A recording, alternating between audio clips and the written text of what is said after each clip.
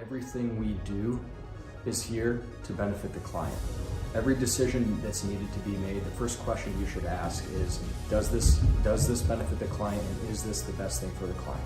Our goal is to make a difference. We have the tools, resources, training, and leadership to make a difference in our agents' lives and their careers. And then they can then take that to make a difference in their clients' lives and ultimately make a difference in our communities. We are available basically 24/7 to make sure that our agents are getting the support they need to look like $1 million in front of their clients.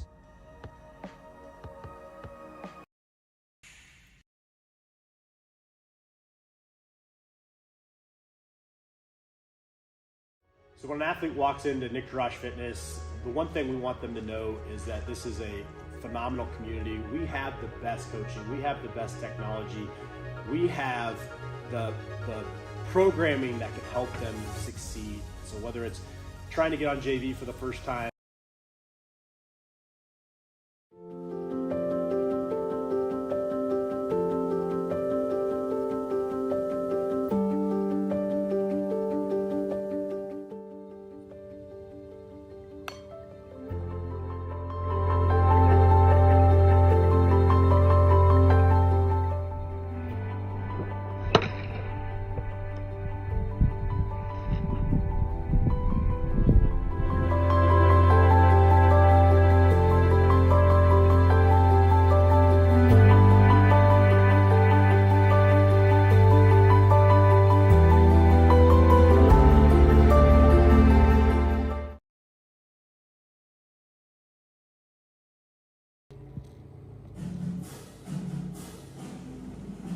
Summer sports coverage on Centennial Digital is driven by Freedom Tire and brought to you by these generous local businesses: Lamberti Goki Lucci Law, Keystone Home Inspections, Reed Plumbing, the Iowa Rush Soccer Club, 72 Degrees, your comfort company, the Sassy Flower Bakery, Alter Trading Corporation, West 40 Market, Nolte & Sons Lawn and Irrigation, Rod Brannon with Shelter Insurance, the New York Life Offices of Josh Cowart, Dr. Brett Renzi and Health First Chiropractic, U.S. Cellular, the Helpful Smiles of Hy-Vee, Dr. Christy Semro with iMart Express, and Springer Floor Care.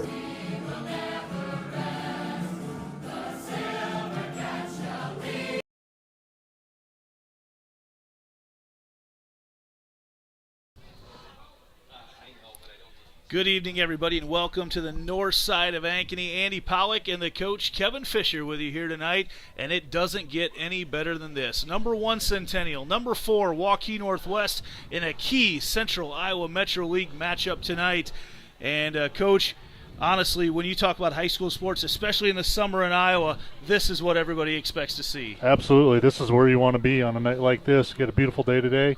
Got two great teams that are playing really well, and this Centennial is the place to be tonight. The wind is blowing straight out to left center field at about 10 miles an hour. The Jaguars have just been on fire lately. In fact, took 2 from number 5 ranked Linmar on Saturday morning. And it's really, as you look up and down their lineup, it's not necessarily one person. Yeah, there's been some really, really good individual efforts this year, but it's a full team effort for the Jaguars. All the way up and down the lineup, the Jaguars are dangerous. We've seen a lot of hitting out of a lot of individuals at different times this year, and on a given night, you never know what to expect because it just seems like it comes from every direction. We talk a little bit about the visiting team on the scoreboard tonight, the Waukee Northwest Wolves, in their second year as a program. Last year, winning the state title in Class 5A, and they did it in big part because of their pitcher, Maddie Otzman, and she's going to be in the circle tonight. Yeah, back around again. Maddie led them to the state title there last year in their first year as a school, as Waukee Northwest, and a lot of those girls are back again this year, and she's got a good defense behind her, and the Jags are going to have to be on that hitting game tonight to try to take a pair, or at least take a split out of the night tonight. They have been on that hitting game all season long. In fact, they are the number 2 ranked team in Class 5A in home runs. But not only that, an interesting stat, they are the number 1 ranked team in Class 5A in sacrificed bunts. That's the full gamut right there. They've got it kind of all going on. I noticed one other thing, even on their stolen base attempts, they're like 34 for 41 this year, which is like 85%. So, they do a little bit, even though they got the power game, they do a little small ball things with you too at the same time. A big reason for their success has been the bat of freshman first baseman Jordan Kennedy, second in the state in home runs, the top RBI getter, one of the highest batting averages in the state, over 600 right now. Kennedy, a player that burst onto the scene a year ago, really was hot to start this year, and she's cooled off a little bit right now, only batting a shade over 600. Well, it's you hope she can keep it continuing going throughout the season, but if she keeps anything a resemblance of what she's been doing for the start of the year, she's going to be a very effective bat come postseason play. A big storyline for the Jaguars this year has been their pitching staff, not just one player. You can talk about 8th grader Lauren Sand, who leads the state in earned run average, has only given up .22 runs a game, folks. That's like 1 run every 4 games that she's given up. You're going to win a lot of games that way. But not only that, Jaden Stair, who we'll see in the circle here tonight, is the number 4 pitcher in the state in earned run average. Lauren Gustafson pitched a perfect game earlier this year. She's a senior as well. The Jags just come at you from all different directions. They definitely do. You see, if you look up and down each one of those ERAs, they average out to about 1.5 on their ERA as a team on those 5 individuals that could be pitching on any given night. And when you have a staff that can do that, you can just throw a lot of different looks at different teams. And somebody's not working out that night, then you go to the next person in line. One of the things as you look at Waukee Northwest, one of the things that stands out at you with them is the speed that they come at you with. And Kiana Carnes, one of their fielders, an infielder for them, a state, everybody's seen her running in the state track meet, very talented there. But they once they get a runner on, they are very similar to an Ankeny team at that point. Once they get that runner on, they will be bunting at you. They will put so much pressure on you on the base paths with the speed that they come at you with. Yeah, definitely. When Ankeny looks across the field tonight, they're going to be kind of looking in the mirror. They're going to see something very similar to what they try to do. Get the runners on, move them over, get them in. Runs are going to be, even though we got some good hitters out here tonight, when you look at these averages, I think runs are going to be at a premium tonight. We have talked all year long that the Jaguars, you almost feel like 3 or 4 runs is kind of that magic number. If they can get to that point, it's going to be really tough to score that amount of that or more on them. Right now, we have got Coach Brett Delaney and Coach Carrie Eby are out there waiting on the umpires, and we've got media here tonight. We've got cameras. It's going to be a fun night. We're going to take a quick break, and we will come back with the starting lineups right after this. This is Centennial Digital, driven by Freedom Tire.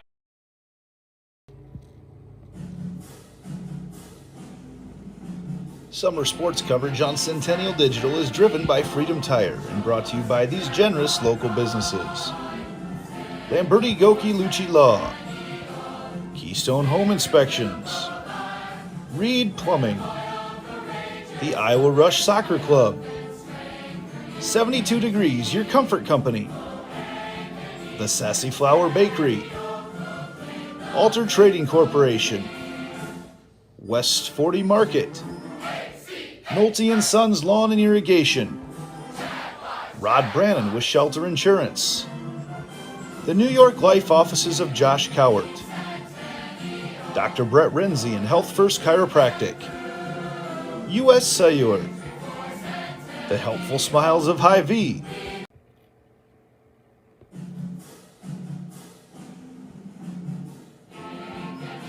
Summer sports coverage on Centennial Digital is driven by Freedom Tire and brought to you by these generous local businesses: Lamberti Goki Lucci Law, Fiscus Jewelers, Rainbow of the Heartland, the all-new Prairie Trail Sports Complex, All-Star Concrete, the Zoom Room, Knockerball 118, Heart of Ankeny Animal Hospital, Cabaret Sports Bar and Grill, and Wendy Thompson, an affiliate of Humble Travel.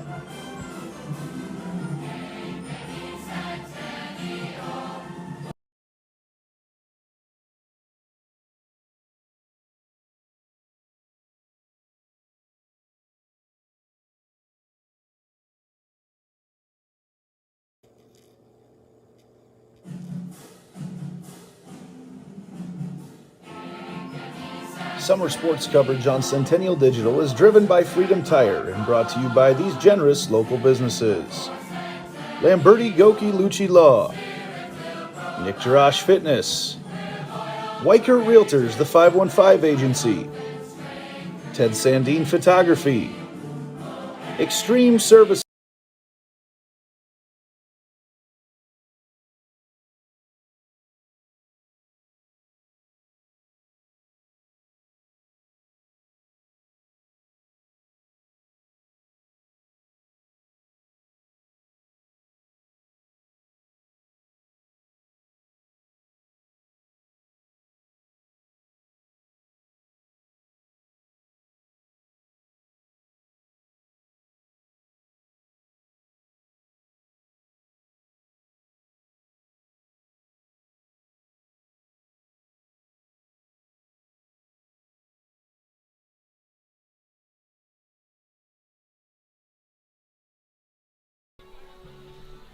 Welcome back to Ankeny Centennial High School. Andy Pollock and Kevin Fisher here tonight on Centennial Digital, driven by Freedom Tire. This game presented in huge favor by Lamberti Goki Lucci Law, your local attorneys with a team to fit your legal needs. Reach out to them at LGL Law here in Ankeny as the umpires and Coach Delaney and Coach Carrie Eby go ahead and discuss how things will work for tonight's doubleheader. We've got a 5 o'clock start here and then scheduled for a 7 o'clock start after that, but we will see how things work out in that regard. We could have I'm expecting a pretty short game here tonight, Fish. I think things will move along fairly quickly tonight. You know, like I said, I think runs will be at a premium, so you got some excellent pitching that's going to be out there tonight. Should keep things moving along, just like you said. The final countdown is blaring on the radio. We are here on the Central Iowa Sports Network, and the officials and the coaches are ready to go, and we turn it over now to our public address announcer, Randy Vogel, excuse me. Good evening, ladies and gentlemen, and welcome to the Centennial Softball Field in Ankeny, Iowa. Tonight's games match two of the top teams out of the Central Iowa Metro League, featuring Waukee Northwest, with an overall record of 12 wins and 3 losses, against the home team on the scoreboard, Ankeny Centennial, with an overall record of 15 wins and 1 loss. We ask that all spectators exhibit good sportsmanship towards our umpires, coaches, and players. Now let's meet the starting lineups for each team. First, for our visitors, the Waukee Northwest Wolves. Leading off and playing center field, number 18, Natalie Watts. In the 2 spot, the third baseman, number 5, Kiana Carnes. In the 3 hole, behind the plate, number 10, Kaylee Cords. Batting cleanup for the Wolves, the right fielder, number 8, Ava Smith. Batting 5th, the second baseman, number 15, Laurel Richards. Batting 6th in left field, number 20, Leanna Watts. In the 7th spot, the shortstop, number 6, Elena Schulte.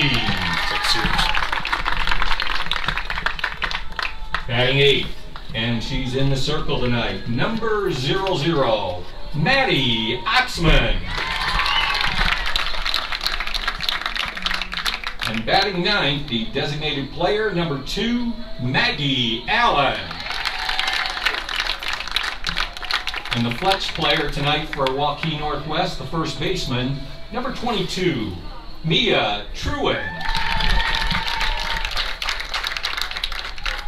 The Wolves are coached by assistant coaches Andy Briggs, Emily Jameson, and Caitlin Williams. The head coach is Carrie Eby. And now for the home team, the Centennial Jaguars. Leading off and playing center field, number 15, Mackenzie James. In the 2 spot, she wears number 3. She's playing right field, Peyton Drefke.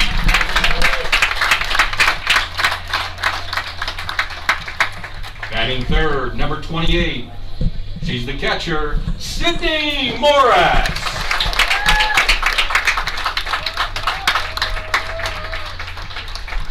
Batting cleanup for the Jags, first baseman, number 25, Jordan Kennedy.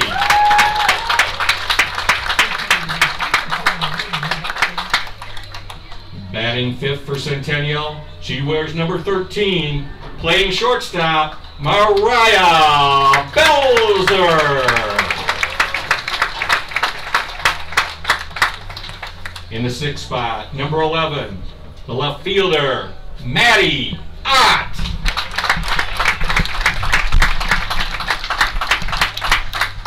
Batting 7th, she wears number 12, plays the hot corner at third base, Addie Starr.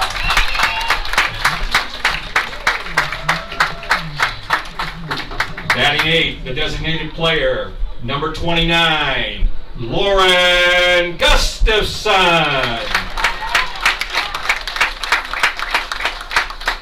And batting 9th for the Jags, the second baseman, number 10, Cora Boyle. And in the circle tonight for Centennial, number 8, Jaden Stair.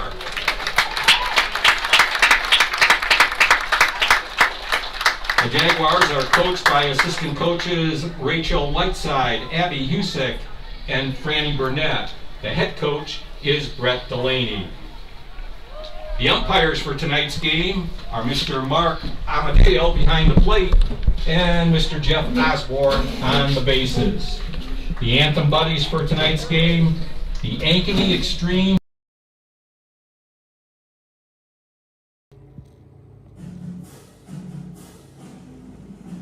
Summer sports coverage on Centennial Digital is driven by Freedom Tire and brought to you by these generous local businesses: Lamberti Goki Lucci Law, Keystone Home Inspections, Reed Plumbing, the Iowa Rush Soccer Club, 72 Degrees, your comfort company, the Sassy Flower Bakery, Alter Trading Corporation, West 40 Market, Nolte & Sons Lawn and Irrigation, Rod Brannon with Shelter Insurance, the New York Life Offices of Josh Cowart, Dr. Brett Renzi and Health First Chiropractic, U.S. Cellular, the Helpful Smiles of Hy-Vee, Dr. Christy Semro with iMart Express, and Springer Floor Care.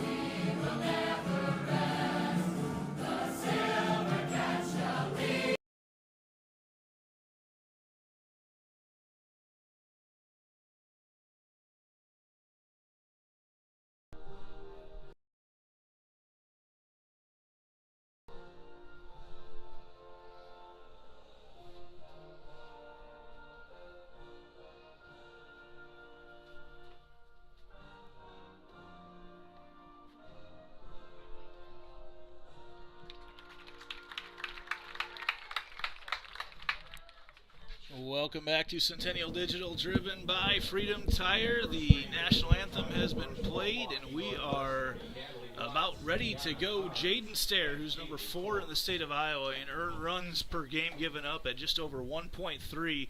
The senior in the circle tonight for the Jaguars. Jaden, a pitcher a year ago, was the ace for the Jaguars. Still is in that position right now, but finds herself sharing a little bit more time with a very, very talented pitching staff. Right, you're absolutely right, Andy. There's just not, but there's a reason for that, because we found out that there's a lot of different individuals that can throw for this team. So they're just getting them all some innings in out there, and as they're out there, I think this is beneficial more for them, for the Jags, as they get closer to the postseason. As we go around the infield for the Jags, Sydney Morris catching tonight, and she has a hot bat right now as well. She's been a stalwart there behind the plate for the last 4 seasons. Addie Starr will likely catch in game number 2. She's at third base right now. A key addition to the Jaguars this year is over there at shortstop. Senior Mariah Belzer, the Rogers State softball commit, has been a huge spark to the Jaguars defense. Yes, she has. She's a great defensive player. It's just great to have her there. She hadn't been with the Jags program the last couple of years, but came back and committed fully this year, and she's put her heart into it, and we've seen her make some awesome plays over there short for us already. Cora Boyle at second base. Jordan Kennedy over there at first. Maddie Ott, the freshman, out in left field, has had a very hot bat as of late. Mackenzie James, a 4-year starter, out in center field, has an extremely hot bat in the leadoff spot for the Jaguars. And out in right field, a 3-year starter, junior Peyton Drefke, leading off here is the center fielder for the Wolves. Natalie Watts, the center fielder, coming in to this game, the righty. And we're getting ready to see the first pitch from Stair. Stair works that one way outside. Home plate umpire Mark Amadeo says just a little bit too far outside, and that is ball number 1. You can also look on the Central Iowa Sports Network as well tonight and see the game against Waukee Northwest in. That's a home run, actually. Wow, right away to the opposite field. A home run by Natalie Watts. That was out of there in a hurry. I couldn't even get my first reader out of the way tonight. And Waukee Northwest on the second pitch of the game is off to a 1-0 lead. Natalie Watts goes yard. Peyton Drefke didn't even have time to react. That was out in so much of a hurry. No, Watts is a tough leadoff hitter. She's batting .432. It's just one of those that got a little bit too centered, and she took advantage. Jaguars in the unique position right now. They've got the number 1 ranked softball team in the state. They've got the number 1 ranked baseball team in the state who's playing right behind us right now. That game as well on the Central Iowa Sports Network. So please flip back and forth tonight. Cheer on the Jaguars. That pitch from Stair now to Kiana Carnes, the talented track runner, is a strike to Carnes. We have another tough hitter in Carnes. She's batting .469 on the season. When you come out in a 1-2 punch like that, you just got to be careful a little bit with the pitches, but you still got to be aggressive at the same time. 1-1 pitch to Carnes, outside for ball 2. You've seen Stair so far early in this count work all over the place. I keep going back right now. I'm replaying that Natalie Watts home run to lead off the game in my mind. And it didn't even miss by much, but man, the strength to put that one out into the gap, and then a diving attempt. That's going to be a hit out into left field. And a couple of hits here early on Stair. And Waukee Northwest is in business here. They've got a home run and a single to lead things off. Bringing up number 10, the catcher, Kaylee Cords. Kaylee Cords, the catcher. This is a upper-class led team here for Coach Carrie Eby, the state champions in 2022. One may say an upset over Fort Dodge, who was coming back from the year before. Jalen Adams, their star pitcher. And Waukee Northwest didn't back down from anybody a year ago, and a lot of those girls back on this team right now. They've got a couple losses, 3 of them, I believe, early on in the season right now. Valley has been there. Valley very good. The CIML, we just go up and down. So many good teams right now in the Central Iowa Metro League. There's a baseball on the field out there in left field. Must have been a foul off over there from the baseball stadium behind us right now. Try to keep you apprised of that score here tonight. 0-0 in the first, by the way. They've just gotten started over there. 1-0 our score here. Waukee Northwest in the lead. Pitch outside. They tried on the pickoff move over there at first base. Not quite in time to hit Carnes. Definitely a stealing threat. The count now is 2-1. Stair gets that one fouled off as well. Cords, the number 3 batter for Waukee Northwest. Junior. She'll be catching here tonight, at least in game number 1. We'll see the lineup in game number 2. Here's a pitch from Stair, the 2-2, swung on, fouled off again. Yeah, Cords is batting .426 on the season herself, so you can say, the Jags have their own vaunted lineup, but so does Waukee. Well, as you watch Cords swing the bat right now, you get the feeling she's just, the game comes slow to her, right? As you see the pitch come in, she just is able to react to that pitch. It's going to be hard to blow anything by her. Here's the 2-2 pitch. They go upstairs, full count. Runner goes and nailed there at the end. Got her. What a throw by Sydney Morris to get the out. Belzer with the tag. Nice play there. Nice throw by Morris. Again, Belzer, another great play. And that's why we just were talking about a little bit ago why we've enjoyed having her back here for her senior season. And now we come back to the full count for Cords. Outside corner. Cords draws the walk. So a home run, a hit, and a walk so far from senior pitcher Jaden Stair. We are going to have a courtesy runner for Waukee Northwest. Heading out there, it looks like it is going to be senior Drea Bagby. Drea Bagby is running at first base. The Cords. 2 hits and a walk so far for Waukee Northwest. One of those hits was a home run.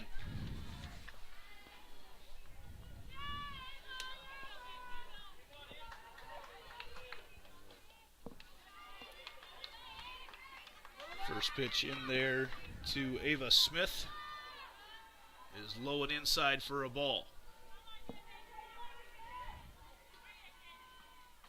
Outside corner, there's Smith. They go on the try to go once again to good look. Throw behind the runner there. Not quite in time, and that keeps the count at 1-1 with 1 out here in the top of the first. Waukee Northwest on top 1-0. Looked like a pitch out there again from Stair to Morris. Yeah, I think they were expecting something there.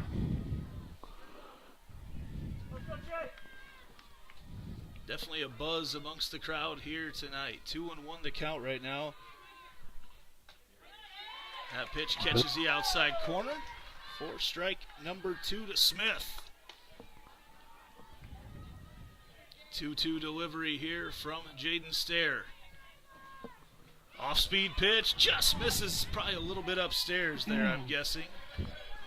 Looked pretty good. I liked what I saw there. That's a good 2-2 pitch there. Morris with the frame there at the end, full count delivery. Grounded up the middle, could be 2 here. They flip it over, not in time. Just a huge jump over there from Drea Bagby. Cora Boyle couldn't get it over to Belzer in time, and the fielder's choice is going to put Smith safe at first. Yeah, she just got an excellent jump there, and then when Cora Boyle went to make the throw there, she was almost at the bag. Just got a really good jump, and going to be stuck still with 1 out here. And Laurel Richards now comes up. Yeah, that's the right idea, but man, she just got there so quick. Yeah. Did Bagby. Really no chance to make the play, and now Waukee Northwest in business once again, trying to put up a crooked number here in the first inning. That first pitch on the outside corner from Stair is a strike to Richards. Jaguars could use a line out right about now. Huge crowd on hand here so far tonight for Ankeny Centennial. Goes to the off-speed, does Stair. Freezes Richards there for a moment. Freezes Richards there for a moment. 0-2 pitch, they go with a pitch out. Don't mind that at all on an 0-2 delivery. Got a little space here, so you don't have to try to get too aggressive on the pitch. 1-2 the count now to Laurel Richards. Runners on first and second for the Wolves. Off-speed pitch again upstairs, misses.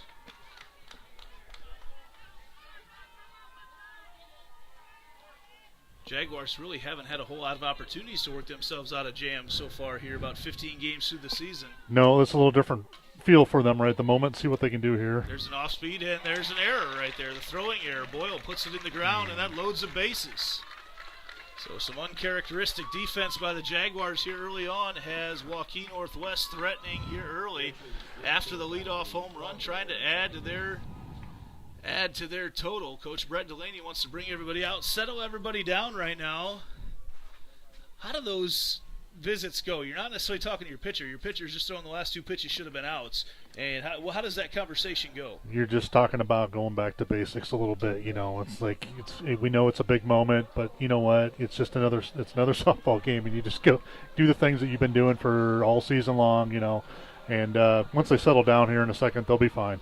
Well, one of the things we'll be curious to see what the Jags do right now. One of the things that you'll see a lot of teams do in a situation like this is bring the infield in, but it's the top of the first inning. I'm not sure, right? You're going to have to score a couple runs anyway to win this game. Right. I'm not sure that that's the situation right now. And you see the Jaguars have come in on the corners, But up the middle, they are still playing at normal depth. Yeah, it looks like they're protecting, not to give up the big inning. They're just going to, if they give up one maybe here, that's not going to be the end of everything. That pitch fouled off by Leanna Watts. Watts, a sophomore for Coach Carrie Eby. Looks like on the baseball field over there, the Jags have taken a 2-0 lead at the bottom of the first. Here's a pitch to Watts upstairs for ball 1. Bases are loaded up right now with Wolves of Waukee Northwest.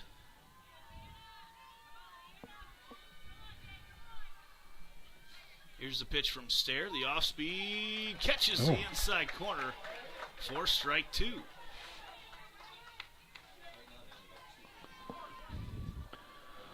I know the Jags would like a strikeout here. That way you don't get an opportunity to try to advance any runners and then see what you can do on the next batter. Pitch misses low and away. Again, a pitch with nobody on that 1-2 pitch. You don't mind going low and away. Got to be very careful on that when you got bases full. Right. You don't want it to scoot away and let an unearned run come in there unnecessarily. Here's a 2-2 delivery from Stair. Off-speed pitch, just a bit upstairs. Did not miss by much. Can't get any more ball players on the field than you have right now. Full count delivery from Jaden Stair. Swung on over there to Starr. Starr boots it, throws it across to first, gets the out at first, but the runner scores. Okay. Unearned run there for Jaden Stair. Moves the runners on to second and third, and Waukee Northwest now takes the 2-0 lead. Starr looked to be ready to throw it home, but didn't quite get that ball to come into her glove first. Does get the out, but another run comes across. Now the first pitch to the lefty, Elena Schulte, freshman, is a ball. Runners on second and third for Waukee Northwest. Swung on over there, Boyle picks it up, flips it over to first base to Jordan Kennedy, gets the out. However, Waukee Northwest, 2 runs off 2 hits, including a home run. There's 1 error, 2 left on base. We head to the bottom of the first. We'll be back right after this on Centennial Digital, driven by Freedom Tire.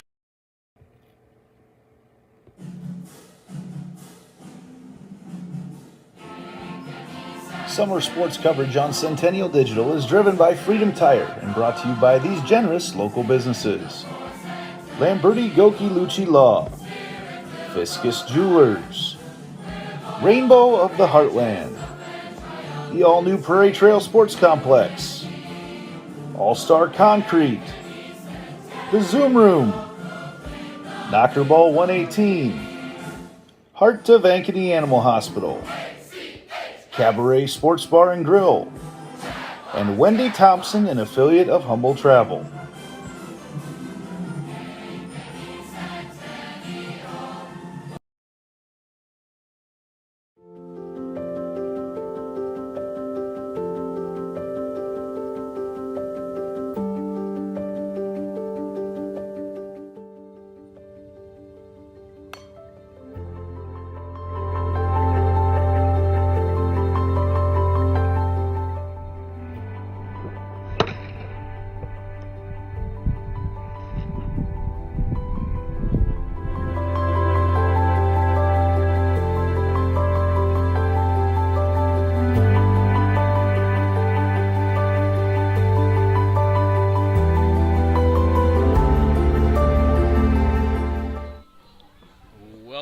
To the bottom of the first inning, Waukee Northwest puts up a crooked number in their half of the first. A couple runs, including a home run off the bat of their leadoff batter. We head now to the Jaguars half of the inning, and Mackenzie James, who has just been on a tear here lately. In fact, went on a 9-for-9 streak over the last 2 weeks. First pitch there in the middle from Maddie Otzman is a strike on the outside corner, says home plate umpire Mark Amadeo. Mackenzie James, who will go on to play her college ball at Simpson here in the fall, watches that off-speed pitch a little bit low for ball 1.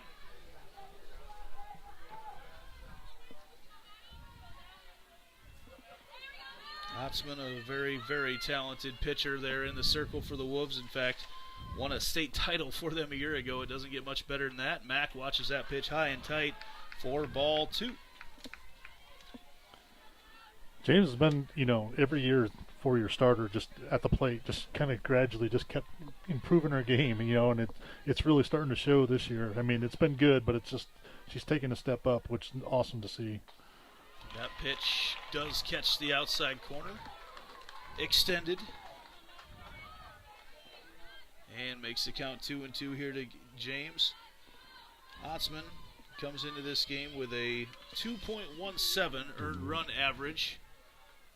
James puts that one over there to second base, picked up and thrown across just in time. Nice fielding over there by Maggie Allen, the second baseman. Allen, just an 8th grader here for Coach Eby. And that brings up Peyton Drefke. Drefke is a good hitter, hasn't had a great opportunity to show that off a lot this year because she's been sacrificed bunting a lot. So comes off her state place winning golf appearance earlier on this season, takes the first pitch high and tight. A golfer, near and dear to your heart, Fish. That's right. Absolutely. Multi-sport athlete, just good hand-eye coordination, translates to a lot of different things you're able to do. 1-0 the count here to Drefke. Off-speed pitch on the outside for strike 1. Already seen these pitchers both have no problem toying around to that off-speed pitch early on in counts. Here's the 1-1 delivery from Otzman. Just a bit too far outside that time. Really working that outside corner. Yeah, we've seen that against both batters yes. so far. 2-1 to Drefke. There she goes on the inside corner. And you got to love those pitchers that are not afraid to use that inside corner. You see the best ones are not afraid to throw that fastball in on the hands and that screwball in on the hands. That's right, especially after you've been working out, and then all of a sudden you change the sight lines on a batter. Drefke hammers that over the shortstop, and that's going to be a single for the junior.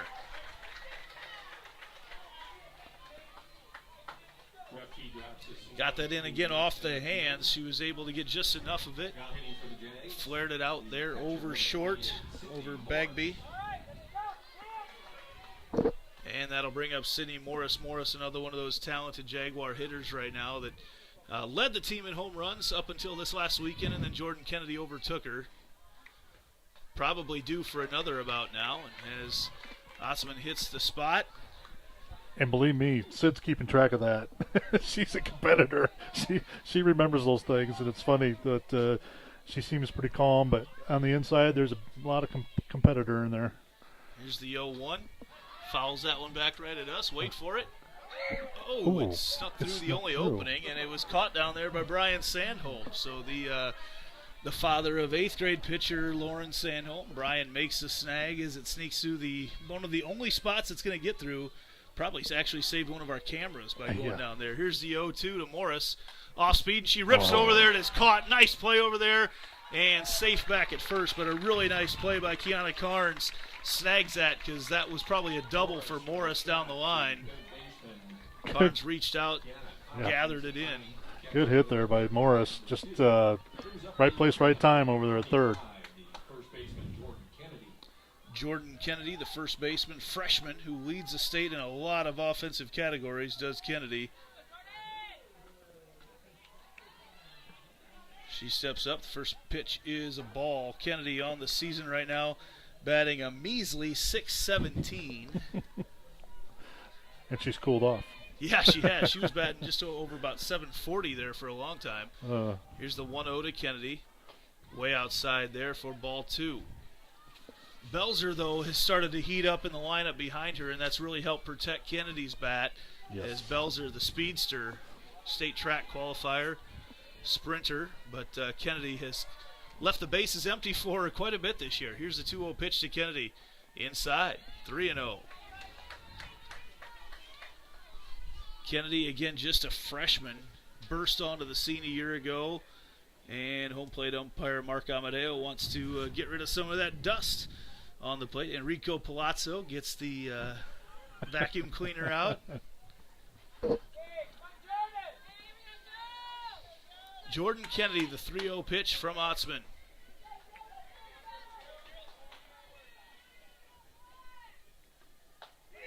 That pitch catches the outside corner for strike one. Kennedy, as good as she is, still haven't seen her get the green light yet on the 3-0. But you got to think in the next even couple games that that green light may be coming. It might be. It might be. I tell you what, she's on a tear. Here's the 3-1 to Kennedy. Swings on that one. It's fouled off into the Jaguar bullpen. Over to the fans still lining up to get into the game here tonight. Big crowd on hand. Still a few seats if you want to get out here and watch. Just a beautiful night here. 76 degrees here on the north side of Ankeny. Wind is blowing out to left center field. Jeff will be on the move here on a 3-2 out. Full count. Kennedy fouls that one off as well. Kennedy, interestingly enough, I find anyway, uses a different bat. She goes every other at bat, uses a different bat. I haven't seen that before. I don't know what that's about. I have to ask her about that because I have seen that. She's still hitting home runs with both of them. Here's a full count delivery to Kennedy with Drefke on first. Kennedy hits that one to right center field. See you later. Jordan Kennedy ties it up with one swing of a full count back to make it 2-2. Touch them all, kid. She had the right bat picked out that time. Again, out in a hurry. Jordan Kennedy. That is Jordan's 8th home run of the year. She is now tied for the state lead. The freshman ties it up at 2-2, and the Jaguars come back up with Mariah Belzer. That livens the crowd up. Kennedy got not even all of that one, and it just kept sailing out there to right center field. We've seen 2 home runs. We talked about the wind is blowing out to left center, and both home runs have been hit over there to the right side. You're absolutely right. They've just 2 good batters have just fought it off. I mean, they still squared it up and had enough power to put it out to opposite field. We may have to catch up to her dad, Josh Kennedy, here later on to find out which bat that was. He's got the stats. I told him the other day, you got to have stats for each bat, right? You got to know which one's doing the best work and stick with that one. That's right. He said I'm a stat guy. I'm a numbers guy, so you got to use that as you're working your way through it all. Another bomb there. Number 8 on the season for the freshman Jordan Kennedy. Here comes a 0-1 delivery to Mariah Belzer, now the senior. She takes that one quite a bit inside. Belzer has been a club softball player, and they got her to go out. She's been toying with the idea of playing for the Jaguars the last couple seasons. Saw how much fun they were having on the school club, which everybody does here. We finish this thought in a second. 1-1 to Belzer. Pops that one up foul over on the right side. But decided this year for her senior year she wanted to play club ball. Has committed to Rogers State in Oklahoma, a Division II powerhouse for softball. And what a spark she has been to this defense. Absolutely. We've seen it already. She's made some ESPN plays. We've seen it a couple throwdowns that she's taken some runners out for us and very athletic. Just great to have her. Fouls that one back right at us. Well, we talked about having a quick game, and now we're staring down the barrel of a half-hour first inning. And this is the first game of a doubleheader here tonight. We're going to have to check our batteries. Baseball time game is cooking there at the top of the third already over there. Jaguars up 4-0. Outside pitch there to Belzer. Evens up the count at 2 apiece. Shaking them out right now, 2-2-2. 2 balls, 2 strikes, 2 outs. Bring some of that good juju to Belzer right now. Nobody on after the Jordan Kennedy home run. Here's the pitch. Belzer puts that out into right field, and if it drops, she's going to get extras out of it. And it sneaks by. There is obstruction there at second base, and she goes back, though, as she heads to second. They say dead ball. She was tripped as she rounded to go to second. Belzer was able to get the free base. Now they're going to send her back, which I believe that is the right call because she has to continue on to second base. Once she hesitated, she loses that right to go to second base as she tripped on Mia Truitt. Yeah, this is going to be an interesting call with the umpires here. Part of the call of the obstruction is about whether the runner was making the advancement and whether or not also at the same time the runner determined the runner could obtain second base fairly in the situation. The fielder fielded the ball actually pretty cleanly. Yeah, out she there. did. I thought that was going to be extras the way that was tailing away from her on right field. Right, it looked like it was going to be spinning away and getting away from her. But she made a good pickup, and so we'll see what the umpires determine here. But I think no argument there from Coach Brett Delaney as he gets the explanation from Mark Amadeo. Once Belzer turned to go back to first base, the play was over. She had she was not allowed then to advance the second after tripping on Truan. And that'll bring up the freshman Maddie Ott, whose bat has come alive over the last week as well. That pitch is in the dirt. Belzer's going to go down to second. The throw is there. Belzer's in there safe. Belzer did a great job of reading that one in the dirt. Belzer steals second with a great jump. Yeah, that was a good read there on Belzer. Just a ball in the dirt. Nice job of her picking that up, taking off, getting down to second, getting the scoring position there. And now a runner in scoring position for Ott. Ott pushes that one out into right field. Underneath it out there to make the play is Drea Bagby. And the Jaguars even things back up here in the bottom of the first. 2 runs off 3 hits, no errors for Waukee Northwest. We go to the top of the second. Tied at 2, back after this on Centennial Digital, driven by Freedom Tire. So when an athlete walks into Nick Garage Fitness, the one thing we want them to know is that this is a phenomenal community. We have the best coaching. We have the best technology. We have the programming that can help them succeed. So whether it's trying to get on JV for the first time, going to that next level on varsity, going from a second string to an all-state player, we have the tools, we have the programming and the coaching in order to take each individual to their next level.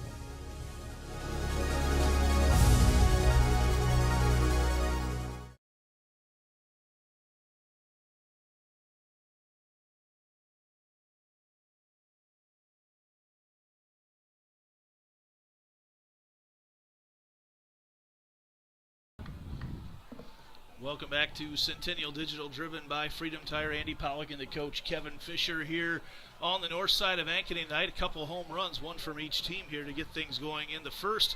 And we head to the top of the second, tied at 2. Yeah, I was already proven wrong. Already proven wrong tonight. I said runs are going to be in a premium, and here we are, 4 runs in. A couple crooked numbers to get things started here tonight. First pitch, Otzman right up the middle. Able to lead off things with a single there for the Wolves. Otzman with a single up the middle to center field. Now hitting the designated player number 2, Maggie Allen. And Maggie Allen, now the 8th grader, steps up to the plate, playing second base here tonight. Otzman going to get a courtesy runner over there at first. See if we can get a number on that. I believe it's Clara Olson. It is 17. Those long ponytails are in vogue 17. right now, and I'm sure it's great out there, but man, for us that are trying to see the numbers and have old eyes from a long ways away blocking numbers, that is really difficult. It was a challenge.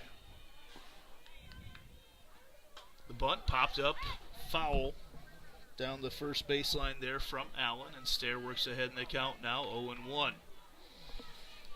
Crowd continues to fill in with the crowd arriving after work here tonight. 5 o'clock game, 7 o'clock game coming up. I see former Ankeny great Allie Capert out in the crowd tonight. Current Iowa State Cyclone analyst. Broke the news earlier today about Jordy Ball leading Oklahoma. Shocking news there today in the college softball world. Very surprising. I'm surprised to see that, but it's understandable. There's the bunt there. It's going to get picked up. Starr picks it up, throws over to first. No one's at third. They try to throw over, and Ott is there on the slide. Clara Olson ended up 4 feet from the base. It was one of those moves from Major League. Maddie Ott comes in from left field there to catch the ball. The double play on the attempted sacrifice bunt. But Maddie Ott comes in from left field, and Olson's slide ends up about 4 feet from the base, and Ott just kind of takes the ball and tags it on her. Yeah, she just kind of made a misjudgment, or Maddie made a great play, but just a misjudgment on Waukee there about the distance to the bag, and kind of got caught up a little bit, looked like in her spike even when she went to the slide. A little miscommunication from the Jaguars on the bunt coverage there. They had all 4 infielders, the exterior infielders there to cover the bunt, and no one there to cover third base, and Ott recognized it, came in and covered and got the out. And now for the Wolves, I believe we are back to the top of the order. We are with Natalie Watts, who led off the game with a home run on the second pitch of the game, but now is down in the count 0-2. Good way to get out of a jam there, though, on the sack bunt. Way outside goes Stair, trying to induce a swing. Yeah, it's or a bad call. You're not going to get many of those from Mark Amadeo. 1-2 the count right now to Watts. 1 for 1 on the day with a home run. Pitch off the hands. I really like Stair going after her with that pitch. High and tight, little inside movement on a screwball. Yeah, I like the different look there. That was a good, very good, as you said, just going back inside, see what's going on, see if she can catch up with it. Just got a piece of it. See if we can come up here and get a strikeout. Still ahead in the count. Off-speed pitch lined out there in the left field. It's going to be really hard to push one past Natalie Watts. You're at best going for a ground out on her as she lines that one out into left field. But if you want to get the top of the order, the time to do it is with 2 outs. And that's going to bring back up Kiana Carnes, who also got on with a hit earlier in her first at-bat.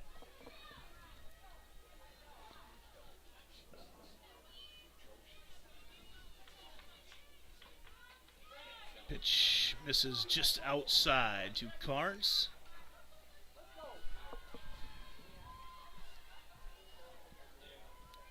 1-0 the count to Carnes. That pitch hammered just foul. Whew. Carnes might have actually been able to make it all the way around with her speed. That pitch was, might have. if that was fair. Yeah, might want to protect that line a little bit. No doubles here situation. A double for Carnes is a triple to an into-park home run for a lot of players, for her. Here's the 1-1 pitch to Kiana. Off-speed pitch. Just misses outside from Stair. Don't forget, this is the first game of a doubleheader here tonight with the number 1 ranked Jags and the number 4 ranked Waukee, or number 3 ranked Waukee Northwest Wolves. Right, that pitch hacked out into right field. Peyton Drefke there to make the play. The Jags get out of an early hit. A couple of them, actually, for Waukee Northwest. We head to the bottom of the second. All tied up at 2. Back after this on Centennial Digital, driven by Freedom Tire.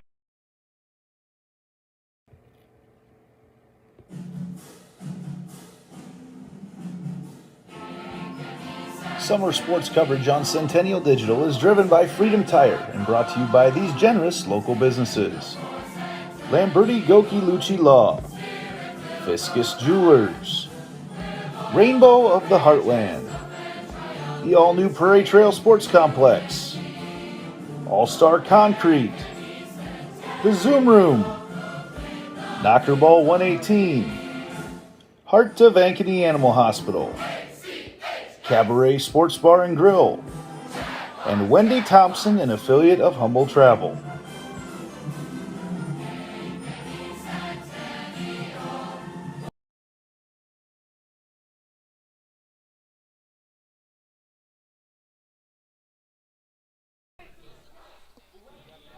Back here on Centennial Digital, driven by Freedom Tire. Andy Pollock, Kevin Fisher, Cash Von Bali on the controls here tonight as we bring things to you here on the Central Iowa Sports Network here in the bottom of the second inning. And Coach, we talked about at the beginning of the game how this game was likely to go really fast, and so far we've been made liars out of ourselves. You're right. You know, we've seen a few more pitches thrown than we've probably anticipated, and we've seen some hitting just right off the bat.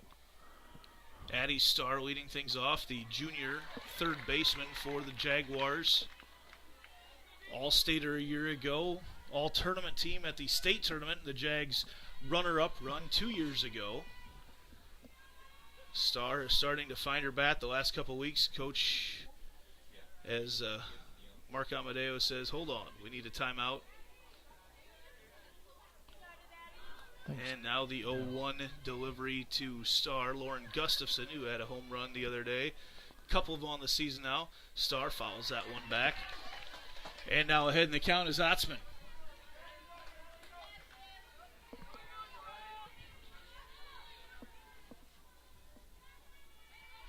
Oh, 0-2 the count with a lot of fans looking on here tonight. There's a pitch way outside for ball 1. Tomorrow night, the Jaguars will host Carlisle, which has traditionally been a really, really good matchup for a Carlisle, always a traditionally strong program. As we look at the 1-2 pitch to Starr, watches that one upstairs to even up the count. It is jersey night for the youth softball players around Ankeny, so if you wear your jersey of whatever softball club you represent, you'll get in free, so stop in for that one. 2-2 right now here to Starr. Checks her swing. Loads up the count. They're going to appeal down to the first base umpire. He says no. She did not go.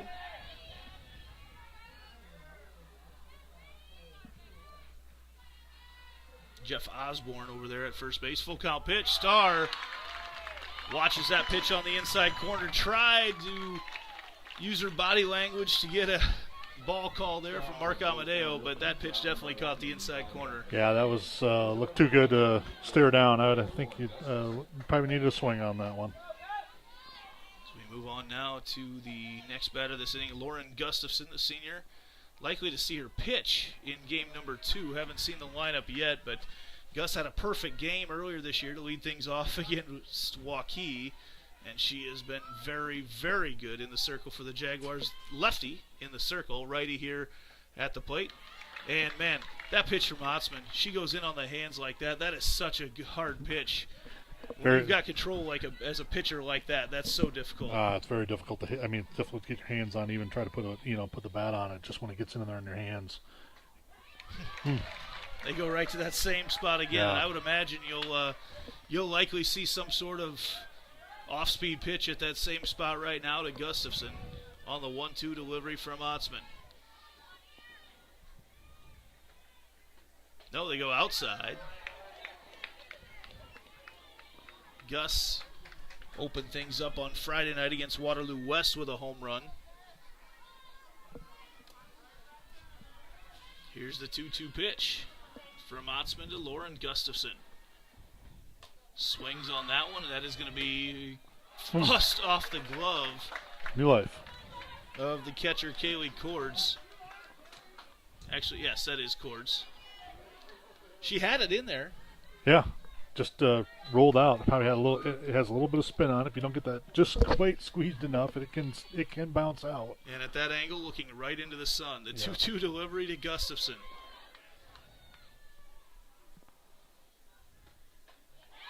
And that pitch misses just outside, not by much. A quick glance over to the baseball field finds the Jaguars up 8-0 in the third inning. Bottom of the third, the Jaguars still hitting. Wow. Full count delivery right now to Gustafson from Otzman. Inside. Gustafson draws a walk. With one out right now, we'll see if Coach Delaney uses her courtesy runner situation. He is not going to. Gus will run for herself. And that brings up the junior second baseman, Cora Boyle. Boyle, a year ago, moved to Ankeny from Earlham, where they had won a state title the year before with her sister pitching. Boyle, the shortstop for them, now playing second base for the Jaguars. That pitch looks like a hit-and-run situation there for Boyle. She fouls that one off into our brand-new netting here at the Ankeny Centennial ball fields on both the softball and baseball fields. What an excellent view we have now up here. So much better right now as we look through that fine mesh netting. 0-1 now the count to Boyle. She shows bunt, lays it down. That's a nice bunt from Boyle. She's going to get the sacrifice as she moves Gustafson over to second base. Exactly how you draw it up on both the offensive and defensive ends. And we go back to the top of the order with the Jaguars with Mackenzie James. One of the top doubles hitters in the state of Iowa right now is James. And if she can get one of those right now, she'll put the Jags back in the lead. Yep, very effective bunt there by Boyle. Just, like you said, just the way you draw it up, gets the runner over, give you a chance to see if you can push a run across the plate here. With 2 outs, here's James. Pitch a big hack there from James, fouls it off for the leadoff strike from Otzman.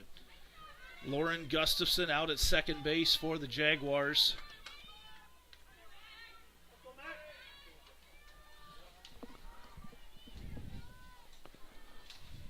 And here comes the pitch from Otzman.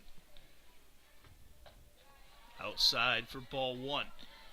Yeah, typically Gus would probably be having a runner for her, but when she's in that DP spot, she usually stays in there and runs. But surprisingly, she's a pretty fast runner. She's faster than what you think she's going to be. And that's a substitution situation right now that we'd be looking at now, just a courtesy runner. Yes.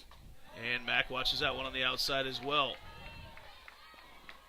Looking ahead, you'd love to see the Jaguars right now somehow find a way to get to Sydney Morris at the bat with a couple runners on. Mm-hmm. Here's the 2-1 pitch to Mackenzie James. You can't pitch around everybody right now, but Otzman not going to back down from anybody either. Goes outside with that one. 3-1 now to Mack. Mack, who's led off 2 different games this year with home runs. Sure be nice to see a pitch groove to her right now. Future Simpson outfielder, see what she can do with it. See if we can find one and get one in the gap here. Here's the 3-1 pitch. There it is. There's your gap. That's going to be there we go. A run coming in to score. James rounds it. She's going to stay at first, but Gustafson comes around to second. She was rolling on the contact, and the Jags take a 3-2 lead here in the bottom of the second. Nice piece of work. Nice piece of hitting there by Mackenzie James. Way to get that run across, get back in front, and all of a sudden things are looking up here. Well, and that's been a point of emphasis literally since game number 1 last year, is that situational hitting for the Jaguars. There's a lot of individually good hitters, but that situational hitting right there, what Mackenzie James did is exactly what you want to do in that situation. You're exactly right, Andy. Woo! Peyton Drefke lines one just foul down the third baseline. That would have been another run, as James no doubt was rolling on the pitch. Yeah, I was going to bring that up about Gustafson, who just came across the plate there. You know, she's batting .243 on the season, but we've seen her with a couple home runs, but a couple times, you know, just get herself on base and then finds a way to, you know, get her across, which it's very effective. 0-1 the count to Drefke. Pitch catches the inside corner. Otzman pitching right now. I love her using that inside corner the way she does. And you've got to be very confident in your abilities as a pitcher. Obviously, the senior is. But you've got to be so confident in your abilities to play around with that inside corner like that. Here's the 0-2 to Drefke. Swung on, just a little flare, and it's going to drop there. Trouble, and Drefke's going to be there. James, who was rolling on the pitch, goes to third. And what did I say before? If we can find a way to get to Sydney Morris. We got a pickle, and safe at home and safe at second. The Jaguars play the first and third perfectly now and take the 4-2 lead. Awesome job there. Way to stay alive. Drefke stayed alive. Coaches were really talking there. Good communication. And Waukee kind of fell asleep there, surprisingly, for a second. And all of a sudden got caught in that, kind of caught in the pickle themselves, you know. And Jags pushed that run across. Well, and actually, we're able to see that a little bit in the JV game earlier tonight as well. The Jaguars with some base running, just the aggressive base running. This Jaguar team, and not to take anything away from the teams of the past, but this team's built a bit more for speed than some of the previous Jaguar teams, and it shows right there. Right, that combination, you know, yeah, they have power, but you know what? They get on the bags, and they're aggressive out there. And like you said, that speed definitely helps, just a little bit more up and down the lineup. And that'll bring up the senior catcher, Sydney Morris. Morris batting .455 on the season, the number 3 batter for the Jaguars. Watches that first pitch catch the outside corner for strike 1. And, you know, Morris, that just the combination, the first 5 batters that the Jaguars come at you with, and actually 6 through 9 aren't bad either, but the first 5 batters are some of the best hitters in the state right now. Yeah, when you look at the numbers, you know, you put them in almost the top 50 in the Class 5A, which is just incredible to have.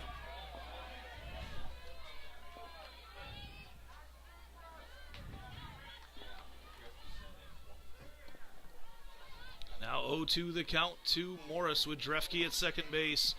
She will be rolling on contact. Outside corner to Morris. That's one thing you see both pitchers have done so far, Stair and now Otzman. You know, once they're ahead in the count, they're not giving you anything good to hit. That's right. You know what? They just kind of keep it away from you, and just both intelligent pitchers when they're out there on the mound. Here's the 1-2 delivery to Morris. Swung on right up the middle. It's going to be off. That's probably going to be ruled a hit, I would guess, but Drefke's going to come around to score as Morris just threw a bat at it, made solid contact, and out there at second base, Maggie Allen trying to reach across her body to get it, not quite able to track it down. And the Jags score their 3rd run of the inning now. 4 hits in this inning. That was ruled a hit, and that'll bring in Maylin Vallejo in our first Heart of Ankeny Animal Hospital substitution for the evening for the Jaguars. And more importantly right now, as we look forward, first of all, it gives the Jags a really hard 3-run lead, but it does not leave a base open that you can walk Jordan Kennedy. That's right. You know what? You got another power hitter in the lineup. You got speed on the bases again in your runners, so you got to be careful up and down. Jordan Kennedy, who had a home run in her first at-bat. Otzman staring her down.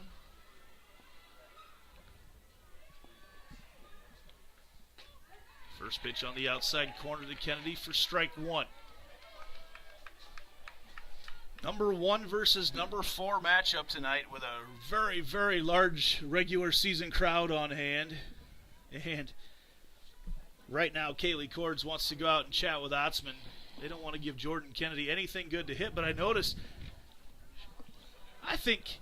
is Jordan Kennedy using the same bat for 2 bats in a row? I think she might be right now as she steps up. It looks the same. Isn't the other bat a darker bat? I believe so. She went back to the home run bat here. Yeah. I have to get some clarification from her father here between games. Went back to the well. 0-1 the count here to Kennedy. 8 home runs this season. That pitch on the outside called strike to Jordan. Just a freshman batting over 600. Incredible. You know, you might see that from an upperclassman across the state, but when you see that coming out of freshman, it's very impressive. Here comes the 0-2 delivery. And that is just outside to Kennedy. Looking over at the baseball field right now, we are in still the 3rd inning, I believe it is over there. The Jaguars are ahead 12-0, so that game could get over early here tonight. Going to be one of those another rare ones where the baseball beats softball done tonight. We've had a few of those this year. The baseball team, ranked number 1 in the state, just had their first loss a week ago. Kennedy lines that one out into left field, and that's going to be caught. Nice play right off the bat out there in left field as Leanna Watts had a beat on that one right away.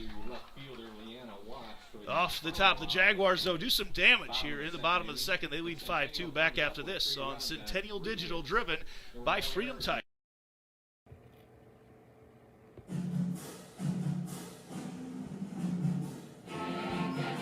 Summer sports coverage on Centennial Digital is driven by Freedom Tire and brought to you by these generous local businesses: Lamberti Goki Lucci Law, Fiscus Jewelers, Rainbow of the Heartland, the all-new Prairie Trail Sports Complex, All-Star Concrete, the Zoom Room, Knocker Ball 118, Heart of Ankeny Animal Hospital, Cabaret Sports Bar and Grill, and Wendy Thompson, an affiliate of Humble Travel.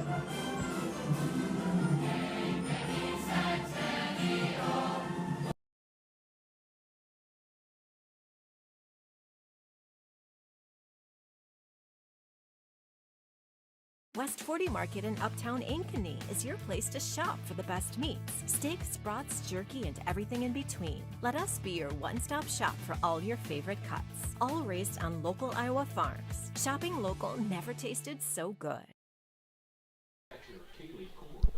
Welcome back to Centennial Digital, driven by Freedom Tire. Jaguars do some damage there in the second, putting up 3 runs. First pitch here from Jaden Stair to Kaylee Cords is a strike.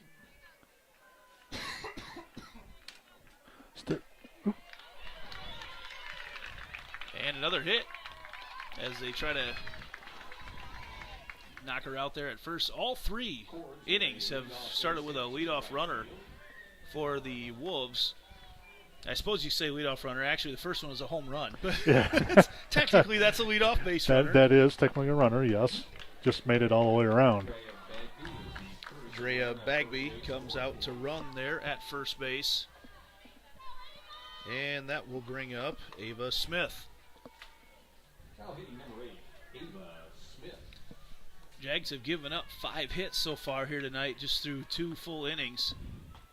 That first pitch is upstairs. Only 2 runs, though, and that was a key, a double play on a first to third sacrifice bunt attempt that the Jags knocked down, with Matty Ott coming in from left field to apply the tag. That got him out of that second inning jam. That pitch on the outside corner for strike 1. Ava last time got an infield hit to get on base there. Just kind of a slow roll over to Cora. Boyle just didn't quite have enough time to make that play.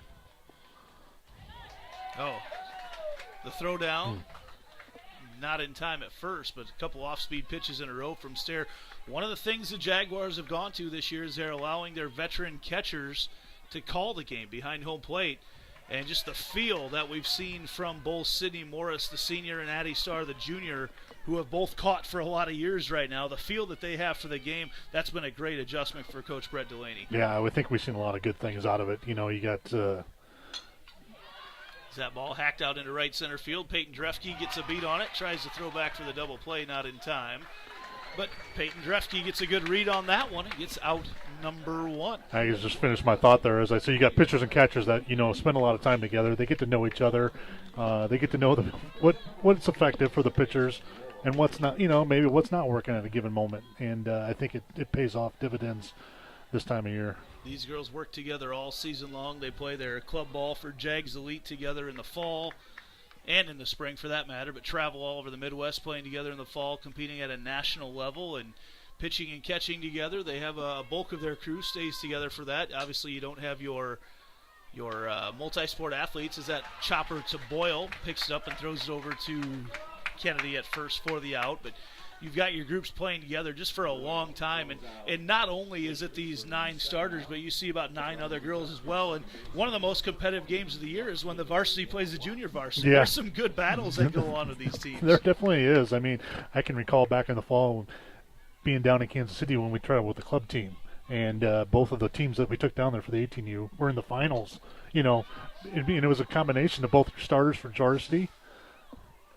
As a little collision out there, Mariah Belzer, Cora Boyle, both calling each other off. Belzer steps in and makes a play, and that is one of the countless collisions that those two have had in the middle of the field so far this year. But Belzer makes the play. That one of the least dramatic collisions that they have, but no damage there for the Wolves in the top of the third. We'll head to the bottom of the third. Jaguars on top 5-2. Back after this on Centennial Digital, driven by Freedom Tire. So when an athlete walks into Nick Drosh Fitness, the one thing we want them to know is that this is a phenomenal community. We have the best coaching. We have the best technology. We have the programming that can help them succeed. So whether it's trying to get on JV for the first time, going to that next level on varsity, going from a second string to an all-state player, we have the tools, we have the programming and the coaching in order to take each individual to their next level.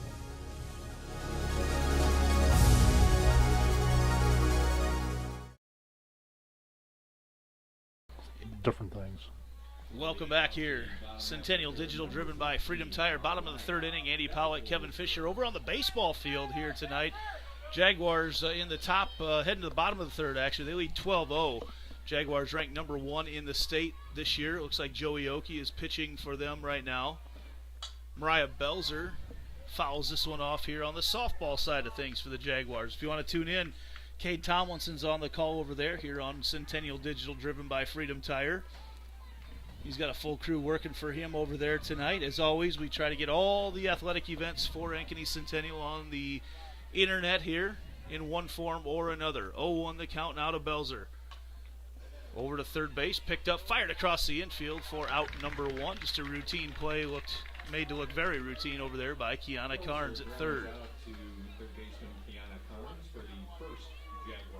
Any sort of hitch in any sort of play, and Mariah Belzer is going to be safe at first, but Kiana Carnes has made that as routine as you can possibly make it. Right, you got a track star there and up at the plate, and like you say, a little bobble, and she gets on base.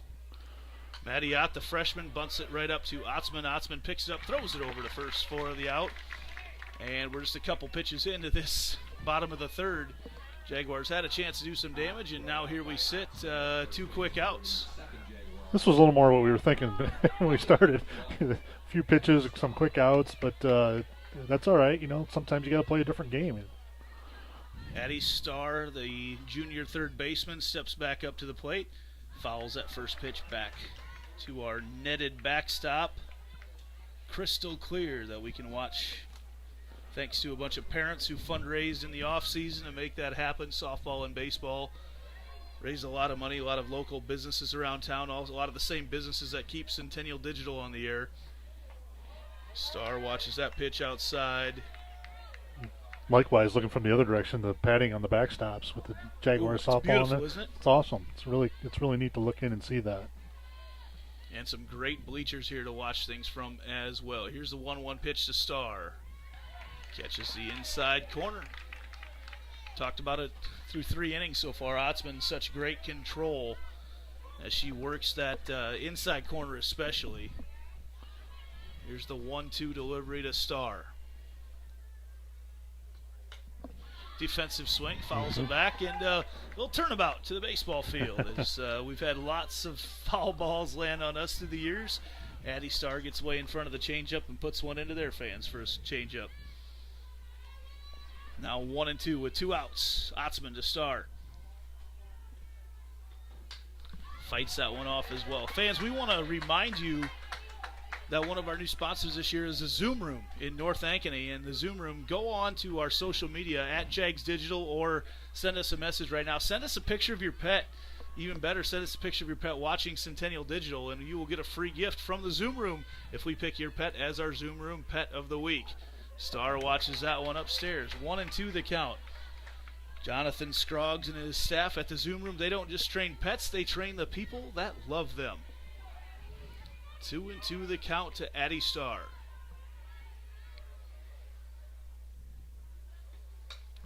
Fights that one off again. Good at bat here for the junior. Starr, one of 5 kids in the Starr family. She's the oldest, and I happened to see her mom put on Instagram earlier today. As a family, they had 29 baseball and softball games last week. That's how do you manage, huh? Right? Well, they got both sets of relatives here in town. Yeah, That helps to get to all of them. good. But yeah, they're down there watching right now. But yeah, in fact, they're probably all here tonight. But yeah, she's got a sister or a brother who's going to be a sophomore, a sister who's going to be a freshman, another one that's going to be an 8th grader or 7th grader, another one that's going to be a 3rd grader, and they spend a lot of their time at baseball and softball over the summer. And you're becoming familiar with that too yourself, Andy. We're you figuring know, that out right now. But you do a good job of getting that all figured out. I just hit game number 100 for the spring here, about a week and a half ago that we had been to. Here's the pitch to Starr. Fights it off. Starr, that is going to get foul. It does. Okay. Needed to get on the ground, and Addie Starr continues to battle in this at-bat against Otzman. Starr's not one that you're going to throw a whole lot by. You're going to have to fool her with a pitch. In fact, a much better chance of getting something called on the corners against her right now. Yeah. Both Starr and I look back at Sid Morris. They're just really good. They're tough. They're just tough outs. You know, trying to figure out. You really don't strike them out much. They usually don't watch much either. Full count. Starr watches that one on the outside. Great at bat from Addie Starr. We had mentioned coming in that Otzman had only walked 4 on the season. That's 2 so far here tonight. Yeah, it's surprising. Yeah, but we've seen her throw a lot of just pinpoint pitches, but then just a few have just gotten away. And now the designated player, Lauren Gustafson, who's batting for Jaden Stair in the circle here tonight. First pitch is a ball. Starr stays in to run for herself over there at first.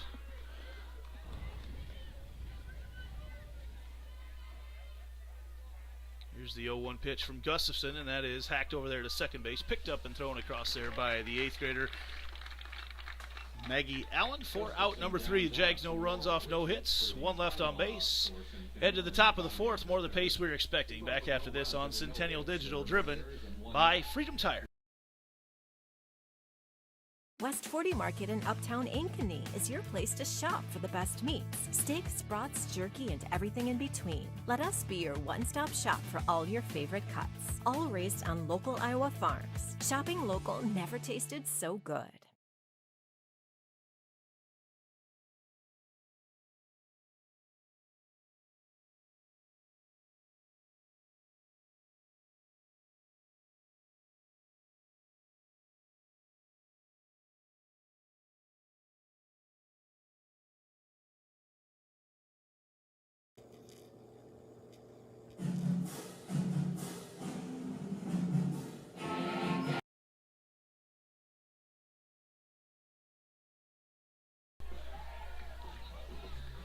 To the top of the 4th we go. The wind has shifted directions a little bit as it's blowing out a little bit more to right, which you wouldn't know from earlier, as we saw 2 home runs earlier, one from leadoff batter Natalie Watts for Waukee Northwest, and then cleanup batter Jordan Kennedy from Centennial, a couple home runs. Jaguars, though, on top 5-2. Another baseball stalls our play over here, as it is still 12-0 there in the bottom of the third. Jaguars just to our north here.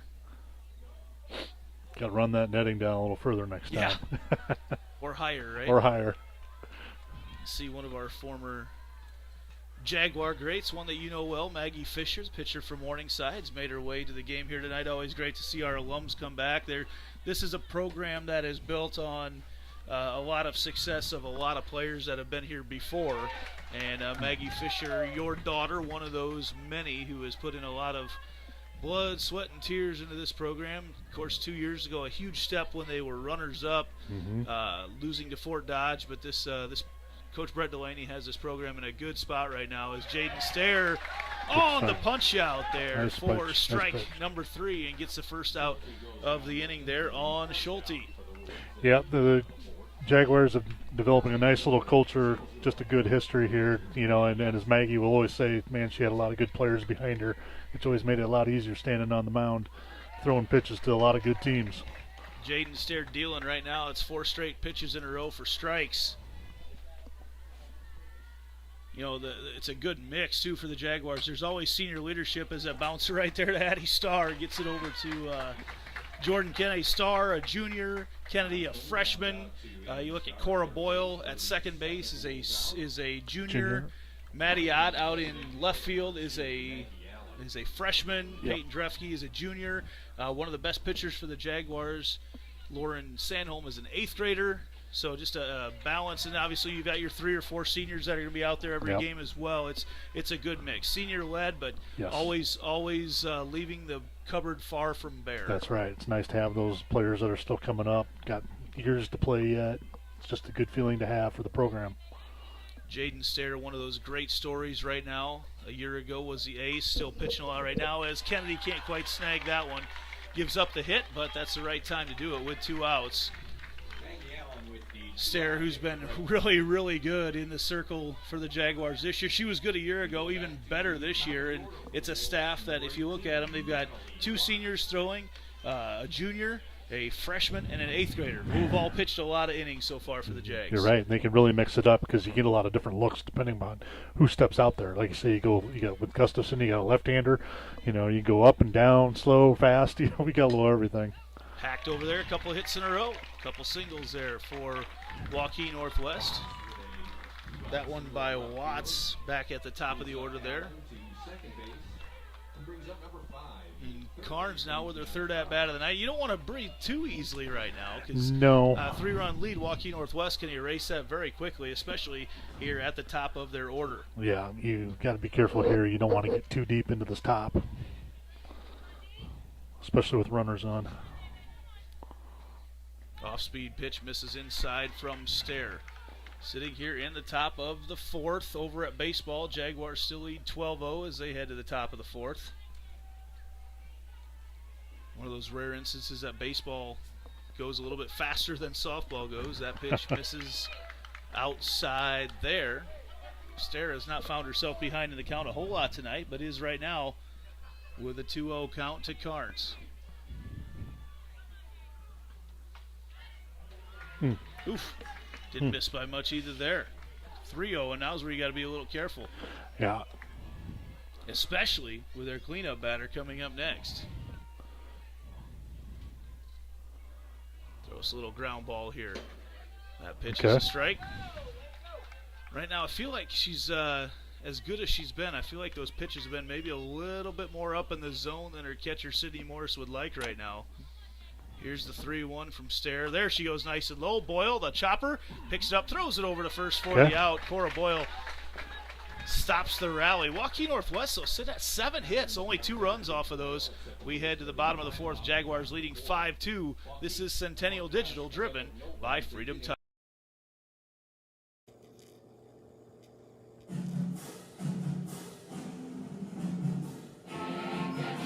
Summer sports coverage on Centennial Digital is driven by Freedom Tire and brought to you by these generous local businesses: Lamberti Goki Lucci Law, Nick Jarash Fitness, Weicker Realtors, the 515 Agency, Ted Sandine Photography, Extreme Services, Sinorama Ankeny, and Amy Wiederin with Coldwell Banker.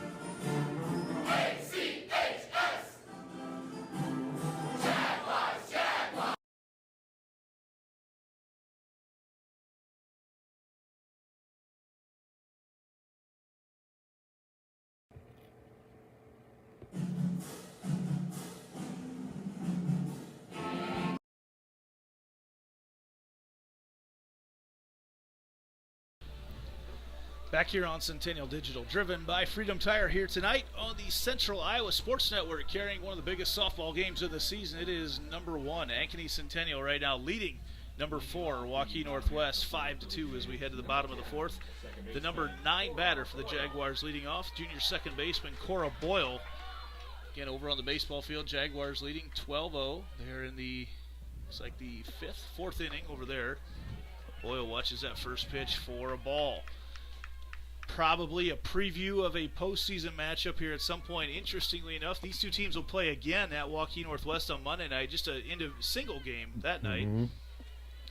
But they want to test each other out quite a bit. Boyle on the inside corner for strike 1. Yeah, I'm sure these two teams are anticipating meeting again in the state tournament. I mean, you don't want to look ahead too much, but their paths are kind of aligned for that right now. Certainly the way the state ranks things and seeds things, these teams should have a path that would suggest they have a good opportunity to make it there. 2-1 the count right now to Cora Boyle. Sun is shining bright. The wind is blowing out to left center field again. And we have got just a beautiful night with the windows open here in the press box. Boyle watches that pitch on the inside corner. Public address announcer Randy Vogel doesn't like it when the wind is open on the in the press box, because then everybody's got to hear all his comments in between everything that goes on. So, much to his chagrin, we've got the windows open here tonight. It's beautiful up here tonight. At least it's the one at our end, not the one at his end. 2-2 the count now to Boyle. Swung on, and that's a hit for Cora Boyle. The number 9 batter leads things off with a single here in the bottom of the 4th. The Jags. Just some solid contact here tonight for the Jaguar hitters. Still continuing on what they've been doing all season. You know, you've talked about at the beginning of the broadcast. It just top to bottom. It just seems like you can pull a hit from about anyone at any given time. And we get back to the top of the order with Mackenzie James. A little single to right last time. Take one of those again here with nobody out. Jaguars with a leadoff batter. They've been so good when they get the leadoff batter on here this year, of pushing runs across. That first pitch is on the outside corner for strike 1. They look down to Coach Brett Delaney for the sign. Coach Brett Delaney, whose birthday is coming up later this week. James shows bunt, pulls back and lines it right back up the middle, and that's going to be a hit for Mackenzie James. Otzman stuck her glove up just as a defensive. It was in her glove, but that'll be ruled a hit, I'm sure. I think so. That was sharply hit. You don't see that from James very often. Showed bunt, got the corners coming in. Little hit and run almost kind of going there. I like that. That was definitely a different look for her. Usually she's just up there taking her swings. Well, that's hard on Otzman because she's staring right back into the sun, too, as that ball's coming at her face. And now Drefke lays down the bunt, and it is going to drop fair, and everybody's going to be safe on the infield hit from Peyton Drefke. She got down there in a hurry. Again, the ball popped up. Not ideal. Not as you draw it up, but no, that's some confusion on it there. And what a great situation now for Sydney Morris to step up. Bases loaded and nobody out. What looked like maybe a bad situation where a double play could happen, all of a sudden has turned into something really good, just like you mentioned. Infield is in, and that's a good situation for Sydney Morris. Bases full of Jags right now. Boyle at third. James at second. Drefke at first. Sydney Morris, the catcher, steps up to the plate.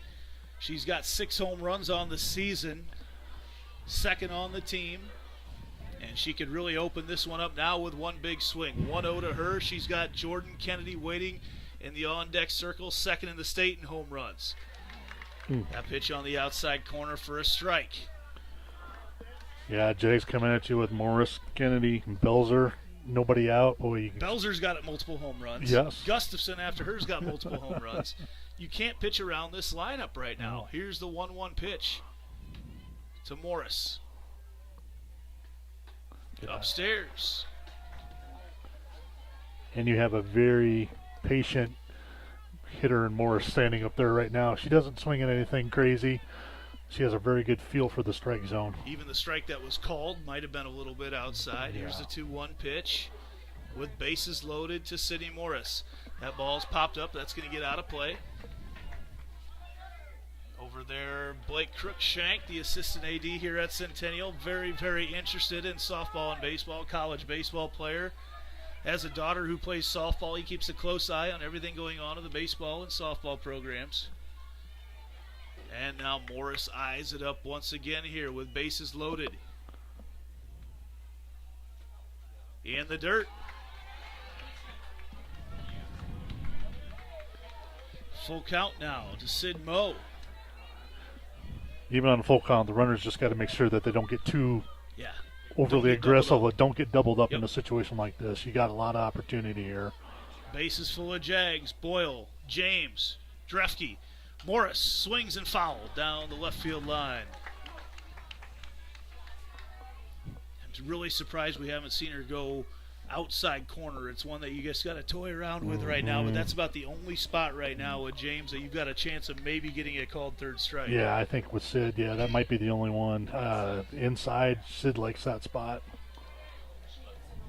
The full count delivery with bases loaded to Sydney Morris. Hacks that over, and that's going to be a ground out there to second base, but a run comes across, and the Jaguars now lead 6-2.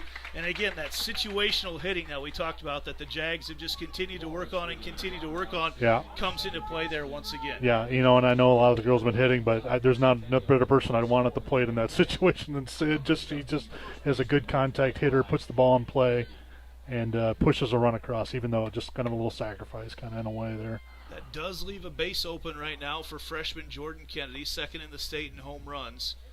And they go outside to her, and that's called a strike. Kennedy, who's got a home run already here tonight, and a line out to left field. With the Jaguars leading 6-2, she sure could open this one up now. Here's the 0-1 to Kennedy. That's called a strike as well. Okay. Not sure you want her swinging at those pitches anyway. No, it's not really in her zone, and like I said, it's what part of the plate it's grabbing is very small. 0-2 the count. And stepping off the rubber is Otzman. Jaguars still leading 12-0 right now. It looks like they are in the bottom of the fourth. If they can shut down Waukee in the top of the fifth, they'll win that game over on the baseball side. Here's the 0-2 delivery to Kennedy in the dirt for ball one.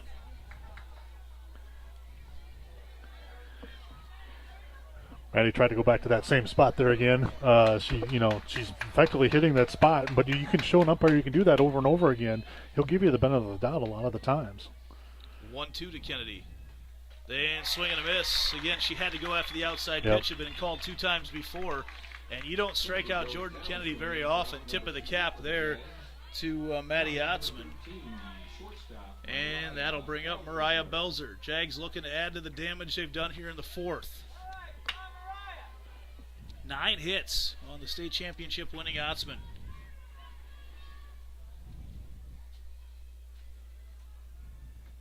Belzer puts that one out into right center field. Underneath it, making the play out there is Bagby. Actually, that's Ava Smith out there in right field. But the Jags put another one up. Nice job by the Wolves. Get out of a little bit of a jam. Bases loaded with nobody out, and they only give up 1 run. We go to the top of the fifth. The Jaguars leading 6-2 here on Centennial Digital, driven by Freedom Tire.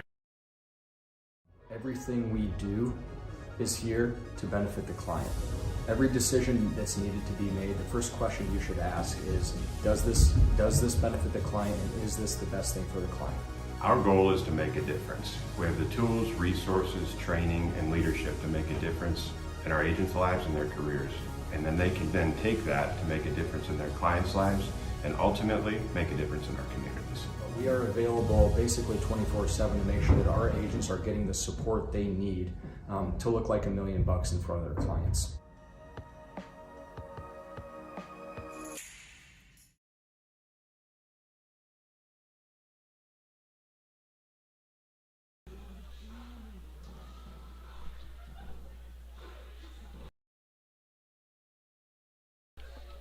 Welcome back here to Centennial Digital, driven by Freedom Tire.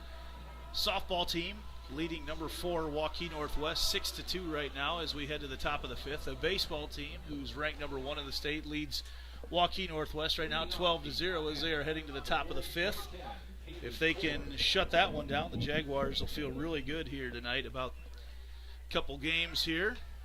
Jaden Stair has gone the distance so far in the circle, the senior for the Jaguars, one of the top pitchers in the state. In fact, number 4 in earned run average on the season. That pitch is called on the outside corner, strike 1 after the first pitch missed. Leading off things is Kaylee Cords for the Wolves.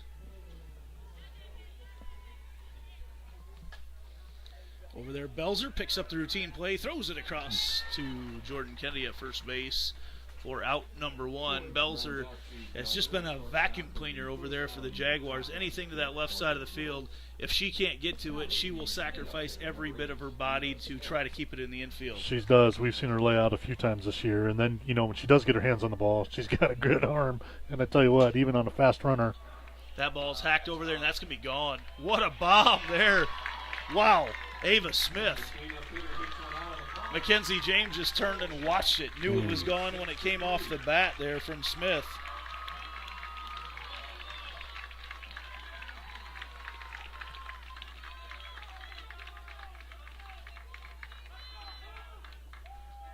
Smith, her 3rd home run of the season for the Wolves. Back to work here for Stair. 6-3 Jaguars. Laurel Richards steps up to the plate. Yeah, James just took one step, turned around, and watched that thing fly. Yeah, she recognized that right away. That first pitch low and away to Richards for ball 1.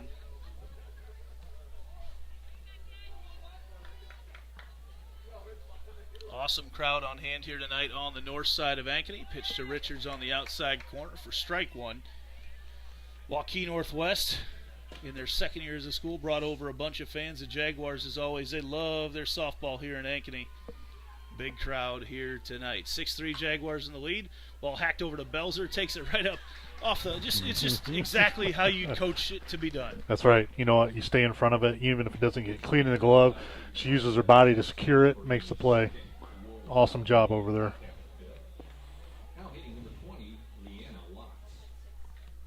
And it looks like we are going to have a pinch hitter right now. Shay Davis, freshman, comes in to hit with nobody on and 2 outs in the top of the 5th. Don't forget to stick around for game 2 of our doubleheader, which will come your way about 25 minutes after game number 1. Enough time for me to head over and grab a Diet Dew.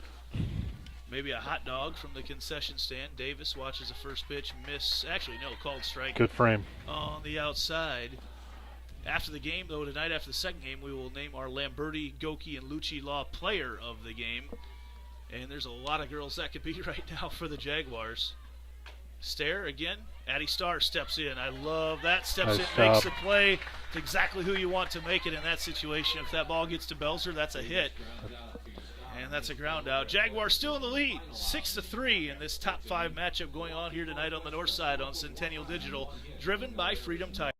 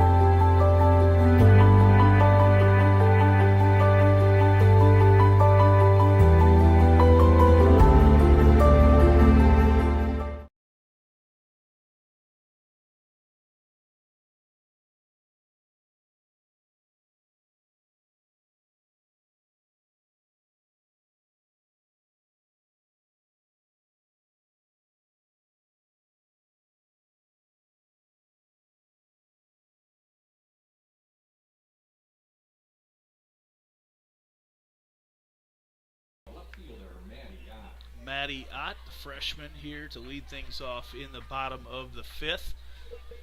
Had one of the most unique plays that we've seen so far here tonight. She covered third on a first-to-third sacrifice bunt attempt and was able to get the tag out.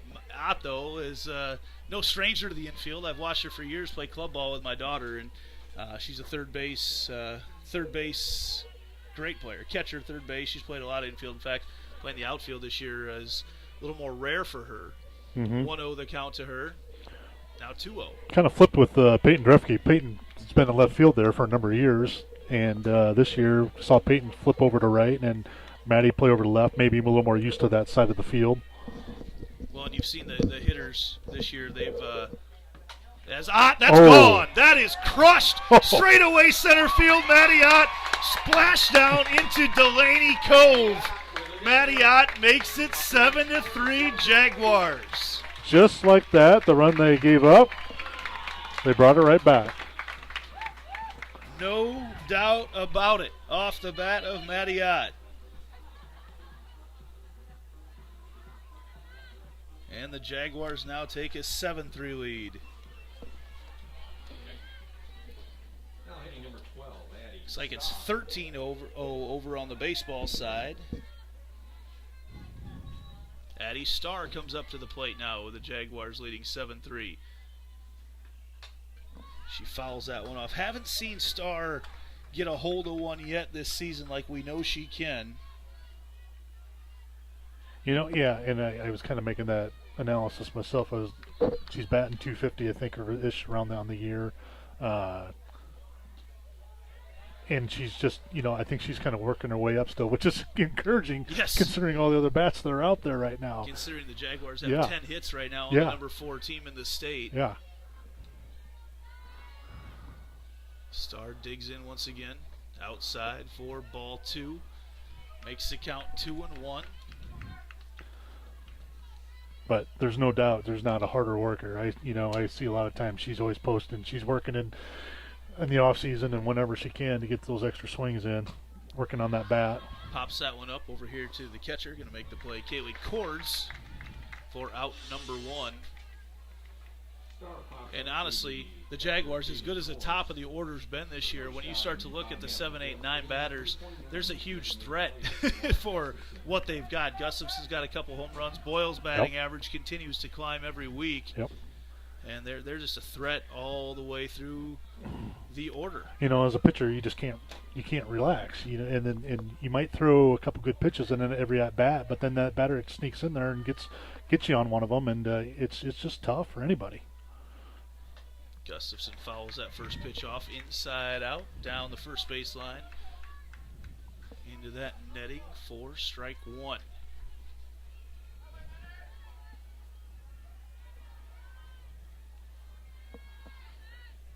Otzman looks in. That sun stayed up today. Gus fouls another one off. She's got a couple home runs on the year, does Gustafson. Jags now 6 outs away from completing this one here tonight. Can't call it an upset right now. The Jags ranked number 1 in the latest Iowa Girls High School Athletic Union poll, and you can talk about how rankings don't mean a whole lot, but they really do in the way that the postseason's set up. Gustafson watches that pitch inside, but those rankings that come out are how they seed things for the postseason, so they are very important. They are important. Then when you look around the CIML and just all the good teams that we have, you're going to be battling for one of those the home field regional games. Gustafson goes after the pitch in the dirt for the strikeout, as the drop third allows her to make her way down towards first base. And now Cora Boyle, who's been a spark in the lineup here tonight, steps back up. Our number 9 batter's been on base a couple times. Yeah, she made a sac bunt the first time around, got a nice little single the next time around, ended up scoring later in that inning. Boyle going to try to start things off here with 2 outs. Hacks out, and there's another hit for There you Cora go. Boyle. She has just done exactly what you'd hope to get out of your number 9 batter here tonight, gone 2 for 2.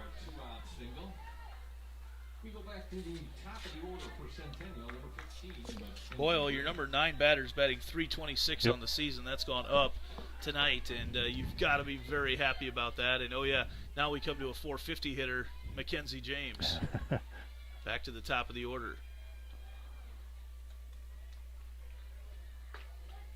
Yeah, Otzman loves that outside corner. Just, you notice, she hits her spot every time. Wherever that mid is set up, she's hitting it every time. She really does. I tell you, she's very, pinpoint, and like you say, umpires see that, and they get a lot of benefit of the doubt, whether they're hitting the corners or not. James sits on the off-speed pitch, fouls it off into right field, and she's quickly down to the count 0-2. And Mackenzie James, not a player who strikes out very often, but down to the count right now, 0-2, and with the command that Otzman has of her location, any sort of miss by our home plate umpire, and this is going to be a strikeout. Go upstairs. That's not one of the spots you can miss. Just seeing if she'd maybe try to chase one a little bit there, but a little too high to get the effect or the appearance that it's something to hit.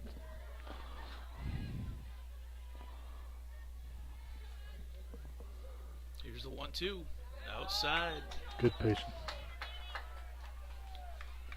That's the progression of Mackenzie James that we've seen over the years past. I think we might have seen a swing on that when she was a freshman or a sophomore, and just how she's grown into that position, and just her at-bats have just become so much more effective.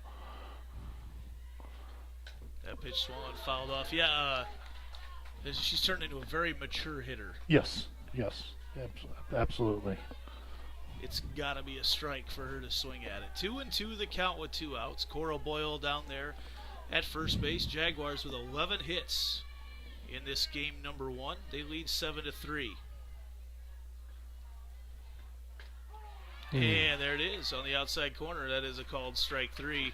Just like we said, it was going to take one that was going to be outside to ring it up. And one of the most non-reactionary strikeouts I've seen from a pitcher when you get the leadoff batter out there, the number 1 batter, is the Jags right now. Still lead 7-3, 6 outs away.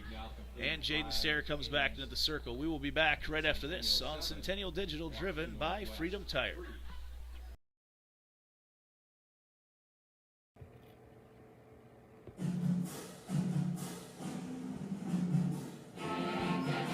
Summer sports coverage on Centennial Digital is driven by Freedom Tire and brought to you by these generous local businesses: Lamberti Goki Lucci Law, Fiscus Jewelers, Rainbow of the Heartland, the all-new Prairie Trail Sports Complex, All-Star Concrete, the Zoom Room, Knockerball 118, Heart of Ankeny Animal Hospital, Cabaret Sports Bar and Grill, and Wendy Thompson, an affiliate of Humble Travel.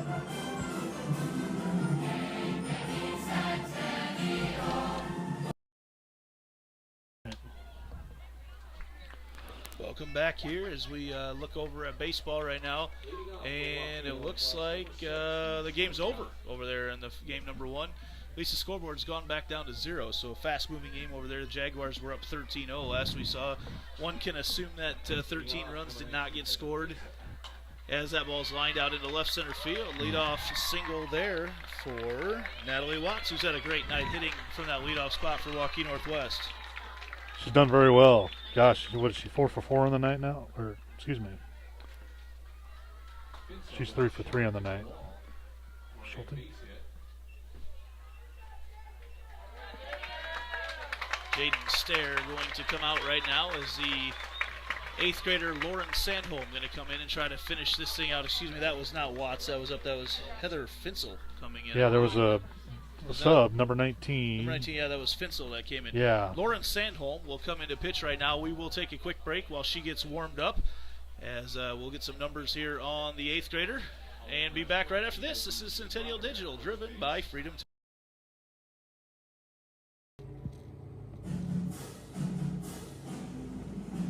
Summer sports coverage on Centennial Digital is driven by Freedom Tire and brought to you by these generous local businesses: Lamberti Goki Lucci Law, Keystone Home Inspections, Reed Plumbing, the Iowa Rush Soccer Club, 72 Degrees, your comfort company, the Sassy Flower Bakery, Alter Trading Corporation, West 40 Market, Nolte and Sons Lawn and Irrigation, Rod Brannon with Shelter Insurance, the New York Life offices of Josh Cowart, Dr. Brett Renzi and Health First Chiropractic, U.S. Cellular, the helpful smiles of Hy-Vee, Dr. Christy Semro with iMart Express, and Springer Floor Care.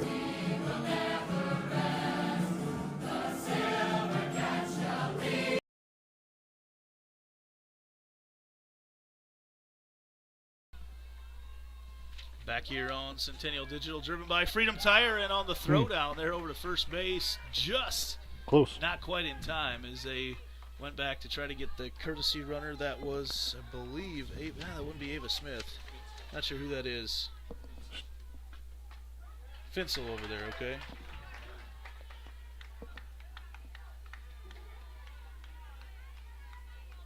That's Lauren Sandholm, the 8th grade pitcher in right now, leads the state in earned runs given up. Her numbers are video game like right now. She is a .22 earned run average with a half of a walk and hit per inning pitched. Yep. She's 5-0 on the season, and she struck out 25 in 32 innings of work. She's in right now to try to get the save. Goes on the inside there on the rise ball. That's her punch out pitch. And it's now a full count right now, with a runner on first, nobody out in the top of the 6th. Goes back, that ball's popped up out of play. This is the pitcher Otzman up to bat right now for Waukee Northwest. looks like Schulte came back in to run, although Finsel batted for her. She came Is that back a in. DP situation? Or Yeah, pinch no, hitter? just a pinch hitter, and then she came in to do the sub running. back in. All right. That ball's lined. That's going to be gone. Out there to left center field. No, it goes off the wall. Safe. The runner's going to go to third. Jags with a chance to make a play. No, not in time. Nice piece of hitting right there from Otzman. Thought for a second that was gone. It ended up going off the middle of the fence. And now Waukee Northwest in business here in the top of the 6th. As they move back now to Maggie Allen, 8th grader versus 8th grader matchup here. A sign of things to come. Two will be running across each other in the next few years. Lila Kress out to run at first base. Running at first base as a courtesy runner for Oxman.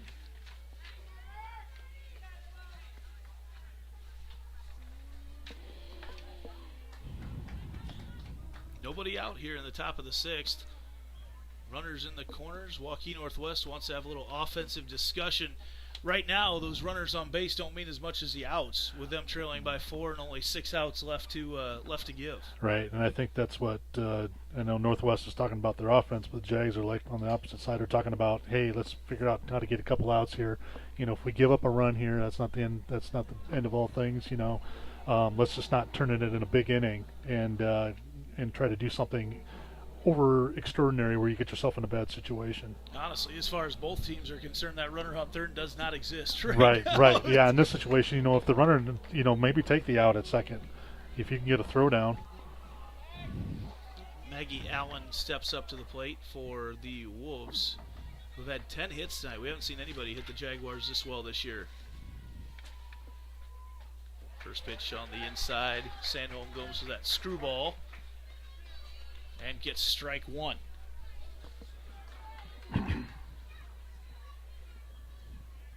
Has that Jordy ball right arm hang. Again, goes on the inside corner. That fastball is going to be coming in about 61, 62 miles an hour right in on the hands, and she gets ahead in the count with tremendous control. She eyeballs this one. There's the rise ball for strike 3. Sandholm, quick work there. Good piece of work right there, just recognizing the situation and don't change something. It's not broke, don't fix it.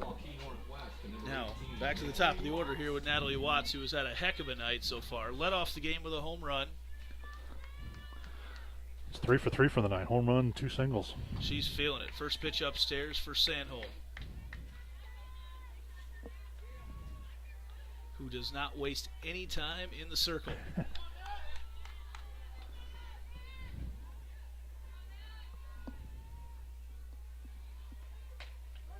That is a strike on the outside corner. Ooh. Okay. And outside corner's been given up all night long. Evens up the count at 1 apiece. Natalie Watts, outstanding batter. That ball's lined up, and that is just foul. That was a double or a triple with 2 runs scoring right there. Yeah. And now, Sandholm finds herself ahead in the count once again. See which pitch in her arsenal she goes to right now. Haven't seen Waukee try to push the runner from first to second here just yet, but with the effective bats that they have up there, maybe they're thinking, we can do something there. Here's the pitch, rise ball, and that hits the batter. Sandholm lost the rise ball, catches the inside part of her hand a little bit early as she lets it go, loses it to the inside, and that loads the bases right now for Kiana Carnes. So she goes to the old reliable and loses control of it just a little bit early, and now we've got an interesting situation here in the top of the 6th. 1 out with the tying run at the plate for number 4 Waukee Northwest. Carnes steps up. First pitch popped up and out of play to the right side. Sandholm continues to work ahead in the count.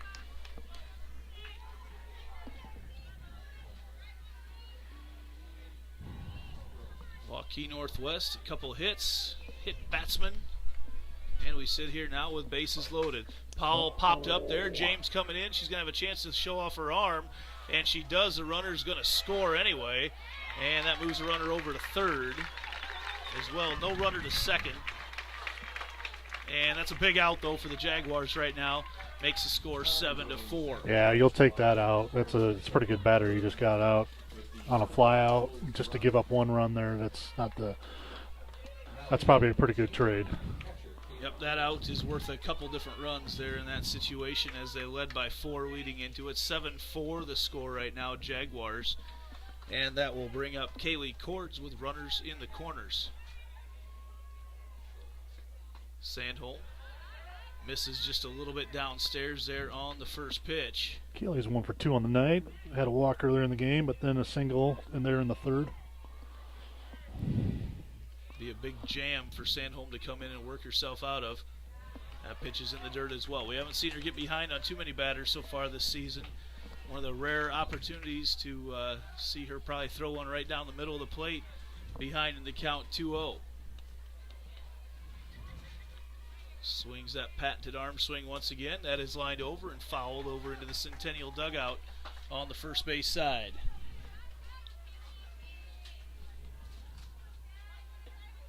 Cords has done a really nice job catching tonight for Otzman. This game started off, take out the first inning, and it's about right exactly what we expected. But, yeah, it's calmed down a little bit. A couple runs off each team in the first inning. Jags lead 7-4. That pitch is on the inside corner. Strikeout. They throw back to third. Nope. Runner goes, not a strikeout. That gets a second strike. Nope. The reaction from Cords immediately had me thinking strikeout. But now Sandholm on the 2-2 delivery. Be a big out for the 8th grader. That's what we're hoping for here. Goes the rise ball, pops right back, and the run's going to come across and score on the wild pitch. Not much opportunity there for Morris.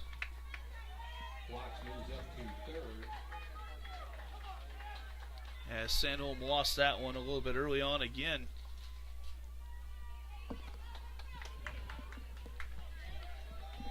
And the count is full. And just like that, the go-ahead runs in the on-deck circle for Waukee Northwest. Over there, Addie Starr picks it up, throws it across to Jordan Kennedy at first base, and that is a big out.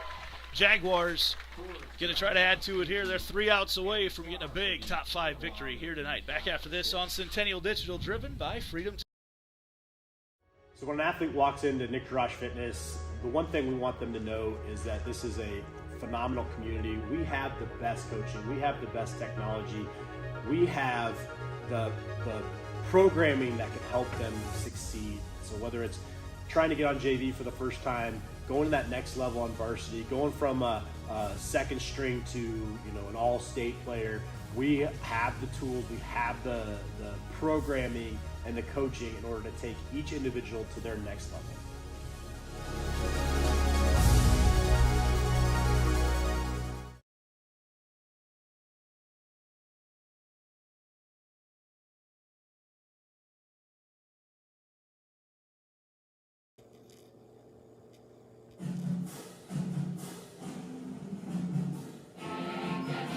Summer sports coverage on Centennial Digital is driven by Freedom Tire and brought to you by these generous local businesses: Lamberti Goki Lucci Law, Nick Jarash Fitness, Weichert Realtors, the 515 Agency, Ted Sandine Photography, Extreme Services, Sinorama Ankeny, and Amy Wiederin with Coldwell Banker. Jaguars will lead off the bottom of the sixth with Peyton Drefke. Waukee Northwest, just when you thought they might go away, they don't, and that's what state championship teams do. They put 2 more runs across there in the top of the sixth, so we've got a 7-5 ball game. Jags could sure use some insurance runs here as Drefke steps up to the plate.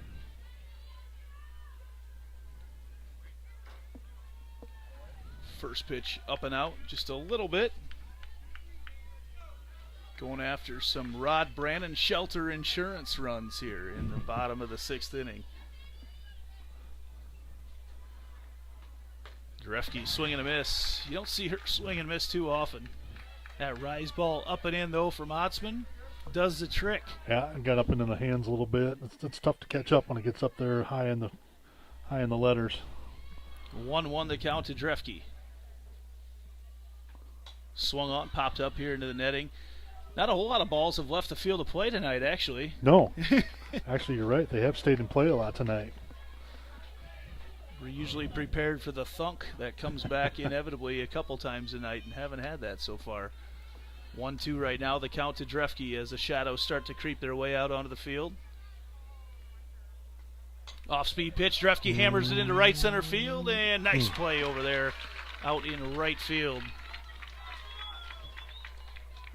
Flies out to right fielder Ava Smith. Ava Smith read that one right off the bat because Drefke, with her speed, that's a single, maybe even a double if it gets through there, but Smith read that one right away. And that brings back up the catcher, Sydney Morris.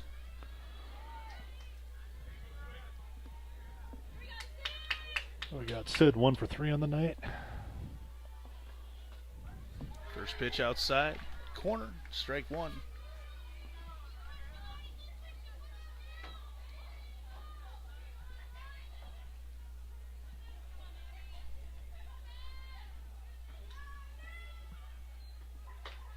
Pitch just a little bit too far outside to Sydney Morris, the hard-hitting senior catcher, having her best season of her career. She's been a 4-year starter and having the best senior of her career right now. Inside pitch, that's going to be a flare out there into left center field. Caught out there by Leanna Watts.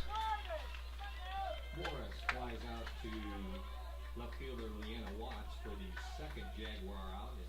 And that'll be out number 2. Quick inning of work so far for Otzman. Yeah, some of the things like we've mentioned, we thought we'd see a few more innings like this, but some of them have dragged out a little longer than we thought.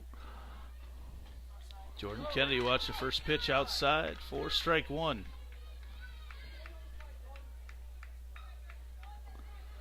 That outside corner's been there all night long. Yeah, we saw Atzman attack that corner with Jordan there last at bat, and looks like she's going right back at it again.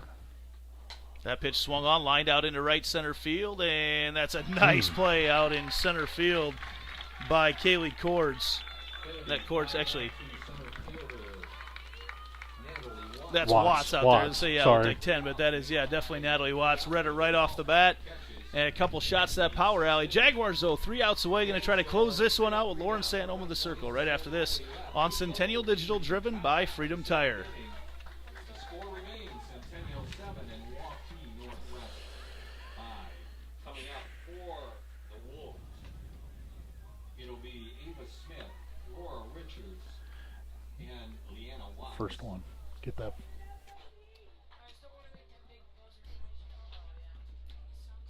They're losing it.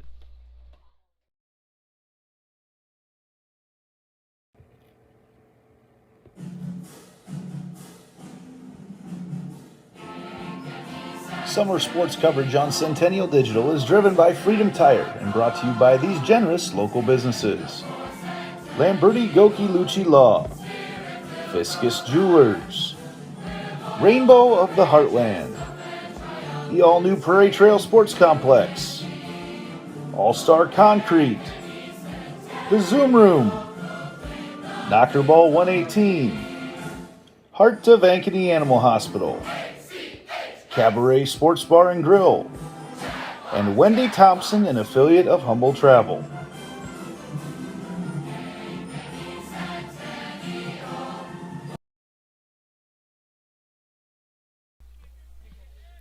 Leadoff hit to start off the inning there, right up the middle. Great effort by Mariah Belzer to keep it in, but Smith gets a leadoff single, and that brings the tying run up to the plate in the form of Laurel Richards. Waukee Northwest with 11 hits so far here tonight. They're going to be kicking themselves on some missed opportunities if they can't win this game, because they've had the base runners, just haven't been able to push them across. That pitch, there's a double play ball. Belzer steps on herself, throws it across, and Mariah Belzer completes the double play. Nice. How nice was that? We've talked about it all game. It was great to have her back, and that's a play exactly what we were talking about. Belzer steps on second, throws it down to one, completes a double play on her own there. She was thinking about flipping it up to Boyle right away, and she realized that she had time to step and throw, took care of it herself. Belzer completes the 6 unassisted to 3 double play, and that ball's popped up, and that's a fair ball just down the right field line. Looks like going for 2 right now is Leanna Watts, and they get her right away at second. What a throw! Peyton Drefke puts it right on the money, and a hobby tag right there from Belzer puts the tag on, shows that she's got it, and it's the Mariah Belzer show to close this one out in the top of the 7th. Oh my goodness. Jags win 7-5. Just like that. The magic glove of Mariah Belzer comes through. I tell you what, just great recognition play, and that's just, on her part, just outstanding efforts there on both those plays. As we close things out here tonight, the Jaguars win 7-5. Waukee Northwest, 12 hits, but there's outs on the bases. They just weren't quite able to put them across. The Jaguars had 1 error. Waukee Northwest errorless, but they just weren't able to finish out some of those runs. They had opportunities, and I think that's really going to make game number 2 pretty exciting. I think so too. I totally agree, Andy. I think so. Just like I said, timely hitting just made a difference in the situationals there between the runs. The runs scored on both sides. It'll be about 7:15 that we will be back in game number 2. If it's as fun as game number 1, we're in for a real treat. In the meantime, looks like baseball's about to get started here on our other feed here on the Central Iowa Sports Network. Switch over, watch them for a little bit. Come back and watch us here, like I said, about 7:15, 7:20. The Jaguars win another one. This is Centennial Digital, driven by Freedom Tire.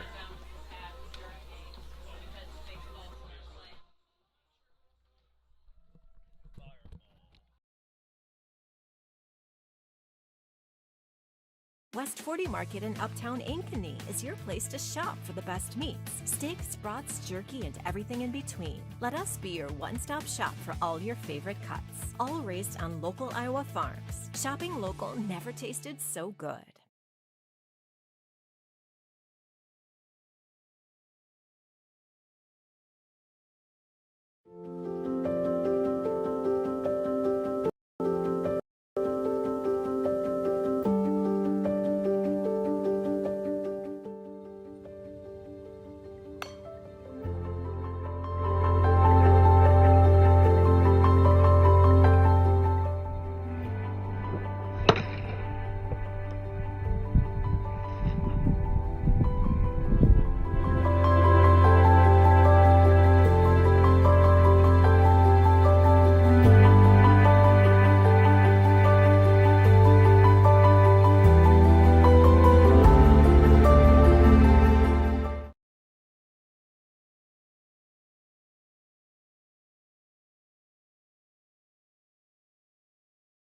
So when an athlete walks into Nick Drosh Fitness, the one thing we want them to know is that this is a phenomenal community. We have the best coaching. We have the best technology. We have the programming that can help them succeed. So whether it's trying to get on JV for the first time, going to that next level on varsity, going from a second string to an all-state player, we have the tools, we have the programming and the coaching in order to take each individual to their next level.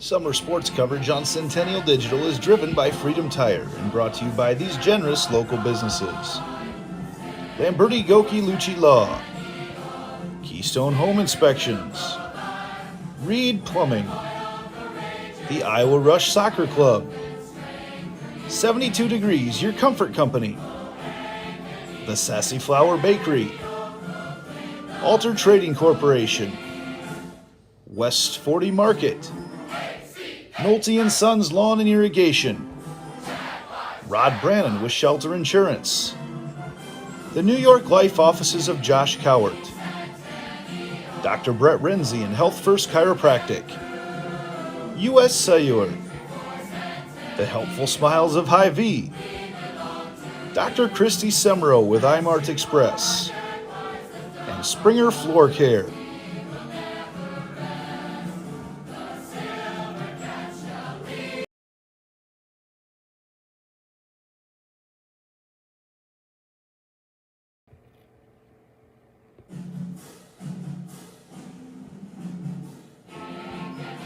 Summer sports coverage on Centennial Digital is driven by Freedom Tire and brought to you by these generous local businesses: Lamberti Goki Lucci Law, Fiscus Jewelers, Rainbow of the Heartland, the all-new Prairie Trail Sports Complex, All-Star Concrete, the Zoom Room, Knockerball 118, Heart of Ankeny Animal Hospital, Cabaret Sports Bar and Grill, and Wendy Thompson, an affiliate of Humble Travel.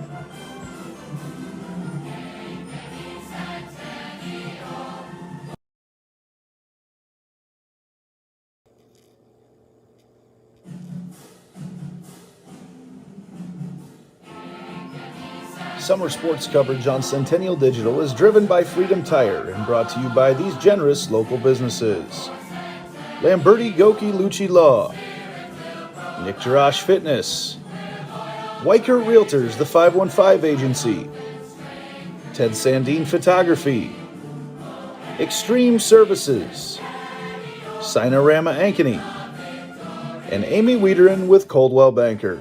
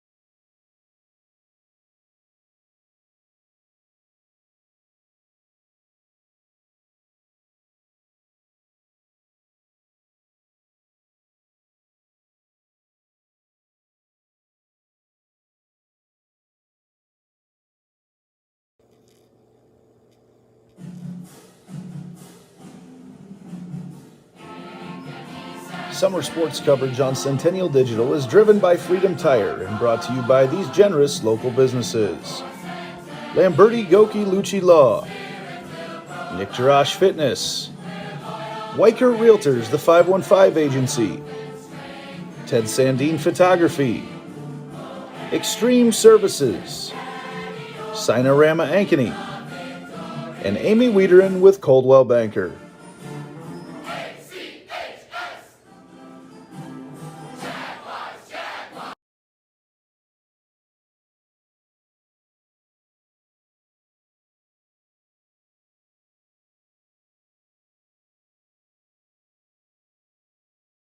So when an athlete walks into Nick Jarash Fitness, the one thing we want them to know is that this is a phenomenal community. We have the best coaching. We have the best technology. We have the programming that can help them succeed. So whether it's trying to get on JV for the first time, going to that next level on varsity, going from a second string to an all-state player, we have the tools, we have the programming and the coaching in order to take each individual to their next level.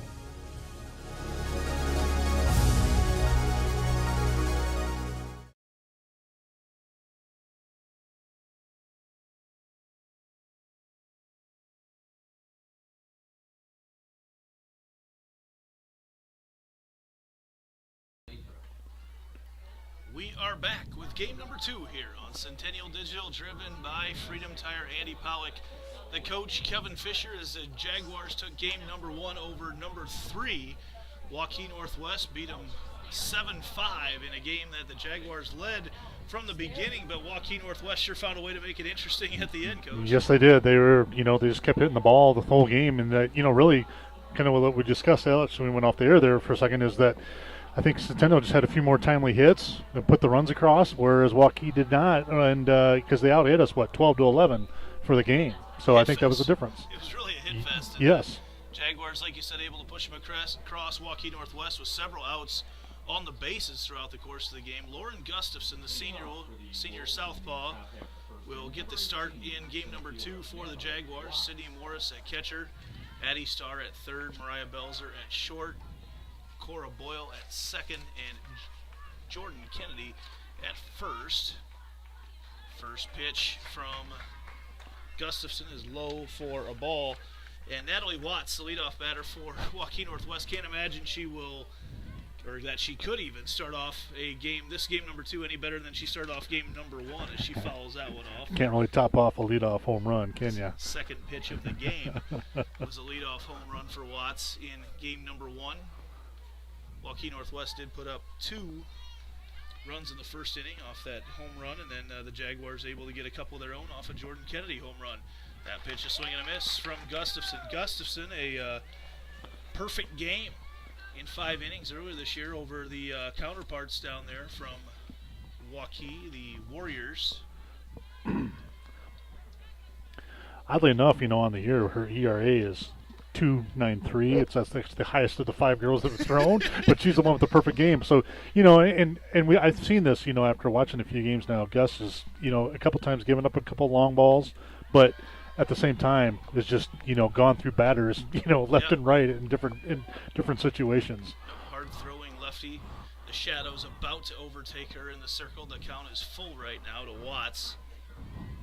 Channel 13 here tonight doing a story on that ball's hacked out into right field and drops in front of Peyton Drefke and then rolls away from her, and then they're going to send Watts back. Probably would have been there saved an error there on Drefke. But Watts continues a terror of a night at the plate. Channel 13 WHO talking to John Sears. In between games, he's here doing a story on the depth of the Centennial pitching staff. Like you mentioned, of the 5 pitchers that have thrown, senior starter Lauren Gustafson, who could be argued is the ace, has the highest earned run average. Mm-hmm. Of course, matchups have a lot to do with that as well. Yes. But there are a couple seniors. They've got a junior throwing a lot of JV. They've got a couple freshmen, another junior throwing varsity, and an 8th grader throwing. As that pitch goes to the off speed, that's one of the things that you see Gustafson's changeup there, when she goes to the off speed, it doesn't have that drop. It doesn't have quite the changeup of speed that a lot do, but it's still, it looks like it's coming in as a fastball, and you see the hitters get way ahead of it as she goes back to the fastball and gets the foul over there into right field. I think the way we've seen that made her a little more effective at times this year is because of that particular pitch that you're just describing. Whereas I don't think in the past she had it quite as much, but it's just become a lot more effective this year. Great control as well. That one swung on, popped up here in the infield. Cora Boyle waves off Mark Amadeo, the umpire, right behind her. As she felt his breath as he went by to get in position to make the call. Kind of fended him off and made the play out there at second base. He was trying to get in position in case there was something going on at second, and Cora just kind of sidestepped him and made the play. Baseball game going on over as well right now tonight. The Jaguars trail 1-0. One of the few times we've seen the top-ranked baseball team trail this year. First pitch from Gustafson is a strike. Want to be sure to welcome everybody watching tonight from Waukee Northwest.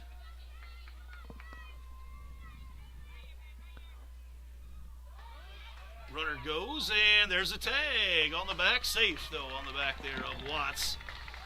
Good jump there from Natalie. Watts steals second base.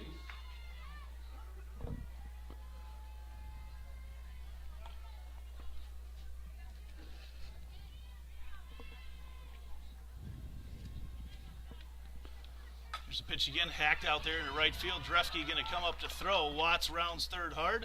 Back to Gustafson on the cutoff.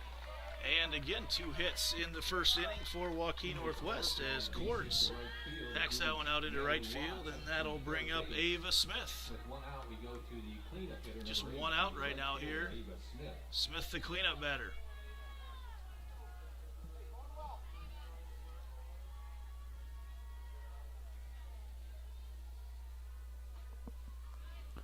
Jeff Osborne says that pitch a little bit low for ball 1.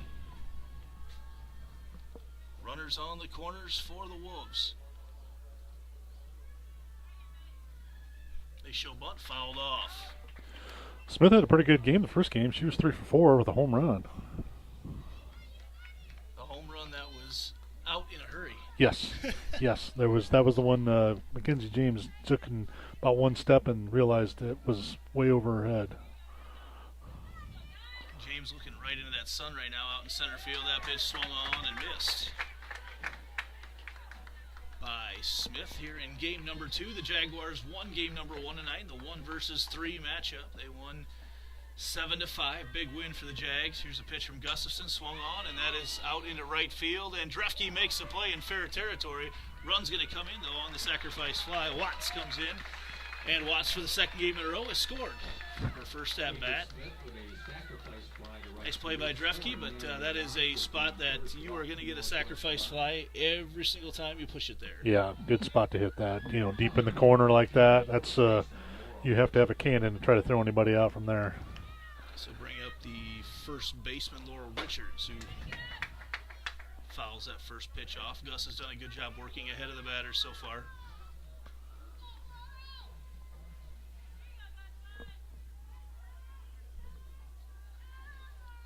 1-0 delivery right now from Gustafson to Richards. Outside corner, strike 2.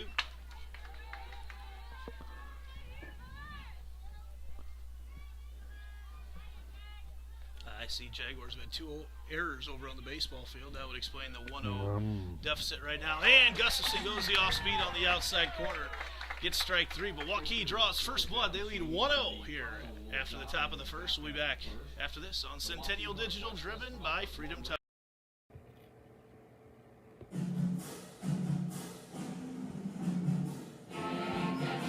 Summer sports coverage on Centennial Digital is driven by Freedom Tire and brought to you by these generous local businesses: Lamberti Goki Lucci Law, Fiscus Jewelers, Rainbow of the Heartland, the all-new Prairie Trail Sports Complex, All-Star Concrete, the Zoom Room, Knockerball 118, Heart of Ankeny Animal Hospital, Cabaret Sports Bar and Grill, and Wendy Thompson, an affiliate of Humble Travel.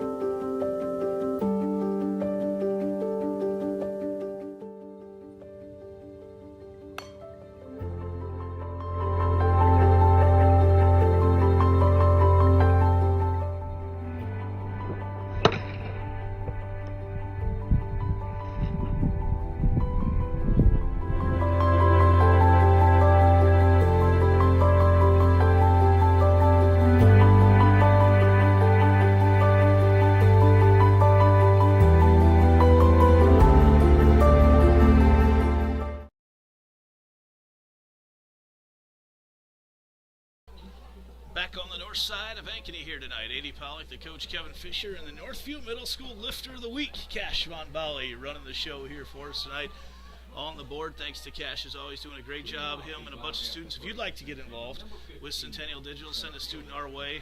On Facebook's the best way to get a hold of us, and we'd love to put your kid to work. Great experience for them here. Anyone who would like to get into broadcasting.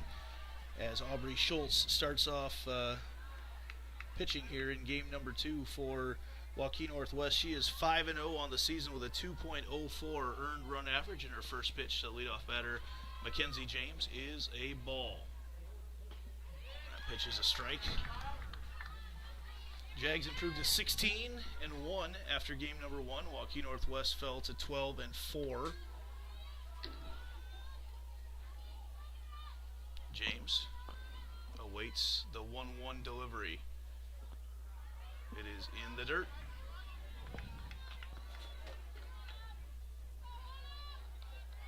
Game number 2s of doubleheaders are where the Jaguars should shine right now with the depth of their pitching staff and the way they hit all the way through the order. But they trail right now 1-0 in the bottom of the first. James checks her swing, went just far enough, and now the count is 2-2. A little bit different delivery right now here for Schultz compared to Otzman. Yeah, Game 1. You get a little different look here, just like you say. It's just kind of a different move, kind of a hitch move that you see there. Nothing bad about it, it's just a different look. That pitch is in the dirt to load up the count. Also right now you're dealing with the ball coming out of the sun into the shadows. Just a little bit different on the, probably something I overthink up here, but it does look different to us as it comes into home plate. Right. Full count right now here to Mackenzie James. Leadoff batter here for the Jaguars. That pitch is in the dirt. James draws the leadoff walk. James leads off with a walk. Now hitting number 3, the right fielder, Peyton Drefke.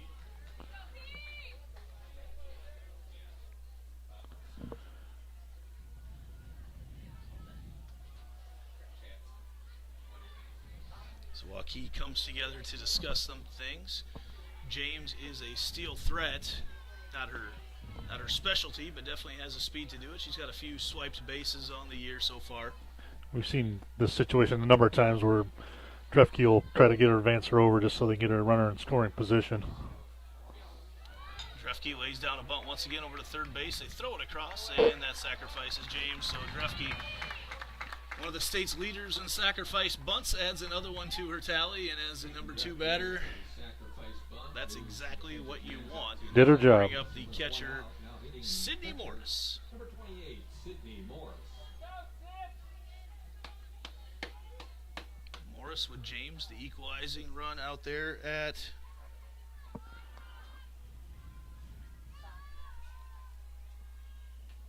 second.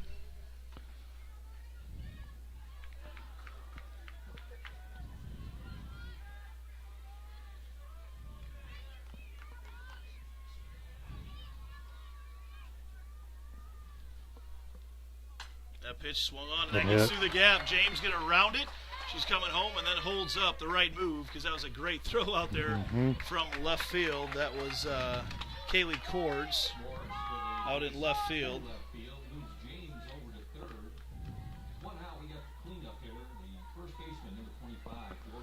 And that'll bring up the cleanup batter, Jordan Got Kennedy. a courtesy, or excuse me, runner over. Courtesy runner out there, Malin Vallejo, running out at first base.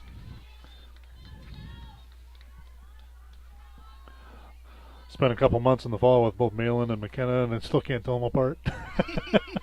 Looking at the numbers, sisters, right? Yep, just say, yep, always had to look at the number.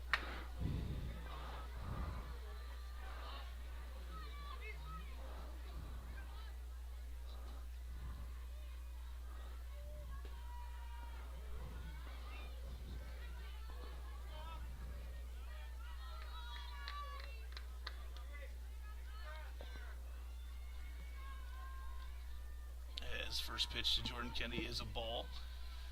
Mackenzie James at third, Malin Vallejo over at first. Jordan Kennedy swings on that one, and it's a hit right up the middle. That's exactly what you draw it up as. Jordan Kennedy, some situational hitting there again. The Jags When they need to put it to the right side, they have put it to the right side.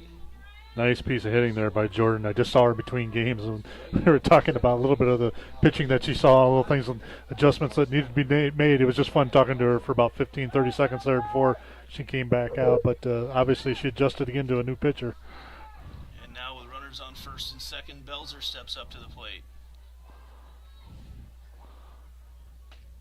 First pitch on the inside corner for strike one from Schultz. Schultz, who has given up, like we said, on average, right at 2 runs a game this year. Already given up 1 here in the bottom of the first. And another runner threatening there at second base. Belzer lines that one over. She should get to first, and she does get to first base. Fielder's choice, though. Vallejo, that's a dangerous one. Any other player on the Jaguars team, and that's a double play. Yeah. That brings up Maddie Ott, who hit her 3rd home run of the season, ended up being a huge one in game number 1. She steps up to the plate once again.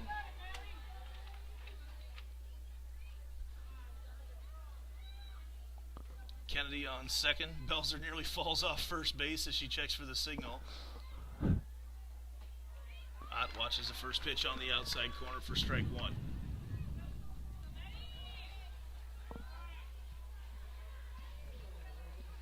Everybody putting the ball in play here early on in game number 2.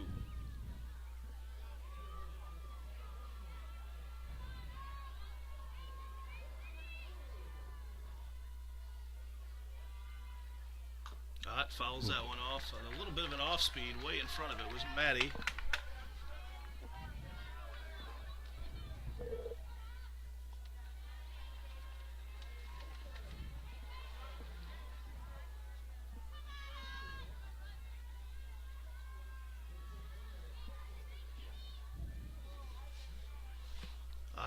Pitches outside, runner's going to advance.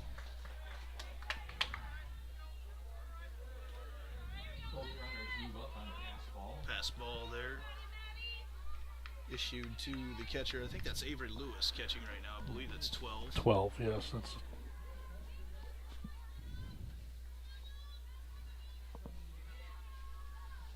the 1-2 pitch to Ott. Swung on, that's a high fly ball into center field. Under it right away is Watts, and she makes a play for out number 3. Jags tie it up again. Seen this one before. We'll come back with the top of the second right after this on Centennial Digital.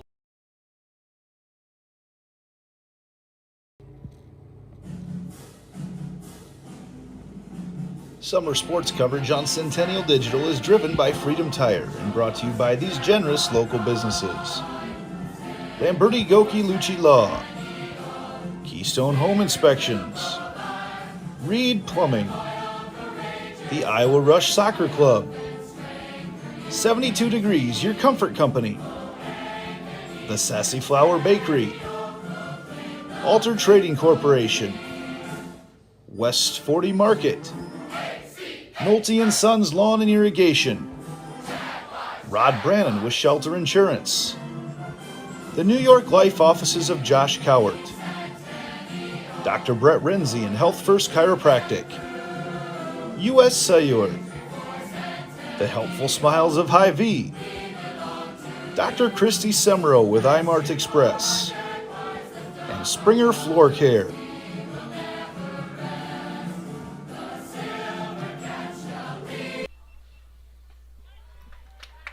Back here on Centennial Digital, driven by Freedom Tire.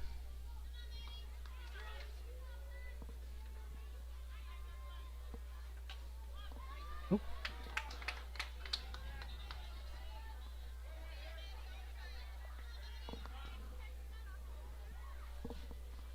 0-2 the count right now from Lauren Gustafson. She misses that one just upstairs. This is the pitcher from game number 1, Maddie Otzman. That's up to bat right now. That ball's thrown out there, and it is going to be caught over the shoulder, the basket catch. What a play by Cora Boyle. Wow. I didn't know she was going to get around to that, but she tracked it all the way, looking back over her shoulder, and just kind of a little basket catch and made the play. What a play there by Boyle. And that'll bring up the short Schulte.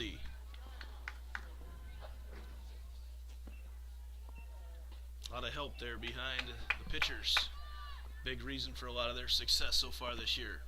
Yeah, that's, it's obviously the pitchers have done a great job, but the defense behind them has really been very key too in all this situational things that have happened over the first few games this year.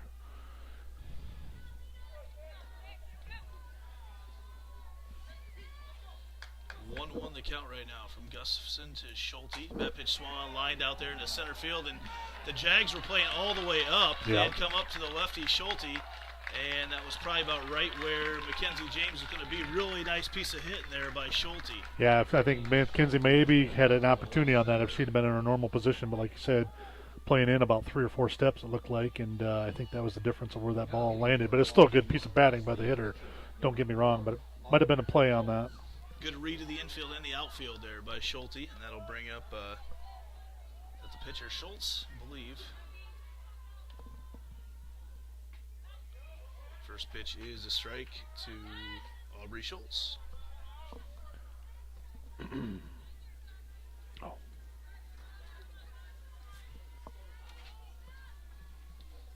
Pitch swung on and missed on the outside. Again, those off-speed pitches just don't look like off-speed pitches when they're coming in from Gus.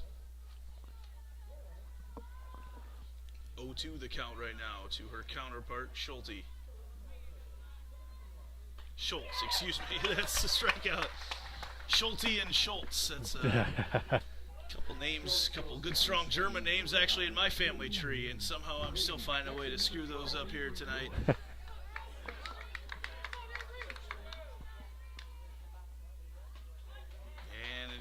First pitch strike from Gustafson, this time to Avery Lewis.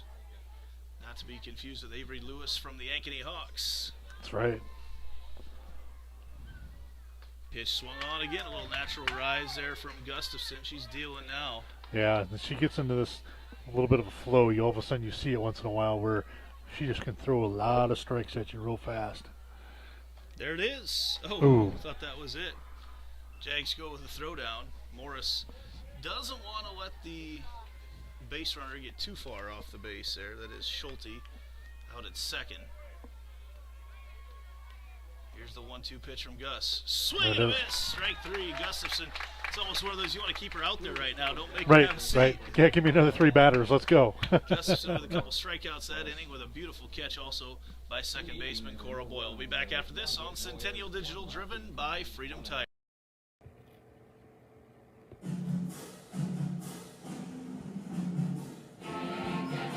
Summer sports coverage on Centennial Digital is driven by Freedom Tire and brought to you by these generous local businesses: Lamberti Goki Lucci Law, Fiscus Jewelers, Rainbow of the Heartland, the all-new Prairie Trail Sports Complex, All-Star Concrete, the Zoom Room, Knocker Ball 118, Heart of Ankeny Animal Hospital, Cabaret Sports Bar and Grill, and Wendy Thompson, an affiliate of Humble Travel.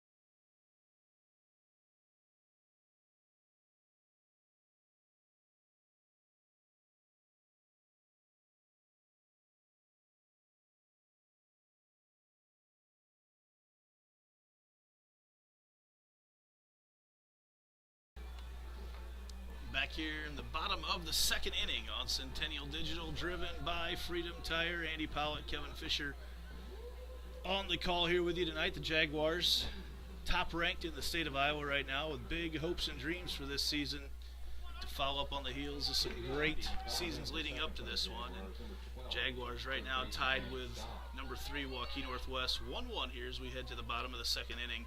3-year starter third baseman Addie Starr up to bat, watches that first pitch at the knees for strike number 1.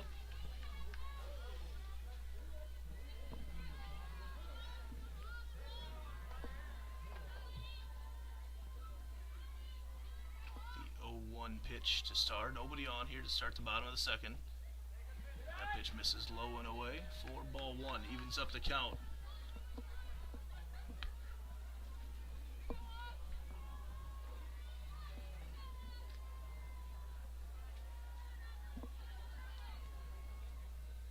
Star gets all of that one, pops it up there into center field. Watts underneath it for out number one, staring right into that western sky. And that'll bring up the pitcher, Lauren Gustafson. That sunshine, it looks routine, but man, that staring right up into that sun, especially in the evening there, makes a little challenge. Yeah, a lot of times by game number two, we'd have shadows out to that point by now, but we do not.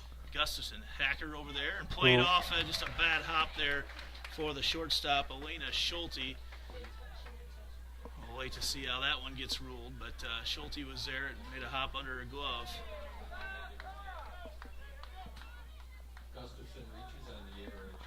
Gustafson gets on the ruled an error, and McKenna Vallejo comes in to run for her. Vallejo is the courtesy runner over at first for Gustafson.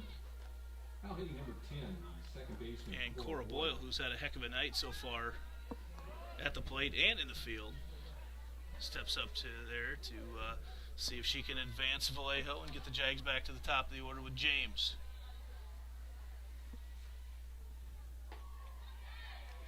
Yeah, you got Cora 2 for 2. I mean, she had the sack bunt then also in the previous set up a run there earlier in the game, the first game.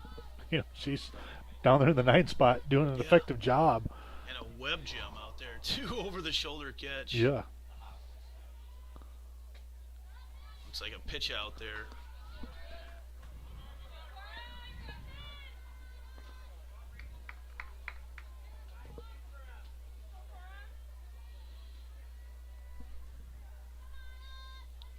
The count from Schultz to Boyle. Swung on, that's a fly ball to center field. A couple steps back for Watts. Can of corn for her, and back to the top of the order with 2 outs. Good situation here for Waukee Northwest. Always don't mind getting to the top of the order when you've got a couple outs to play with. Although Mackenzie James has shown that she's got some power this year. Twice has led off games with home runs.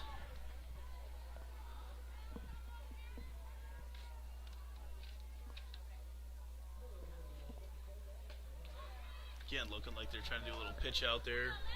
See if they can knock down Vallejo over there at first. Looks like there's some people out looking for home run balls. That's what I was just going to say. I just saw a little net. We'll go out to center field out there in Delaney Cove. Another look for a pitch out. 2-0 the count right now to James.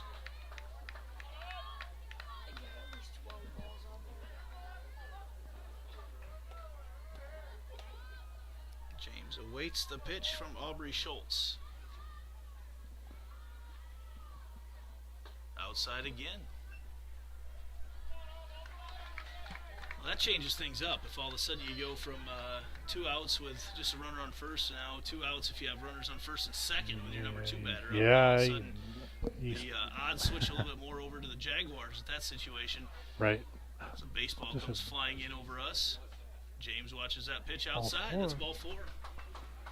Still 1-0 Waukee Northwest over at the baseball field. They're in the bottom of the 4th inning. That game's cruising right along. James walks on 4 pitches, moves Vallejo up to second base. So Vallejo goes to second, James to first, and Peyton Drefke steps up to the plate. She's had an opportunity to sacrifice a few here tonight, and one of them turned into a hit.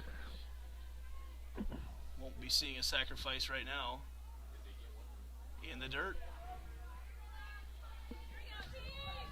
Peyton Drefke, who in her career has knocked a couple home runs over the fence as well. Right now, we take anything to the right side.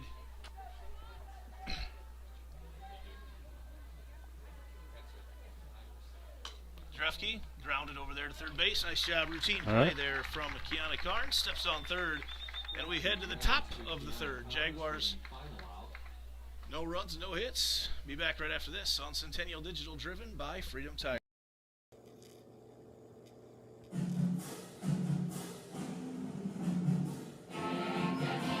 Summer sports coverage on Centennial Digital is driven by Freedom Tire and brought to you by these generous local businesses: Lamberti Goki Lucci Law, Nick Jarash Fitness, Weicker Realtors, the 515 Agency, Ted Sandine Photography, Extreme Services, Sinorama Ankeny, and Amy Wiederin with Coldwell Banker.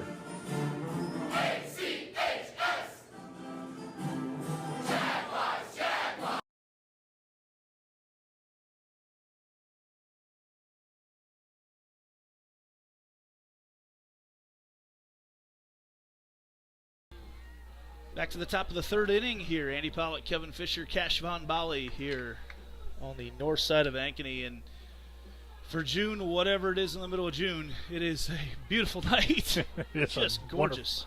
Wonderful night for softball. And where else would you rather be right here with two of the better teams in the state of Iowa?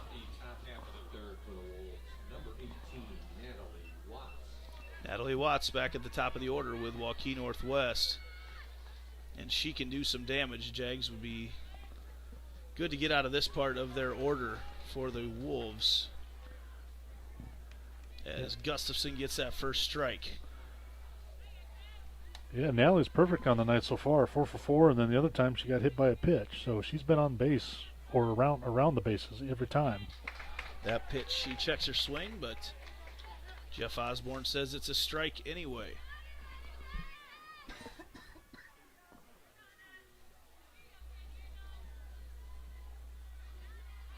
0-2 the pitch from Gustafson.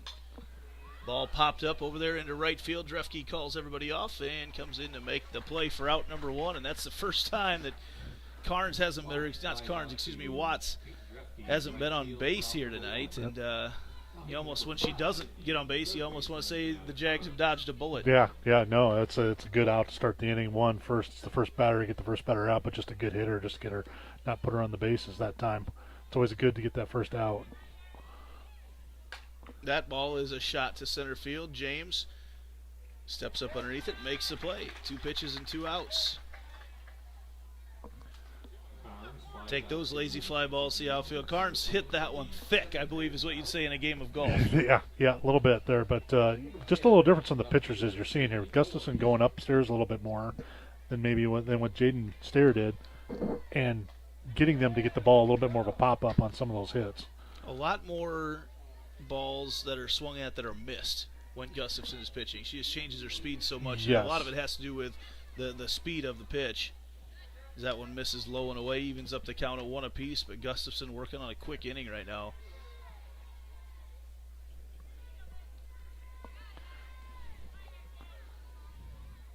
That ball's hacked to right center field. Drefke goes back to the wall and makes the play on the warning track. That is out number 3. The outfield getting a workout. Jags going to have their chance again with the bats after this. Heading to the bottom of the third on Centennial Digital, driven by Freedom.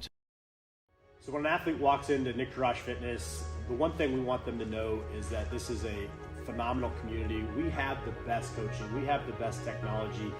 We have the programming that can help them succeed. So whether it's trying to get on JV for the first time, going to that next level on varsity, going from a second string to an all-state player, we have the tools, we have the programming and the coaching in order to take each individual to their next level.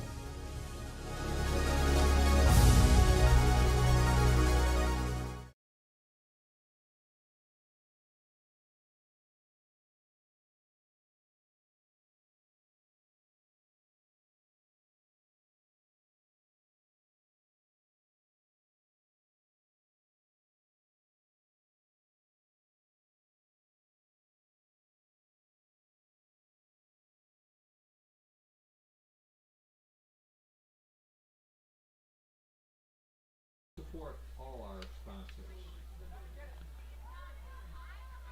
Leading off the bottom of the third for Centennial, number 28, Sydney Morris. So we are back on Centennial Digital, driven by Freedom Tire. Sydney Morris leading things off for the Jaguars. First pitch swung on. That is lined into center field. The Watts all the way back, and that's going to go over her head. Morris rounding first. She's going to head to second. Is in there safe with a stand-up double to start off the third inning. Another good at-bat by Sid Morris, just having a great season. Just love seeing her go up to bat. You just feel so confident with her up there right now. Well, it was a ball that just kind of kept carrying there for Sid Morris. It did. It did. I think the center fielder thought maybe she had a beat on it off the bat, and then it just, like you said, carried a little extra and still almost made the play but it was right off the bottom of the wall. Malin Vallejo goes in to run in our Heart of Ankeny Animal Hospital substitution, and that'll bring up Jordan Kennedy. First pitch right at the knees across the middle of the plate for strike one to Jordan. This will be one of those situations where you're just going to cut Jordan loose right now. The runner at second, nobody out. Yeah, I Give think her a chance to take one out of here. Here's the 0-1 delivery from Schultz. Swung on, and she gets it through the gap. Vallejo going around third and heads back. Kennedy, big round of first base, and she's going to stay there. So nice hitting there by Kennedy. Man, she just seems to place the ball wherever she wants to place it. It's such mature hitting from a freshman. that's very impressive coming from a ninth grader. And like you say, it's just you kind of feel that, and all of a sudden you just, not only do you go up there, I'm getting a hit, I'm going to decide where I'm hitting it too. Might see a bunting situation here from Mariah Belzer with her wheels. Watches the first pitch in the dirt. Belzer's one of those that if she gets that bunt on the ground, look out. Yeah. She's got some speed, and you try to throw it around, and you're not going to shy away from Maddie Ott up with bases loaded. There's the bunt. Belzer puts it right down in front of home plate. It's a fair ball. Run scores. Kennedy's rounding. She's going to head to third, and she is safe at third base. Kennedy recognized that no one was covering third. She slowed up just a little bit rounding second. She was safe anyway, but made it to play a little bit closer. Got a little bit than what it closer on needed that. to be. Yeah, on that stutter step, got a little bit closer there, but that's all right. She made it there anyway. Throw was up a little bit, so it helped out the situation. Vallejo, probably they could have turned around and tagged her out at the plate. I'm not sure they realized how close she was. She didn't hold up. She was going on the suicide squeeze. I was making the same comment. I thought maybe she was going to get tagged out. Maddie Ott swings at the first pitch, low and away for ball one. Kennedy over there at third base for the Jaguars, who's had a great night. Jags lead by one here in the bottom of the third. Ott swung on and going to try to get it through the gap. She got wheels. They try to come home, and Kennedy is tagged out. I think Kennedy thought she was going to score anyway, and she was tagged out at the plate. Great throw over there at shortstop by Schulte, and an even better tag by Avery Lewis. Schulte put it right on the money, but yeah, I think Kennedy just thought she was going to be scoring anyway. I did too. I think it was, and then it ended up being a bang play, and the call wasn't out. And like you say, though, I think she thought that the play was just going to go to first. And Waukee Northwest says, I think Ott would have been safe at first over there anyway, too, on the play. I think they went with a lower percentage, but they were able to get the play. Ott steals second, and she's going to be safe over there. The great slide by Maddie Ott at second base to hook around and grab the base. And the first pitch was a called ball to Addie Starr.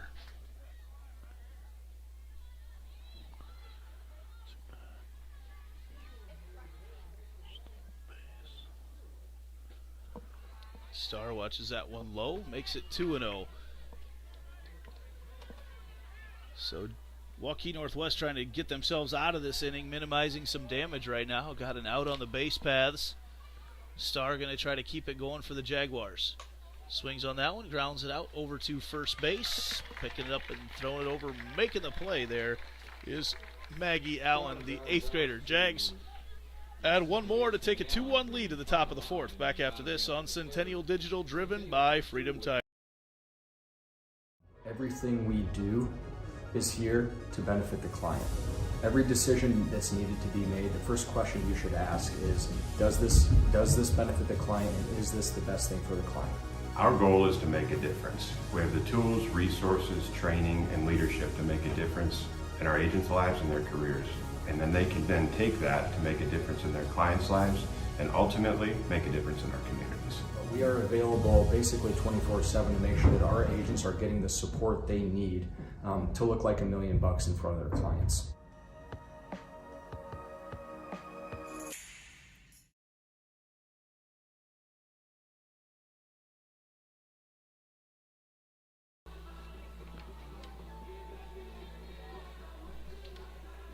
Still down one over there. All right, heading back here on Centennial Digital, driven by Freedom Tires. Taking a peek over at the baseball field, and I believe they're in the 5th inning, and the Jaguars still trail 1-0 to Waukee Northwest. Here on the softball field, Jaguars ahead 2-1, and Lauren Gustafson opens up the pitch to Ava Smith here with a strike 1 up in the zone. Swing and a miss for strike 2. Gus is working quick tonight. That's one thing. She's back on the mound ready to throw again. When she gets in that groove, she just wants to keep going. No need for a pitch clock here. Nope. Fouls that one off. Souvenir goes behind us.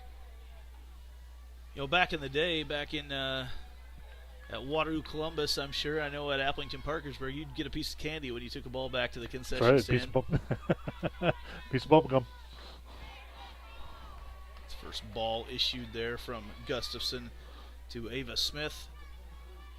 I always like to get a Kit Kat. That was my favorite. Had them sitting in the freezer there in Applington at our. Ooh, Gustafson lost control of that one. We had the concession stand was part of our baseball, softball combined field that sat on a city block. Oh, okay. So, yeah, 303 feet all the way around. Wow. And then they put up a snow fence for softball when we played. Okay. 2-2 the count. Pitch swung on, popped up once again. Another free piece of candy back there. Double bubble.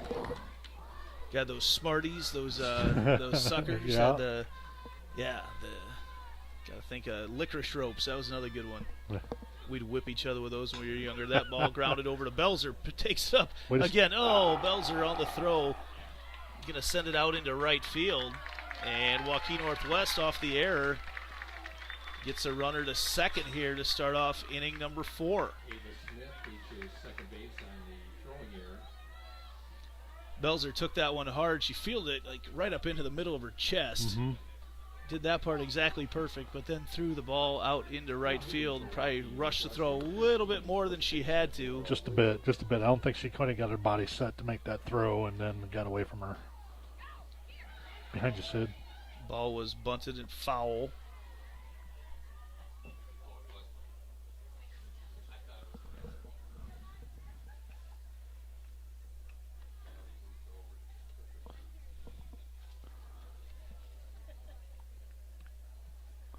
A little bit of excitement there on the pass ball / actually tipped foul on the bunt, as the call was. Bunt shown again, and it's fouled off once again.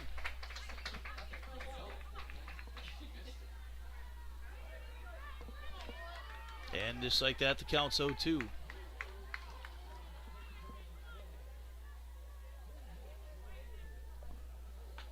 Gus goes to the rise ball there on the 0-2 pitch.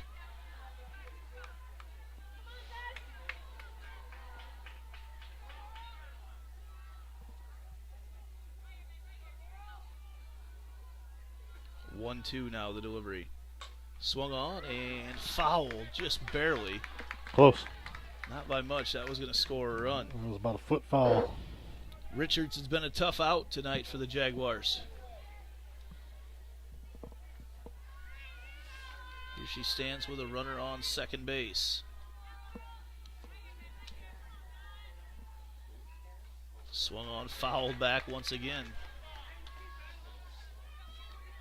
Unseasonably cool temperatures here tonight on the north side of Ankeny, as they are all over Iowa. I saw Cedar Rapids set a record today, record low, 43 degrees this morning in Cedar Rapids. Gustafson on the outside corner for strike 3, gets the punch out. That's her third of the night, or fourth even, isn't it? That's her fourth. Fourth strikeout of the night for Gus. Maddie Otzman steps up to the plate, goes after the rise ball for strike 1.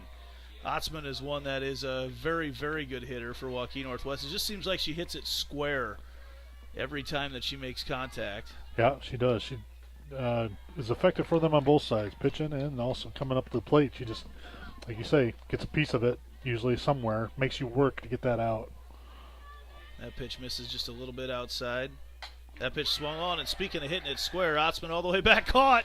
Man, she got all of that one, but that's your 4-year starter out in center field, getting a great read on it and making a great play with Mackenzie James out in center. Yeah, you know, it looked like there was going to be some damage there, and Mackenzie just put herself right underneath it, made the out right by the wall. So just like that, the Jags trying to get themselves out of a leadoff error that turned into a two-base error. And the count's 1-0 right now.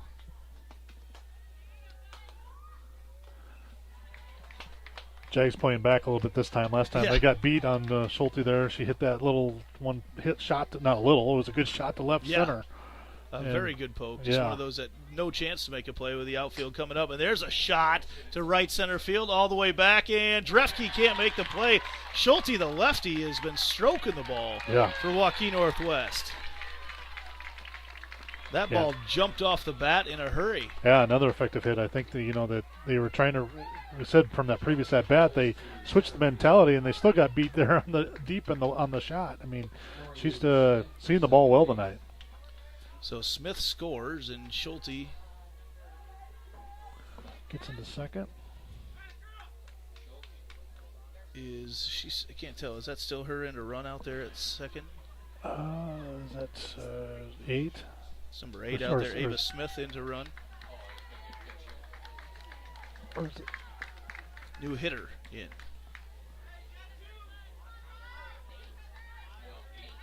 18, that is 19, Heather Finsel. Okay, that is still out there. I was going to say Schulte, that is still her out running. That's still her out there, base. Yeah. It is. Couldn't tell if that was an 8 or 6. The number was a little crinkled. Couldn't see all of it. Finsel came in the first game there, got it it was in Schulte's spot the first game, and got a base hit. Actually ended up scoring in that inning. Well, until they can figure out a way to have these nets magnify the numbers, we're always going to have a tough time seeing who's out there running. Right. I'm not sure. I believe that was an offensive timeout there, I believe, for Waukee Northwest. Jaguars took the opportunity to get together as well, and here with 2 outs, Heather Finsel, senior, steps up to the plate in the pinch hitting situation.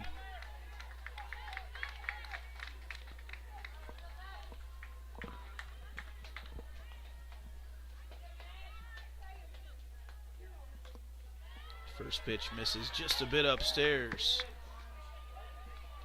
Not by much.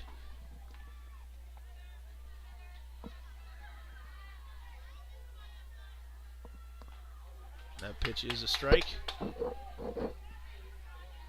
1-1 the count right now from Lauren Gustafson to Heather Finsel in a 2-2 ball game. Number 1, Ankeny Centennial. Number 3, Waukee Northwest. Gus loses that one a little bit.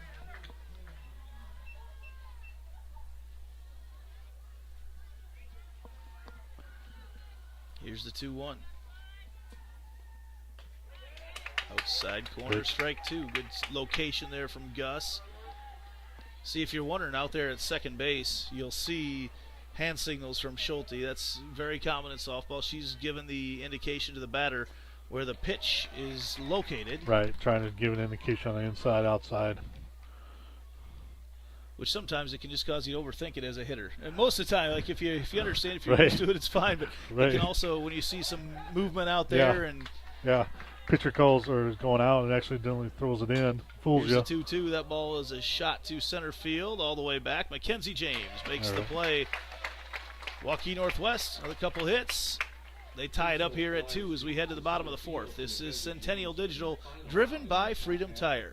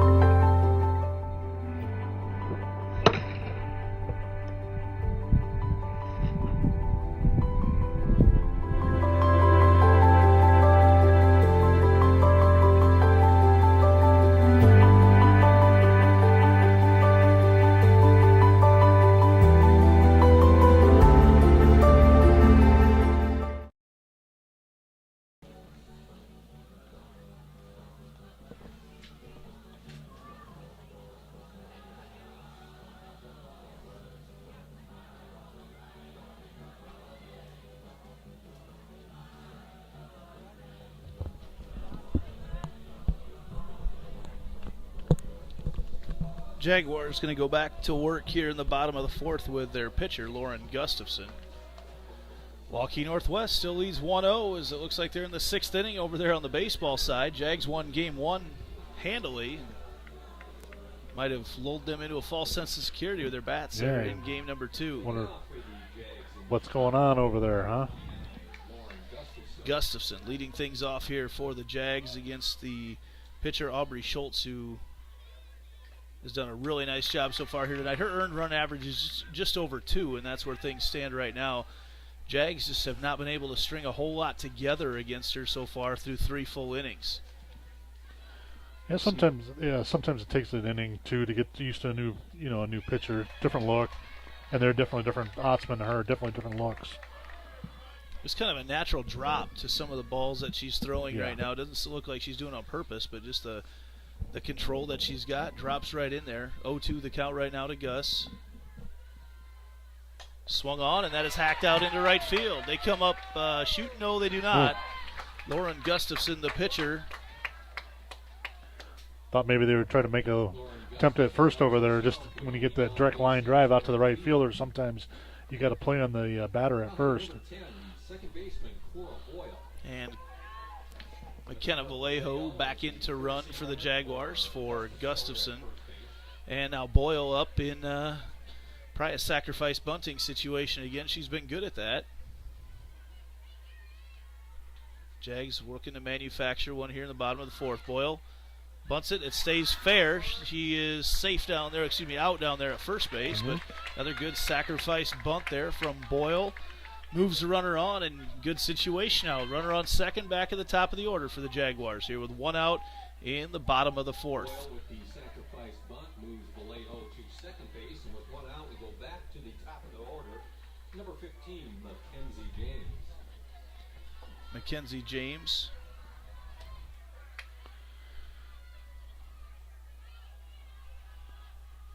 Two walks so far to start the game.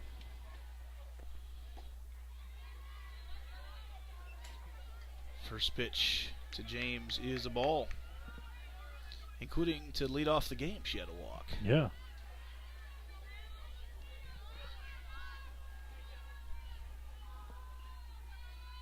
The 1-0 the count to James.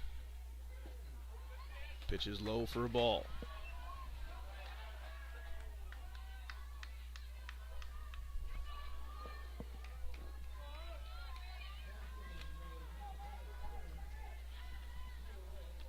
Now to James with Vallejo at second. That's McKenna Vallejo.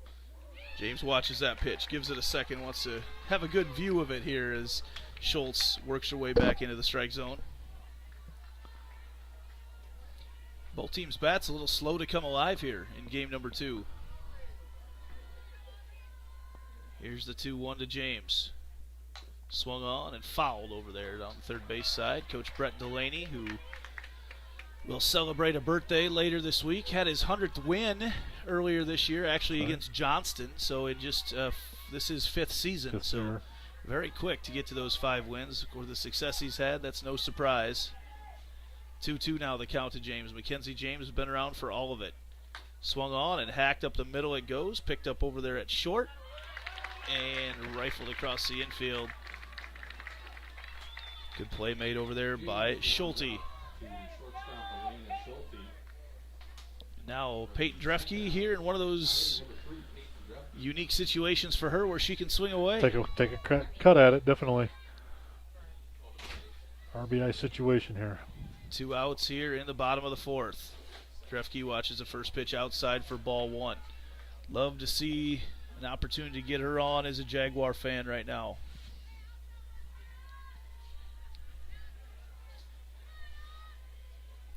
Here's the 1-0 to Drefke. Swung on, up the middle it goes, and there is no play to be made. Vallejo rounds third hard, and she's back in there safe. Okay. As I think she thought it was going to get through, and she rounded third very hard, but Drefke going to get the infield hit. They decided not to make the attempt over there on her as she's got some wheels heading down the first baseline. She does. I think by the time was able to gather the ball there, she just had to make probably the correct decision, because if she'd made the throw, I think they send Vallejo, and she might score. That'll bring up Sid Morris, who's going to try to put one through the infield. First pitch outside, ball 1.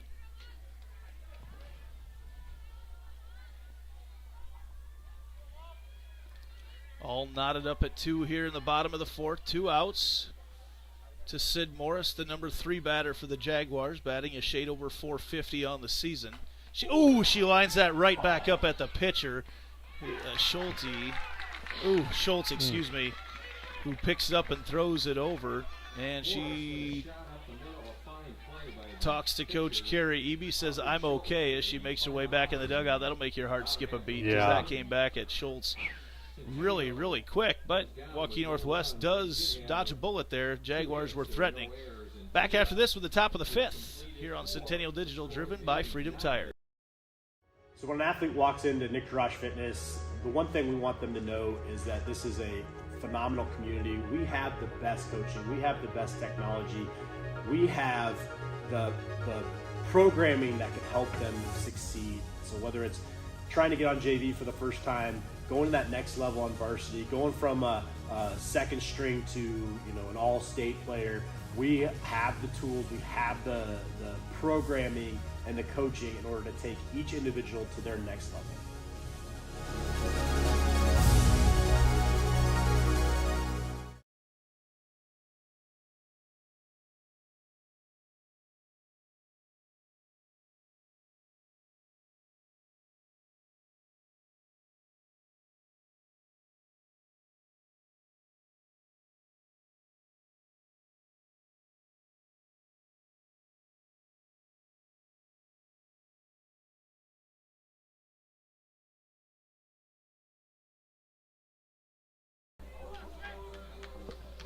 Back here in the top of the 5th, all tied at 2.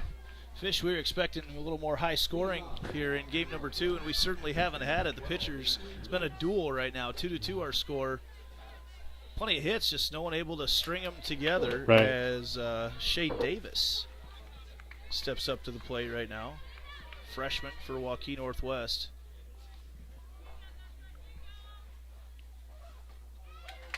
Quickly down to the count, 0-2 from Gustafson, and you've got the very, very dangerous Natalie Watts, the leadoff batter for Waukee Northwest. They're in the on-deck circle right now. 0-2 the count. Off-speed pitch from Gustafson, picks up another strikeout. Yeah, we thought there was probably going to be some more runs scored this game, and then we get the polar opposite what we saw the first game. Back to the top of the order with Watts, who has been outstanding tonight.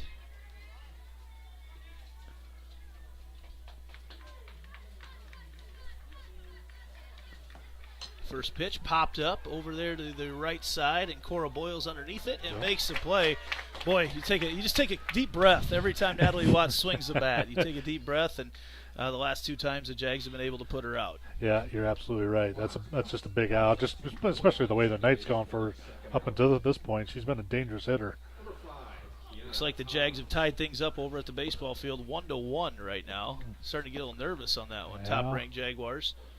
That ball hacked out to the right side, and over there, Boyle once again. Cora Boyle having a great night with a glove.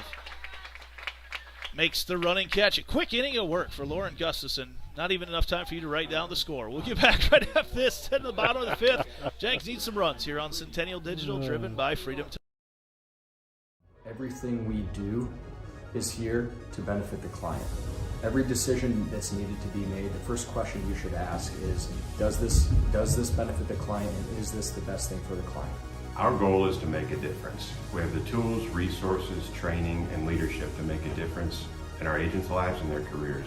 And then they can then take that to make a difference in their clients' lives and ultimately make a difference in our communities. We are available basically 24/7 to make sure that our agents are getting the support they need to look like $1 million in front of their clients.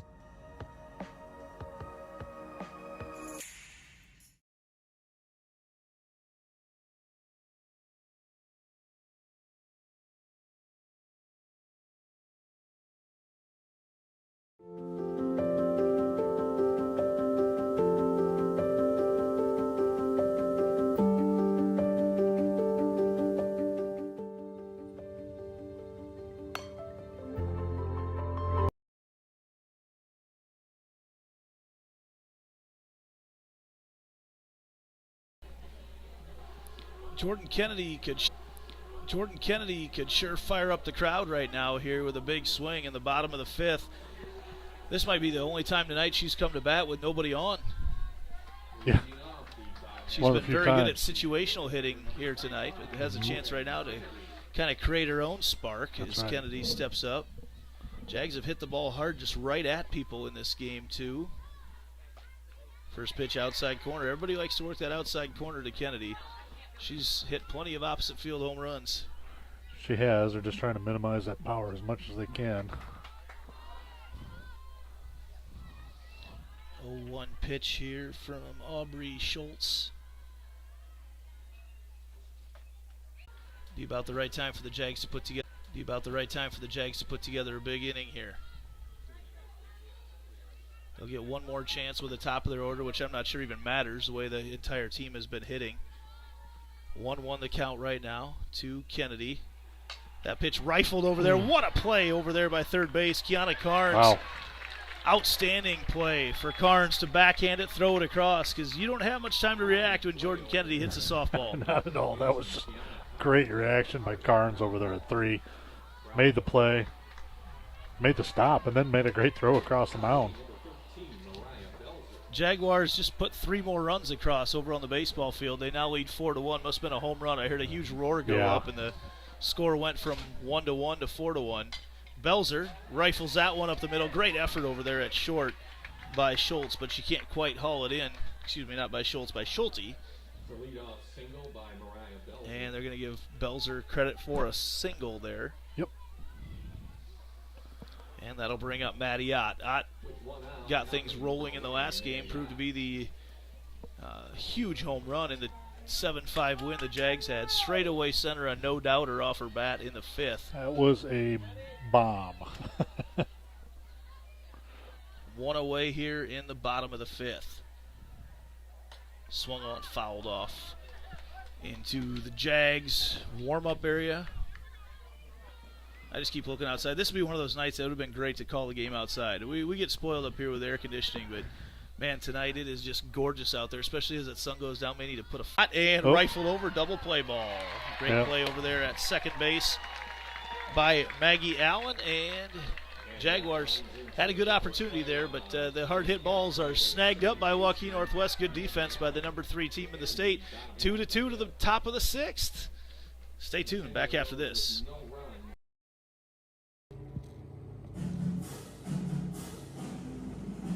Summer sports coverage on Centennial Digital is driven by Freedom Tire and brought to you by these generous local businesses: Lamberti Goki Lucci Law, Keystone Home Inspections, Reed Plumbing, the Iowa Rush Soccer Club, 72 Degrees, your comfort company, the Sassy Flower Bakery, Alter Trading Corporation, West 40 Market, Nolte & Sons Lawn and Irrigation, Rod Brannon with Shelter Insurance, the New York Life offices of Josh Cowart.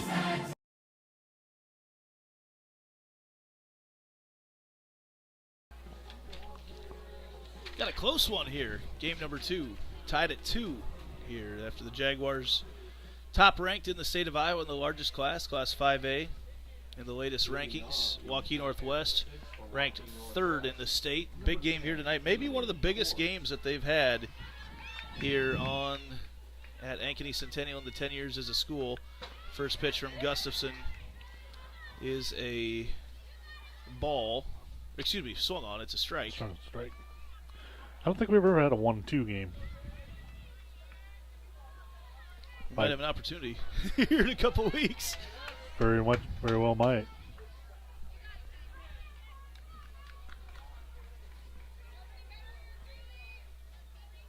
(0-2) right now, the count from Gustafson, who's been very good so far here tonight. That pitch misses just upstairs as she's dealing here to Kaylee Cords.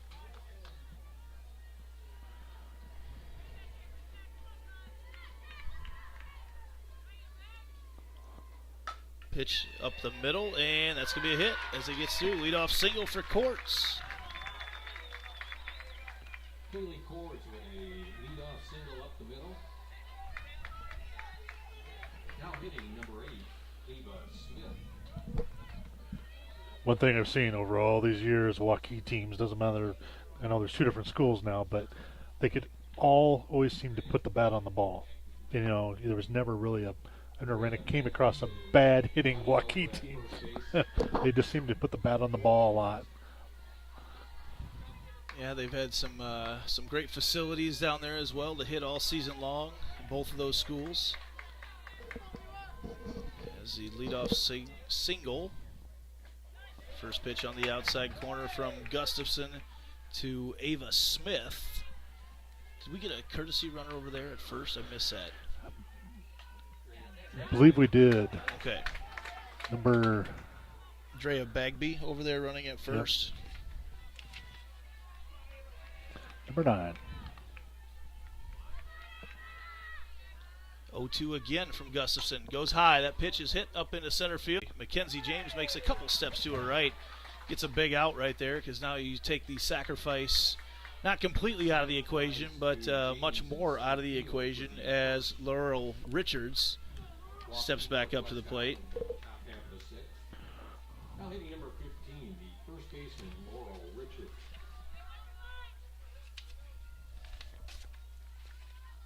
First pitch swung on. Gus has really done a good job of working ahead of these batters all night long. She has. You know, that getting out in front and gives you that opportunity to throw a little bit more variety of pitches rather than just coming straight at batters. Makes a difference as you get into when you get deeper into counts. Pitch swung on, fouled off again. Again ahead 0-2 in the count.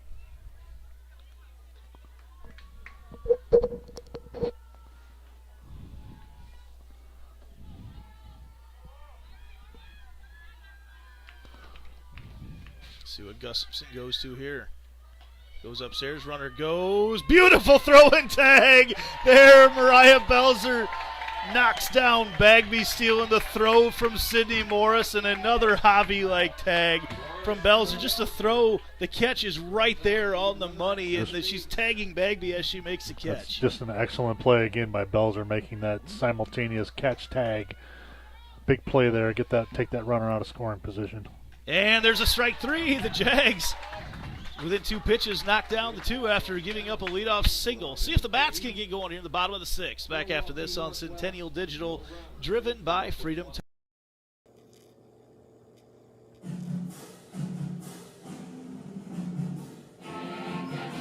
Summer sports coverage on Centennial Digital is driven by Freedom Tire and brought to you by these generous local businesses: Lamberti Goki Lucci Law, Nick Jarash Fitness, Weicker Realtors, the 515 Agency, Ted Sandine Photography, Extreme Services, Sinorama Ankeny, and Amy Wiederin with Coldwell Banker.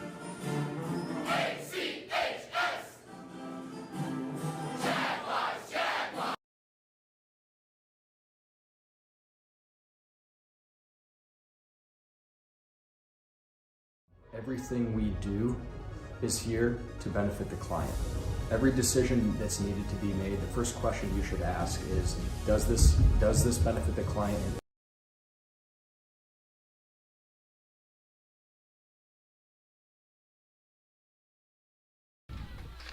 Addie Starr leading things off for the Jaguars here in the bottom of the 6th.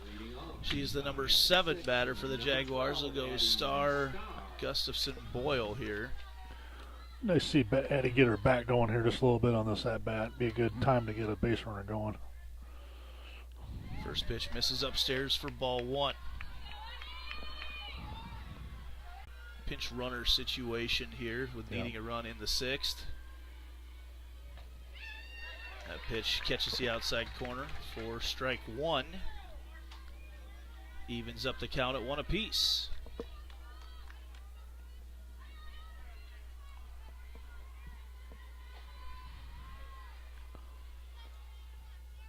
That pitch is in the dirt. Good eye there by Addie. Been putting the ball in play. Yep. Just got to find the seam in the defense. 2-1 the count right now to Starr. That pitch misses upstairs.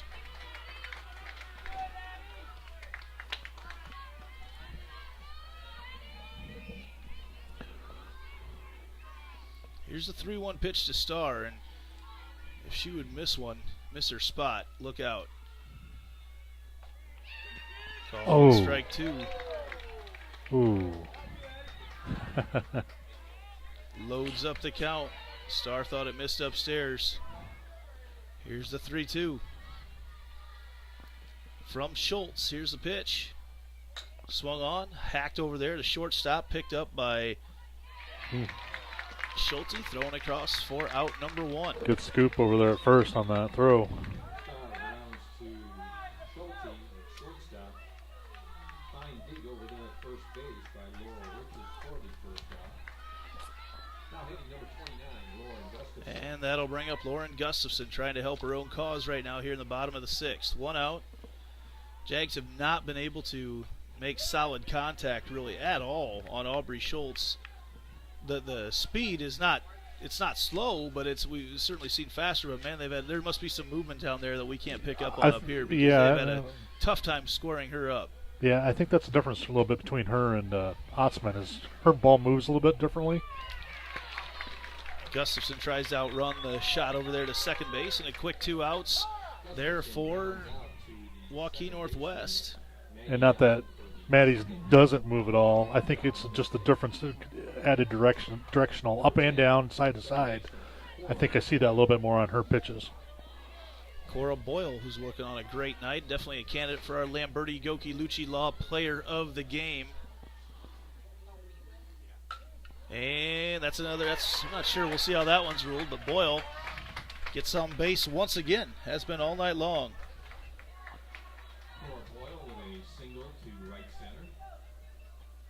That's going to be ruled a single. So Boyle's going to get a courtesy runner. It looks like Malin Vallejo going to go in to run for her. I didn't see, so Vallejo did not run for Morris. Has Morris not been on base yet in this game, has she? No. Or did McKenna? No, McKenna ran. McKenna ran earlier. McKenna Vallejo ran for her, that's right. When Sid got that double, yep. I think. Baseball team won over there. Oh, no. Gets a sweep tonight. They kind of swung in late and scored a couple runs, stole the game out. Didn't steal it. I guess they just won it. Mackenzie James. There's a shot to right field, and it's going to drop, and Vallejo's going to come around. That goes off the knee. Vallejo comes into third, and James with a shot. Man, that went off the knee out there in right field. Is that Bagby out in right field? I believe that is Bag. That's what I'm seeing. Okay.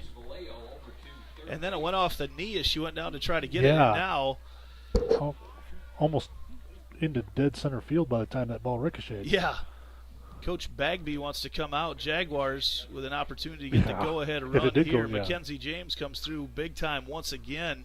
And now an opportunity for Peyton Drefke, who's really been called upon to sacrifice a lot tonight. And we're going to have a pitching change right now. And coming back into the game now, the game 1 pitcher, Maddie Otzman. We'll take a quick break as well. Be back right after this on Centennial Digital, driven by Freedom Tire.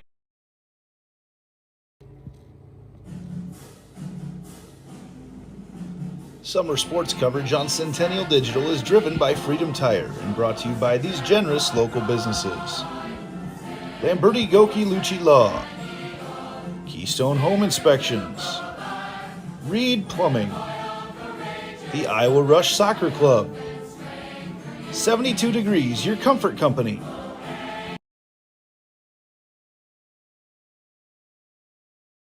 West 40 Market in Uptown Ankeny is your place to shop for the best meats, steaks, brats, jerky, and everything in between. Let us be your one-stop shop for all your favorite cuts, all raised on local Iowa farms. Shopping local never tasted so good.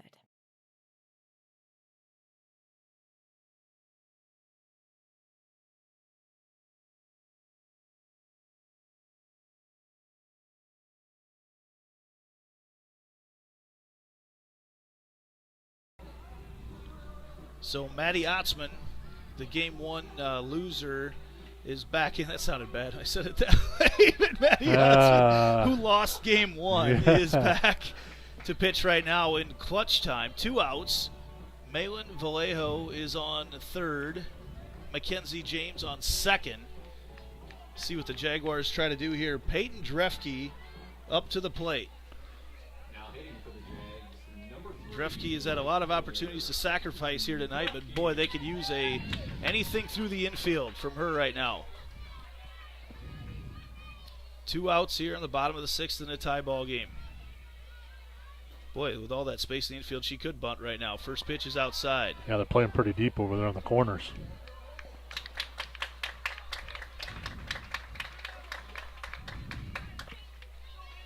1-0 pitch right now to Drefke. Outside, ball 2. Getting Drefke into a hitter's count. Boy, if they bring one in on her, look out. Wind is blowing out to left center field. Here's the 2-0 pitch with 2 outs from Otzman to Drefke. Swung on, popped up, get out of play. And it does, just barely. Clears the net. As back here giving chase was Kaylee Cords, right? Cords is catching right now. Yeah, she had a beat on it too. She's like, this stays in, it's mine. Yep, she saw it off the bat. 2-1 the count to Drefke.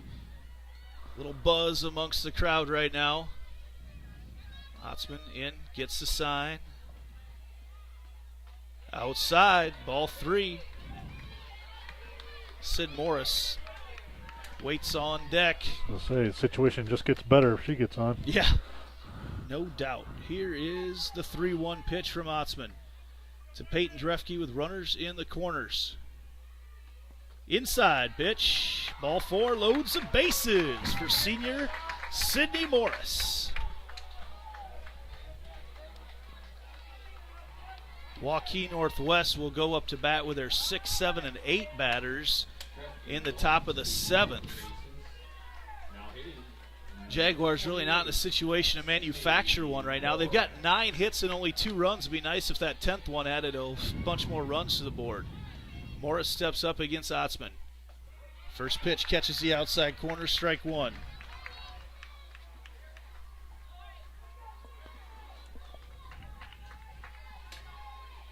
Oh, 0-1 the count right now to Morris. James digs in there at second base. Outside pitch, ball 1. Whew. You got to pitch to her. You can't pitch around. I mean, no. she's one of the best home run hitters in the state. You can't pitch around her right now with no bases empty. Yeah.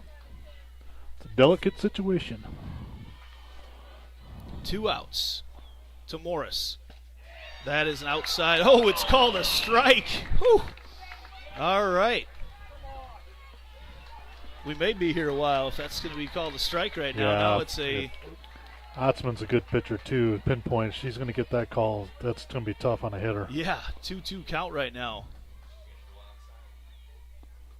Outside, Morris throws a bat at it. She had to.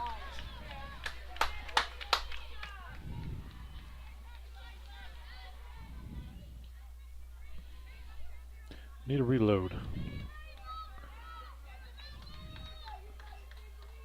Umpire wants that foul ball back.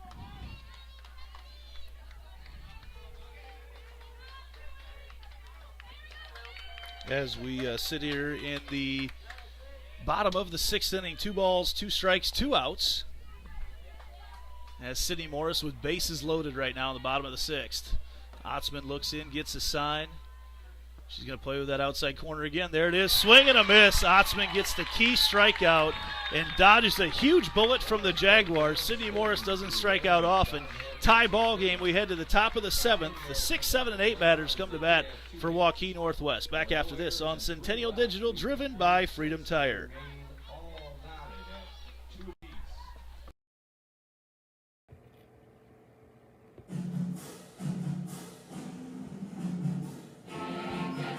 Summer sports coverage on Centennial Digital is driven by Freedom Tire and brought to you by these generous local businesses: Lamberti Goki Lucci Law, Fiscus Jewelers, Rainbow of the Heartland, the all-new Prairie Trail Sports Complex, All-Star Concrete, the Zoom Room, Knocker Ball 118, Heart of Ankeny Animal Hospital, Cabaret Sports Bar and Grill, and Wendy Thompson, an affiliate of Humble Travel.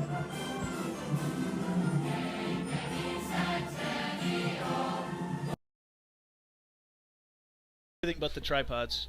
Back here as we organize everything here tonight after the boys' baseball team has won the game. 3-1, the final over there. They move on. Still ranked number 1 in the state. The softball team trying to maintain their number 1 ranking right now against number 3, Waukee Northwest. They won game number 1, 7-5. Maddie Otzman with a decision still in play tonight. Watches the first pitch right at the belt for strike 1.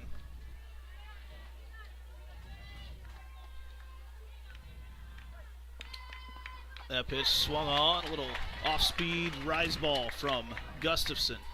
A couple flyouts for Maddie so far in this game. Just got a decent piece of it, but not quite all of it. She's a solid hitter. Here's the 0-2. Went upstairs once again.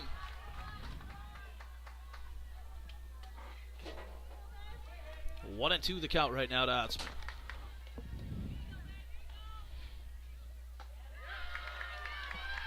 Gustafson toying around with that upper part of the zone. Trying to get her to chase that strike 3 up there, but Maddie's not buying that. There it is, swing and a miss on the outside corner. A little drop ball there from Gus to get the strikeout. That's a big out here in the top of the 7th. 7 strikeouts for Gus tonight.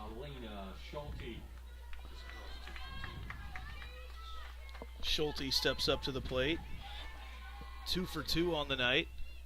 That pitch lined over and just fouled over there. That would have been a double for Schulte. Yeah.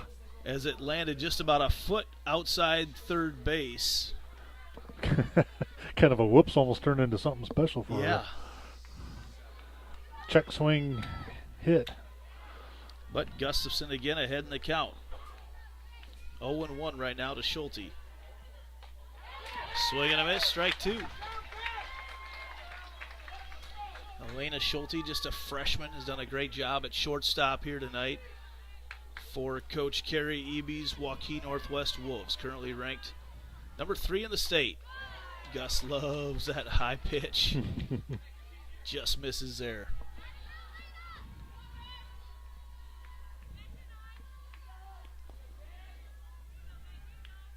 Here's the 1-2.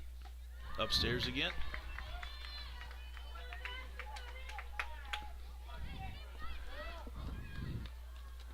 2-2 pitch right now from Gus to Schulte.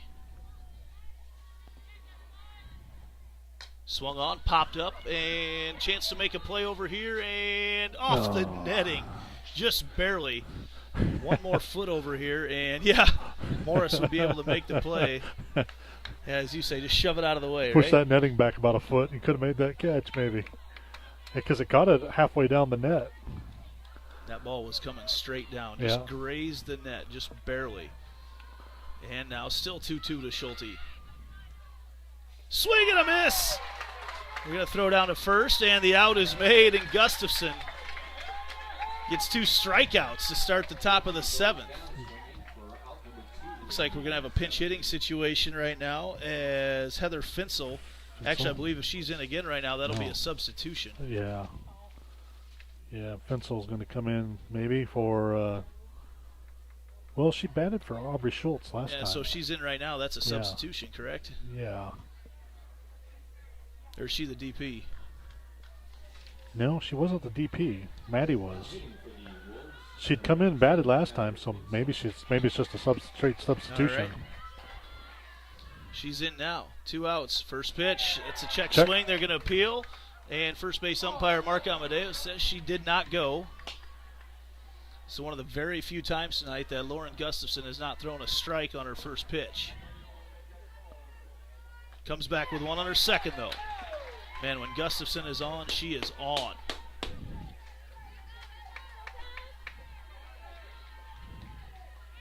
She stares down the 1-1 pitch. Ball fouled away.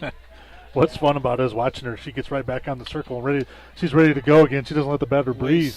Waste no time whatsoever.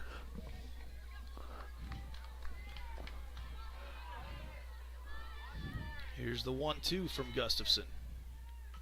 Fouled back. Finsel got just a piece of it.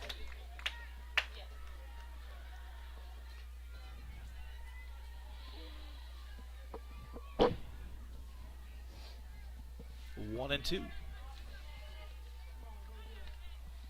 Pitch swung on, popped up over there on the first base side, and Foul it. Nope. caught by Jordan Kennedy Nice. up against the fence. Kennedy does it perfect. Finds the fence, and we're going to head to the bottom of the 7th. The Jags with a chance to walk it off. 4, 5, 6 batters for the Jaguars. Kennedy will lead things off. Back after this on Centennial Digital.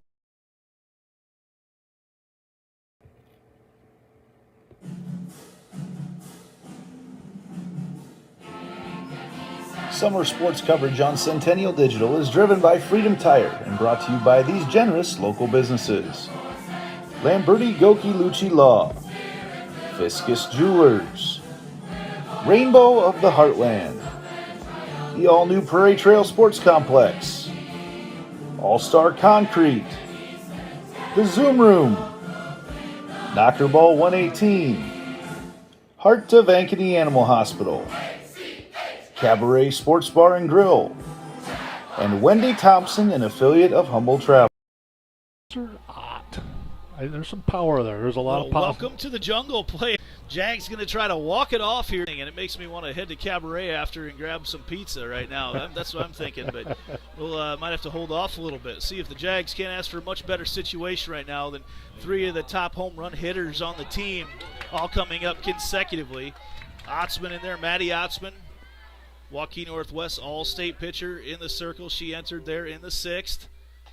First pitch is called ball on the outside to Kennedy. We've seen that called a strike. It kind of made everybody take a deep breath. Yeah, Otzman has worked that outside corner a lot tonight. And then come inside once in a while. It's a surprise on you.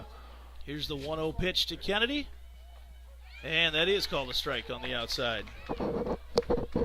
Not much different in location, but just enough. Kennedy takes a deep breath as she steps back into the square, the rectangle, what have you. 1-1 the count. Ball game tied up at 2. And she fouls that one back. She had that one eyeballed. That ball was ready to get out of here. And now it's 1-2 to Kennedy. Otzman has been better as the night has gone on. She was early on, gave up 5 runs in the first couple innings in game number 1, and then she's really settled down and pitched a heck of a game as the rest of the night has transpired. Here's the 1-2 pitch from Otzman to Kennedy. They set up way outside, and Kennedy watches that pitch. Again, has the Waukee Northwest fans cheering because they've seen that pitch called a strike here tonight. And now it's 2-2 to Kennedy. Bring that in just a little bit further. We'll see what she does with it. 2-2 the count. Otzman to Kennedy. Fouls that one off. She lost that one in the middle, and Otzman is lucky that she's going to have another chance to throw a pitch. Yeah, she escaped on that one there. Yeah, that was one of the few times tonight that Maddie Otzman has not hit her spot, and Kennedy fouled it off. Yeah. But, 2-2 again. Just missed it. Kennedy is up, crowded the plate. Here's the 2-2. Swung on, fouls it off again. This is a fun one tonight. Couple fun games. Absolutely. This is what you want. Kennedy steps up again. 2-2 the count. Tied at 2. Nobody out in the bottom of the 7th. Kennedy with one swing could walk it off. Outside pitch again. She goes after it. Fouls it off once again. Great at bat here from Jordan Kennedy. Great battle between a couple of the state's top softball players right now in Maddie Otzman and Jordan Kennedy. Just having a great job recognizing that outside pitch now that she's got to just foul it off. Get another pitch. Wait for a mistake. Do you dare throw her something up here right now? I don't know if you'd want to do that. I don't know. Here's the 2-2. Lost it inside. Kennedy. Fair. It's a fair ball down the left field line. Kennedy rounding first, heading to second, and Jordan Kennedy is going to be in there safe with a stand-up double to start off the bottom of the 7th.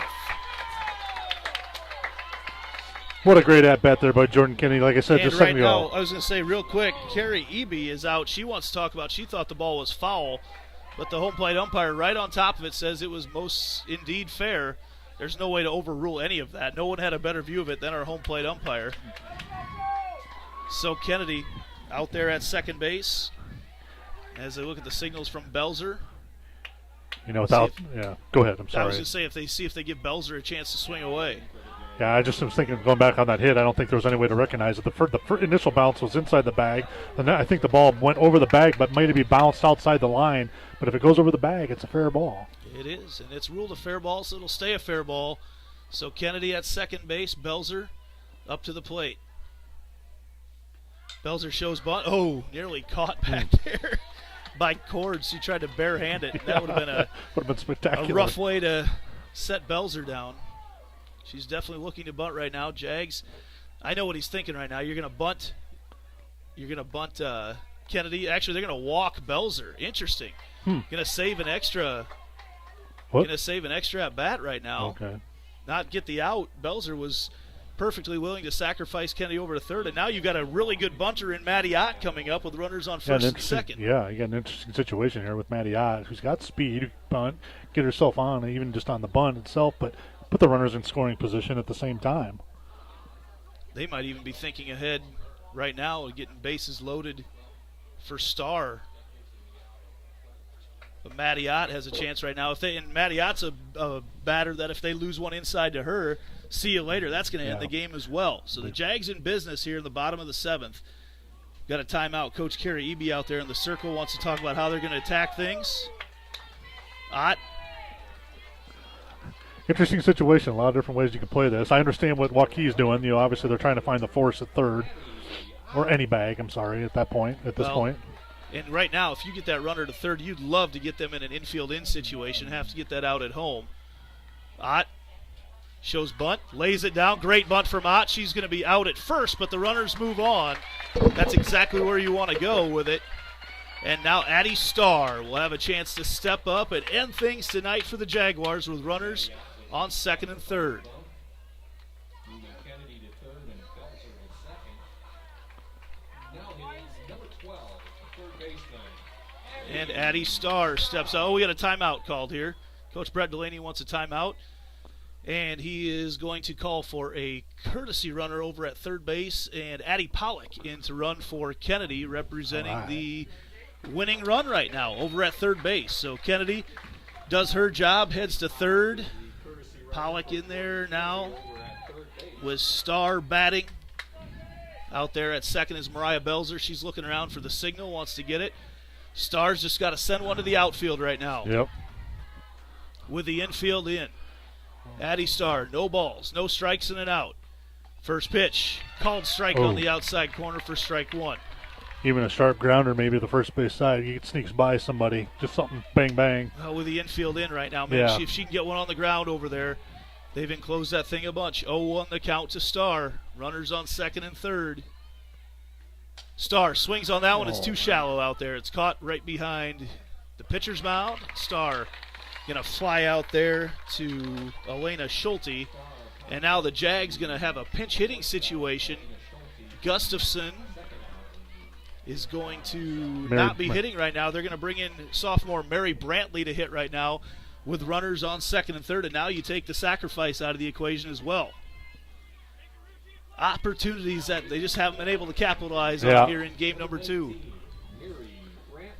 Mary Brantley steps up to the plate. The sophomore, I don't believe, has a hit on the year. They loved her bat in the fall. Runners on second and third. Belzer signals where the location is behind home plate. Pollock on third. First pitch, low. Nope. Ball one. Honestly, what do you lose right now by walking her and loading up the bases? Other than the fact than that Boyle's been hot tonight, been actually. Hot tonight. You're right. Yeah, she's got a hot bat, really.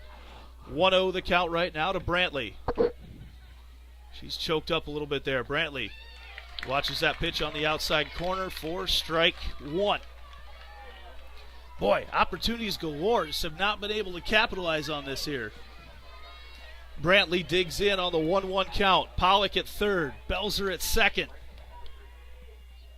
Here's the pitch. Swing and a miss. Strike number 2 to Brantley.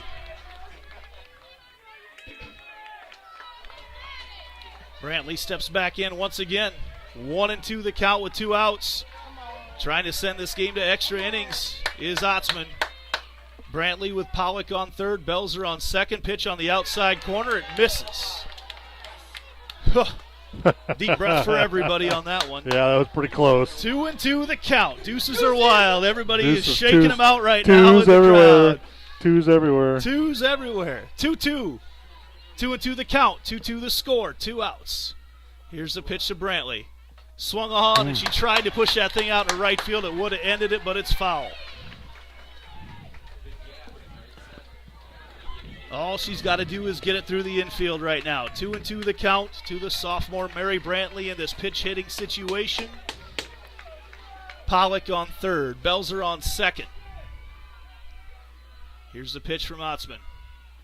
Swing and a miss. Strike 3. They got Brantley swinging, and the Jags not able to capitalize off the leadoff double from Jordan Kennedy. We head to the top of the 8th inning. We're playing extras. Back after this on Centennial Digital, driven by West Freedom 40 Tire. Market in Uptown Ankeny is your place to shop for the best meats, steaks, brats, jerky, and everything in between. Okay, Let us you can be just your text them to one-stop me. shop for all your favorite cuts, all raised on local Iowa farms. Shopping local never tasted so good. Okay.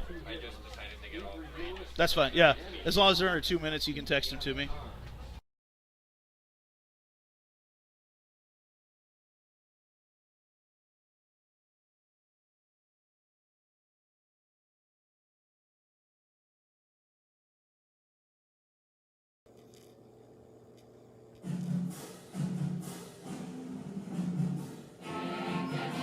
Summer sports coverage on Centennial Digital is driven by Freedom Tire and brought to you by these generous local businesses: Lamberti Goki Lucci Law, Nick Jarash Fitness,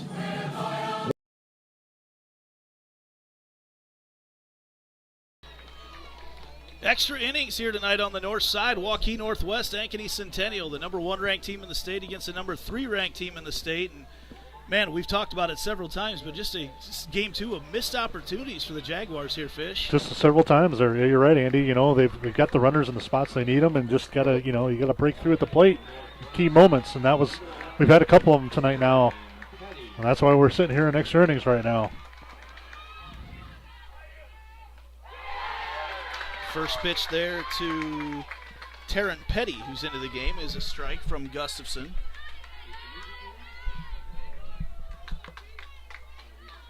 Gus has been so good in the circle here tonight. Pitch number 2 is a strike as well. The crowd is going nuts right now. We got the baseball players in here. Baseball team's back here. That always brings a spark when they show up. They make things extra boisterous out there. You got an extra voice out there now. I love it when they come over and do that. That's awesome. 0-2 the count. Upstairs, ball 1 from Gustafson to Taryn Petty.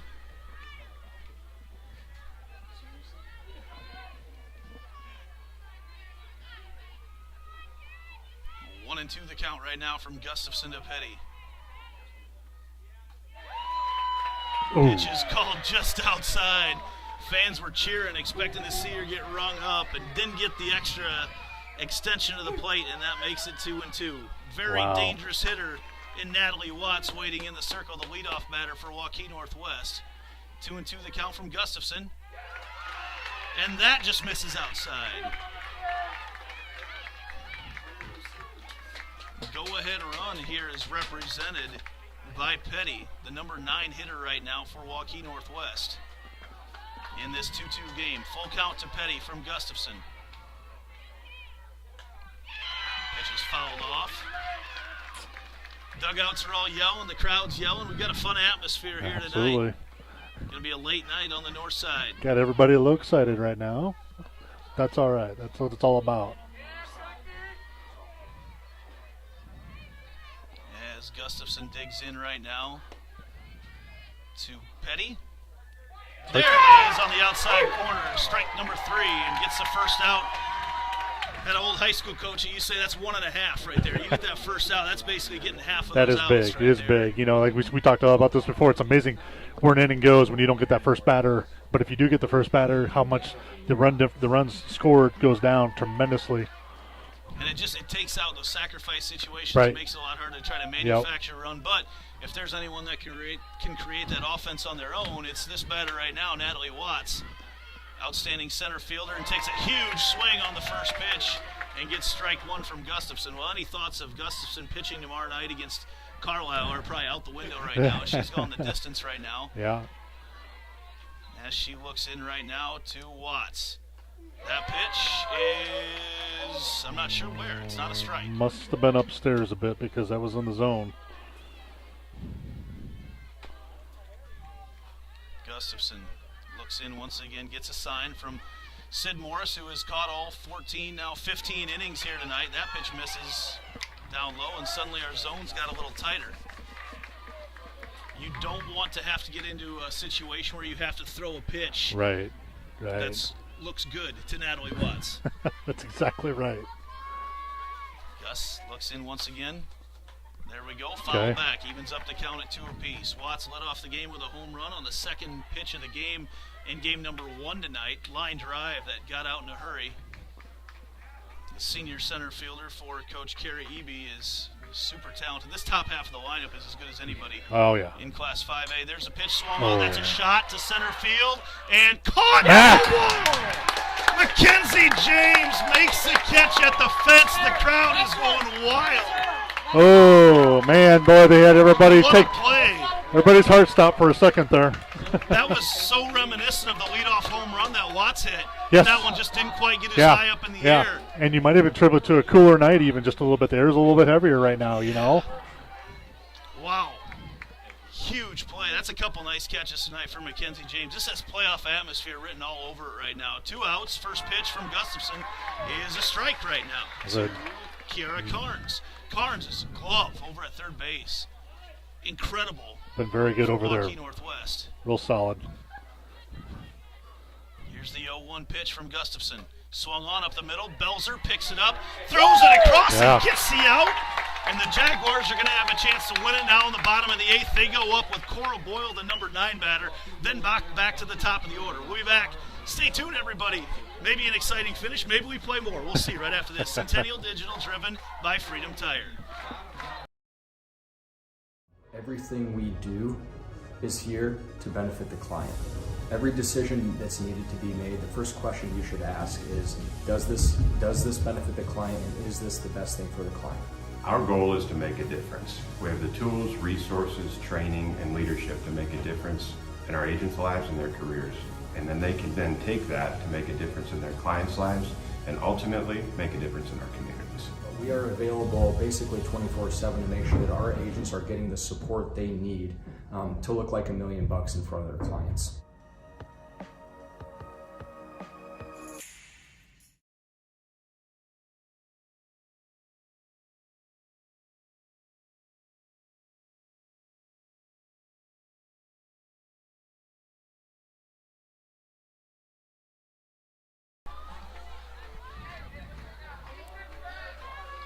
Back here on Centennial Digital, driven by Freedom Tire, the juicy wiggle is going, and the Jaguars going to try to win it. Come on, baseball! In extra innings. Come on! Number 1, Centennial. Number 3, Waukee Northwest. Yes, Cole. Yes, sir, Cole. We have a chance yes, here sir. with Cora Boyle, who has been really, really good tonight. Swinging the bat. She has been on base over and over again. She's been, as number 9 batter. Yeah, she's been hot tonight, and it's good to have her at 9 batter. It's almost like another leadoff hitter. It really is. And then they'll go back to Mackenzie James and Peyton Drefke. Do up this inning. First pitch is outside to Boyle. 1-0 the count. Man, the Jags need to capitalize on some of these opportunities they've had here tonight. All they need is one more right now here in the 8th. They're in the perfect spot in their lineup to do it. Here's the pitch from Otzman. Swung on, popped up, and that's going to be caught over there on the first base side in foul territory by Laurel Richards. And back to the top of the order we go with Mackenzie James. See how much free softball we get tonight. The crowd is huge right now. Just a huge crowd. The baseball crowd has come in. Yeah, they poured over from the other field. Yeah, what a cool atmosphere this is right now. Mackenzie James up to bat. Watches the first pitch outside. You might...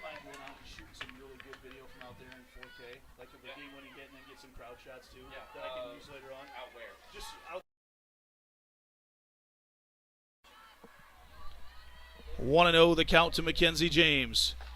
That pitch misses outside.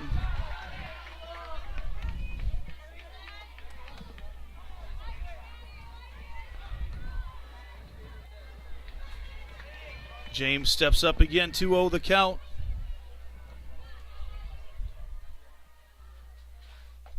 And that's going to be a called strike on the outside corner. And Otzman has been playing with that area all night long. Love to see Mac put one out into right center field. She'll get 2 out of that, maybe even 3 if she can get one out there. They are hugging the line out there in right. 2-1 the count right now. They know Otzman's playing on that outside corner. 2-1 the count to James. Swung on, that's right where she goes, and it drops foul. Just a couple inches foul away from a double for James. Just like you were talking about, just something a little bit opposite field, getting away from the fielder and just missed the line. And now you've got that strike zone again comes into play with the extended outside corner. 2-2 right now the count. James steps in once again. The veteran, 4-year starter. In a game that feels like a playoff game here tonight. 2-2 the count. Outside, James fouls it off. Say in about another month you might see this same view again with these two teams, just in a different city. Yep. Go about 80 miles or 80 minutes to the north. 2-2 the count to Mackenzie James. Nobody on right now in the bottom half of the 8th. Pitch swung on. That's going to go right to the shortstop. I thought she got more of it than what she did. But right there to catch it is Elena Schulte. And now Peyton Drefke comes back up. Off the end of the game that won't end. No. How's our batteries? We got batteries. How's your batteries, Kevin? Mine's doing all right. Yeah, I was thinking more about your personal batteries. Oh, my personal right battery? I'm doing fine. We don't get many this double is headers. fun. It's I love fun. This is what I love about this. Peyton Drefke up to the plate. First pitch in the dirt. Ball 1.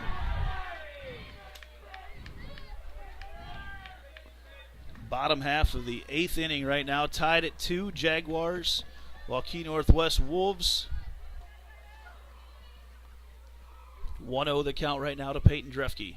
Swung on, and that's going to be right over there to second base again. Jags just can't get it out of the infield. We're going to go to the top of the 9th, playing a full Major League game here tonight. Back after this on Centennial Digital, driven by Freedom Tire.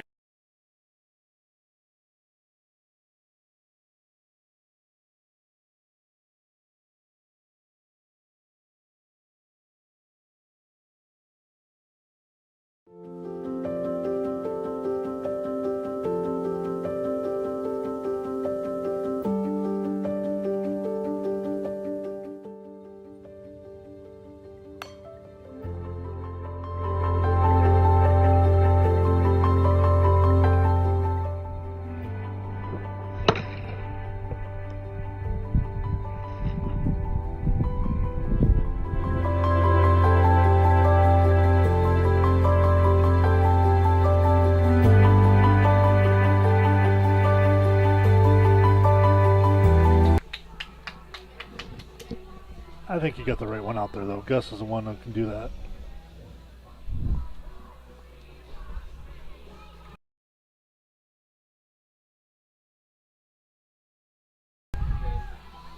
Standing on my cord as we try to call this game. I couldn't get up. Why can't I move? I was wondering what happened. Back here in the 9th, man. Who knows what happens when you stay with us for over 2 hours. 4 hours, I should say. Cords comes up to the plate for Waukee Northwest. First pitch, swing and a miss. Gustafson still working ahead in the count as she has all night long.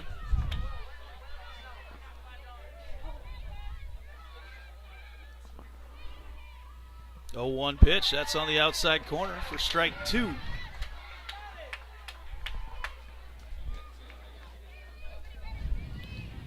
Should check with our producer and director over there, Cash Von Bali, make sure everything's charged up. We got charged. We're going to be able to stick with this one, Cash? We good? 41%. All right, we're testing the limits tonight. We did a baseball game earlier. The Jags took 2 from Waukee Northwest. The baseball team is here cheering right now. They've really amped things up here. 0-2 the count right now to Cords. Just misses outside.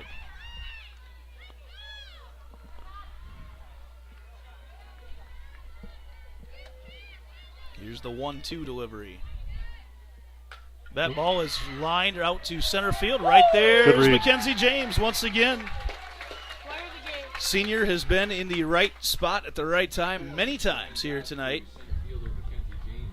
And that'll bring up Ava Smith for Waukee Northwest, where the Jags can't seem to get the ball out of the infield when they need to, and Waukee Northwest can't get it to the outfield on the ground. They're definitely making solid contact, they keep hitting it right at Mackenzie James or Peyton Drefke. Good start. Poor Maddie Ott out and left hasn't made a play since the first inning of game one. She hasn't had a chance to. She's just fine with that. If everybody else keeps making their plays, she's just like, that's okay.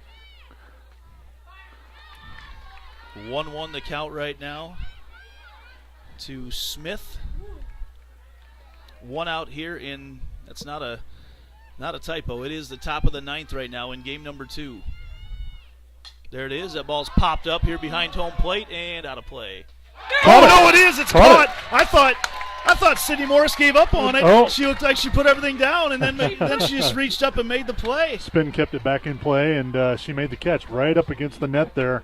Great play and a big out, on a tough hitter. And that'll bring up Laurel Richards once again. First pitch to her fouled off. Another big first strike from Gus.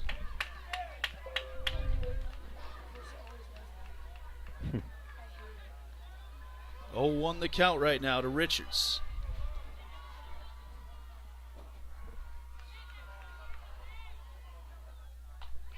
Nice. That's a swing and a miss.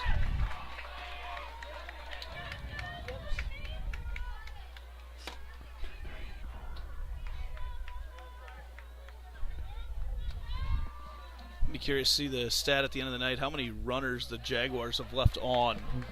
It's been a lot, including in scoring position even. There's been a bunch, and that's something they've been so good up to this point in the season. 12 base runners is what Randy Vogel tells us, so that pitch swung on, fouled off. Gus has got 8 strikeouts on the night. Love to see number 9 right here on this pitch. Here it is, 1-2 delivery. Gus, who has stayed locked in all night long. Ooh, loses that one upstairs. She hasn't had many misses, and that was one of them. To Richards here. Good spot to miss. Yeah, especially on 1-2. Yeah. Deuce is wild once again, though. 2 balls, 2 strikes, 2 outs with a 2-2 game here in the top of the ninth. Infield comes in, has a little conversation with Gustafson. Here's the pitch. Misses upstairs.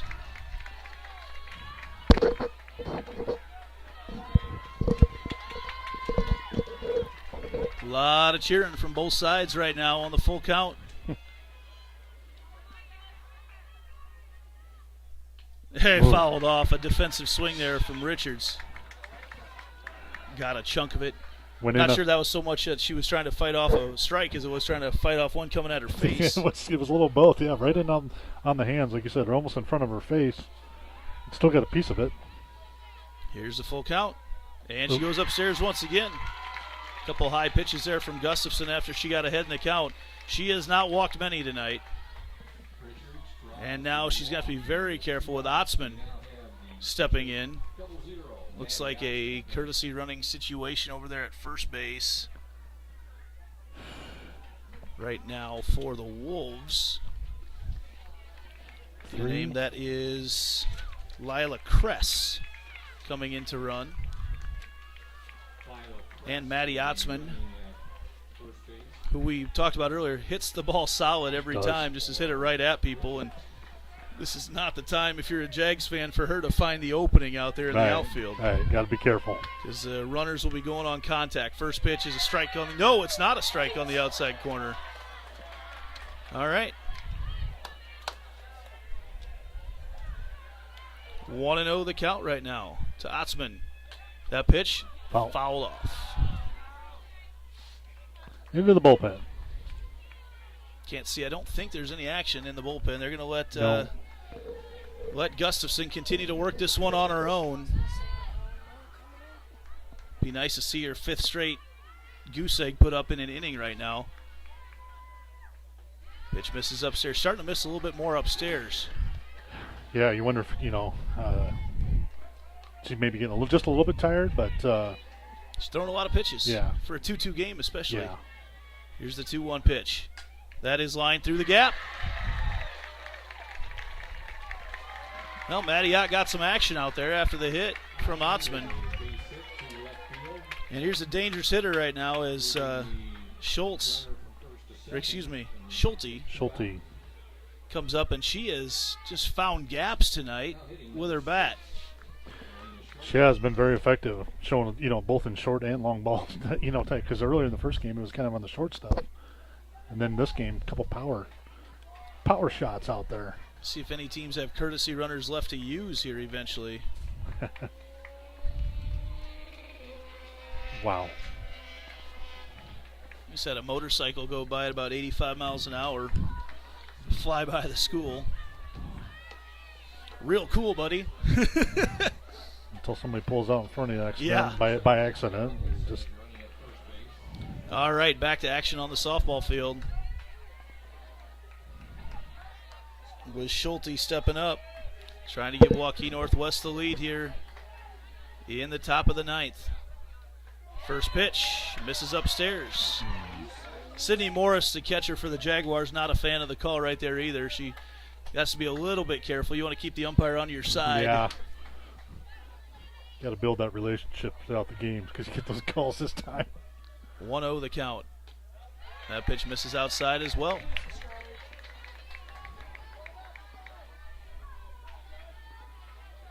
Jags will go up to the bat with Sydney Morris, Jordan Kennedy, and Mariah Belzer in the bottom of the ninth, and they'll have a chance to hit regardless of what happens here.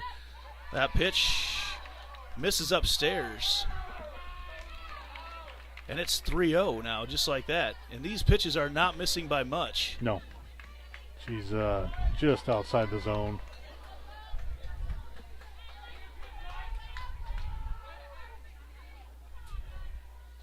.30 now from Gustafson. And that's a 4-pitch walk. We just have not seen that from Gus. No, a little unusual there. There are bases loaded right now with 2 outs.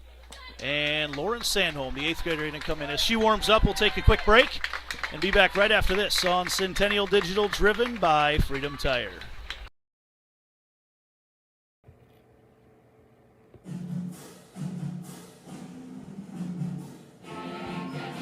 Summer sports coverage on Centennial Digital is driven by Freedom Tire and brought to you by these generous local businesses: Lamberti Goki Lucci Law, Fiscus Jewelers, Rainbow of the Heartland, the all-new Prairie Trail Sports Complex, All-Star Concrete, the Zoom Room, Knocker Ball 118, Heart of Ankeny Animal Hospital, Cabaret Sports Bar and Grill, and Wendy Thompson, an affiliate of Humble Travel.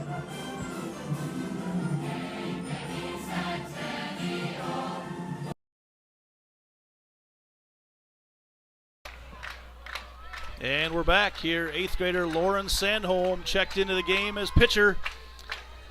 And she has got 2 outs. And the bases are absolutely full of Northwest Wolves. Up to bat right now for the Wolves is Heather Finsel. And she's got a chance for the Wolves to try to pull what would be considered an upset. I mean, not a huge upset, 3-1, but it'd be an upset. As Sandholm looks in to get the signal from Morris. First pitch, outside corner, strike 1.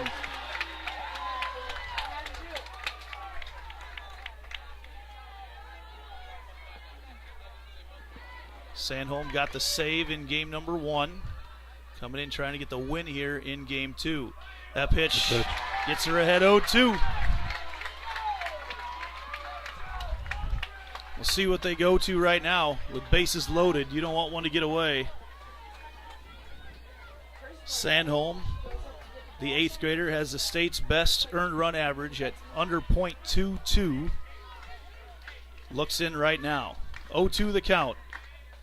Outside, misses, just outside. The crowd is going nuts. Just misses outside. That Call's been there sometimes, other times it hasn't. That's right where she wants to put that. And the packed crowd here tonight was ready to explode. Sandholm looks in once again with bases loaded.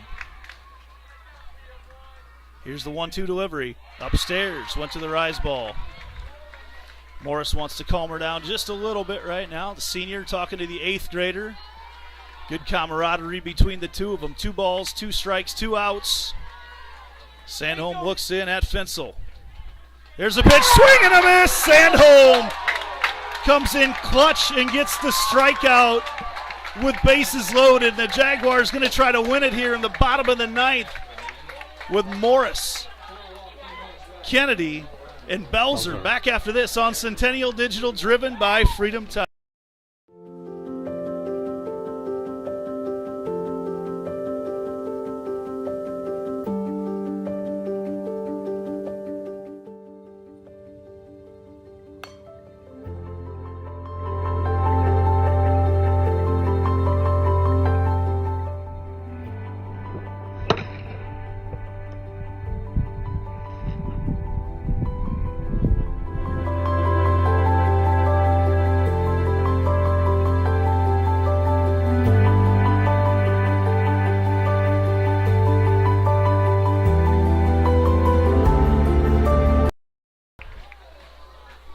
We're doing the juicy wiggle here up at Ankeny Centennial. Jaguars coming up to bat with Sydney Morris, the senior catcher. They just need 1 right now. They've had a lot of opportunities to get 1, but now is the best opportunity right now. With Morris, we're going to see the top part of the order again coming up for Waukee Northwest in the 10th. Yeah, I think the Jaguars look in the situation now. This is the time they got to do it. You know, they just got to find that couple good at bats and figure out how to get a run across. Sydney Morris steps up to the plate, looks in with a pitch from Otzman. First pitch is outside, ball 1. It is electric out here tonight. The crowd is outstanding. It's getting late. We had to turn it on the lights inside, too. Yeah. Here's the 1-0 pitch to Sydney Morris. Swung on, and that's a long fly ball to right field, and is going to be foul. Not caught over there. I can't see it. It's in my blind spot. I think it's in your blind spot, too, on the camera, but... Yeah. Got those dugouts are really nice dugouts, but they happen to block our foul territory of left and right field from the press box. So you're gonna put moonroofs on those dugouts. Yeah, glass dugouts so we can see right through. 1-1 to Sydney Morris.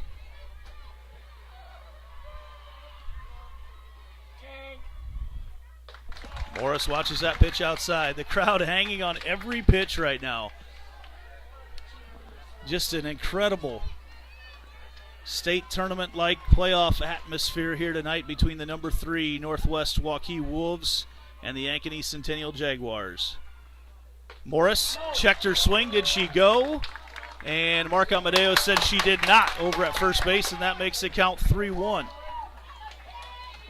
2 of the newest schools in the state of Iowa, Waukee Northwest and Ankeny Centennial, Iowa State Liberty, one of those other very new schools in the state, all having very successful, especially on the girls' side, sports program so far. 3-1 to Morris. Swings on that one, and that is going to drop. Morris hits first, rounds first, heads to second, and they're going to hold her up there. Sydney Morris, a stand-up double to start off the bottom of the 9th inning.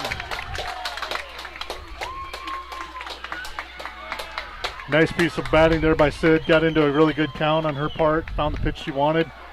Drove it over the right fielder's head, down in the corner there. Now we got a runner in scoring position.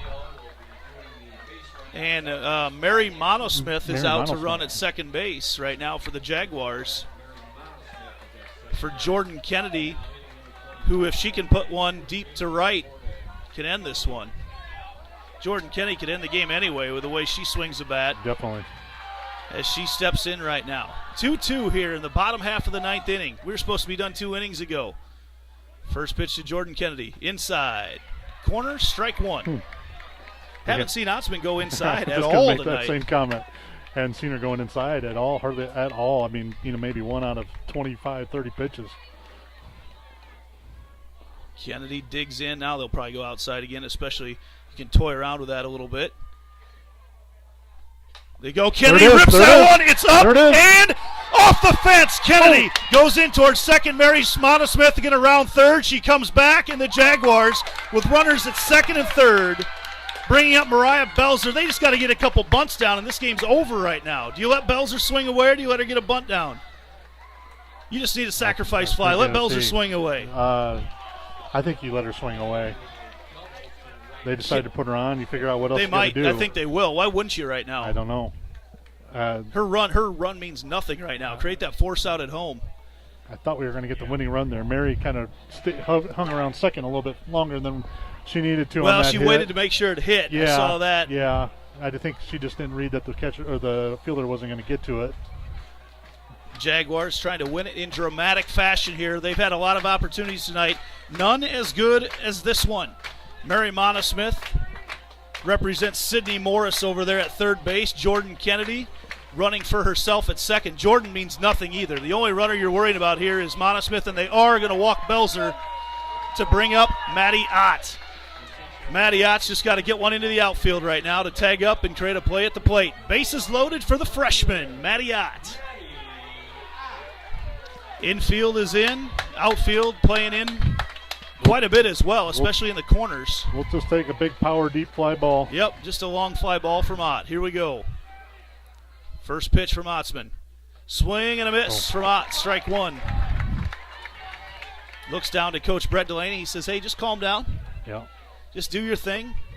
Ott, outstanding freshman hitter, left fielder for the Jaguars.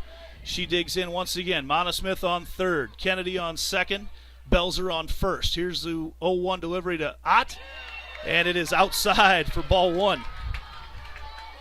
I don't think anybody's left this place here tonight. We still got a lot of people hanging around. I think we've added more, but they've been coming in off the streets. See the lights on. Catch us on Centennial Digital. Figure out you want to come see what's going on out here. 1-1 the pitch to Maddie Ott with the bases loaded. Trying to walk it off here in the ninth. And that pitch misses outside. Whew. Look out. Into a real good count now here for Maddie. And Maddie's just got to relax up here when she's doing this. You know what? She's got plenty of power. She doesn't have to try to do anything special. Just square it up a little bit. Like you said, we'll take a deep fly ball. I know her Grandpa Roger is watching up there in Northeast Iowa here tonight, cheering on his granddaughter. Here's the 2-1 pitch to Maddie Ott.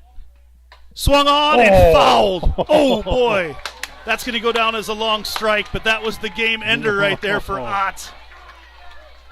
2-2 the count. All over that pitch on the inside, waiting for it, and just got out a little too far ahead of it. Got around on it. Again, the infield's in, and I know they don't want to be right now, but here we go. 2-2 the pitch to Ott with bases loaded. Outside corner, strike three, swing and a miss. And now you get one of your veterans up, bringing up Addie Starr. Again, just has to get one out of the infield. Looks like we got an interesting situation here. We'll see what the Jags elect to do. The infield's in once again. See what Starr can do. If you're those runners on first and second, you don't even leave. You just wait right there. See what Starr can do. She shows bunt, lays it down, and it's caught. No, it is not caught in foul territory. Incredible effort behind home plate by the catcher, Kaylee Cords. Starr popped it up in the air, and she lunged for it, and that would have been two because all the runners were going on the squeeze play. Yeah. They try to fake them out with squeeze play on that one, see if they can sneak that run across.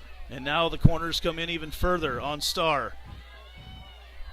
See if Addie can get one through the infield. Lauren Gustafson waits on deck. 0-1 the count to Addie Starr. As Cords goes outside, Starr pops up the bunt once again. Fouled this time.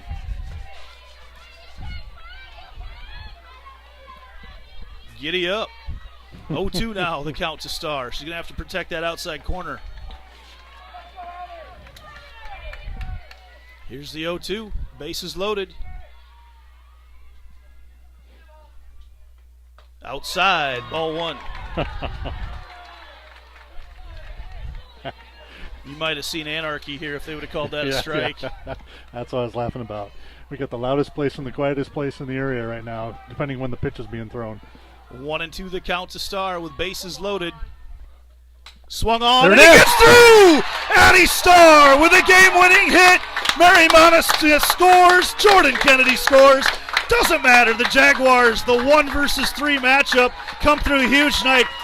Addie Starr, who not going to beat around the bush, she's kind of struggled lately, with bases loaded, pushes it through the infield there with a game-winning hit. That's what you do when you've been a starter for 3 years. That's what you do. You find the way to dig down deep, get that at bat, win the game.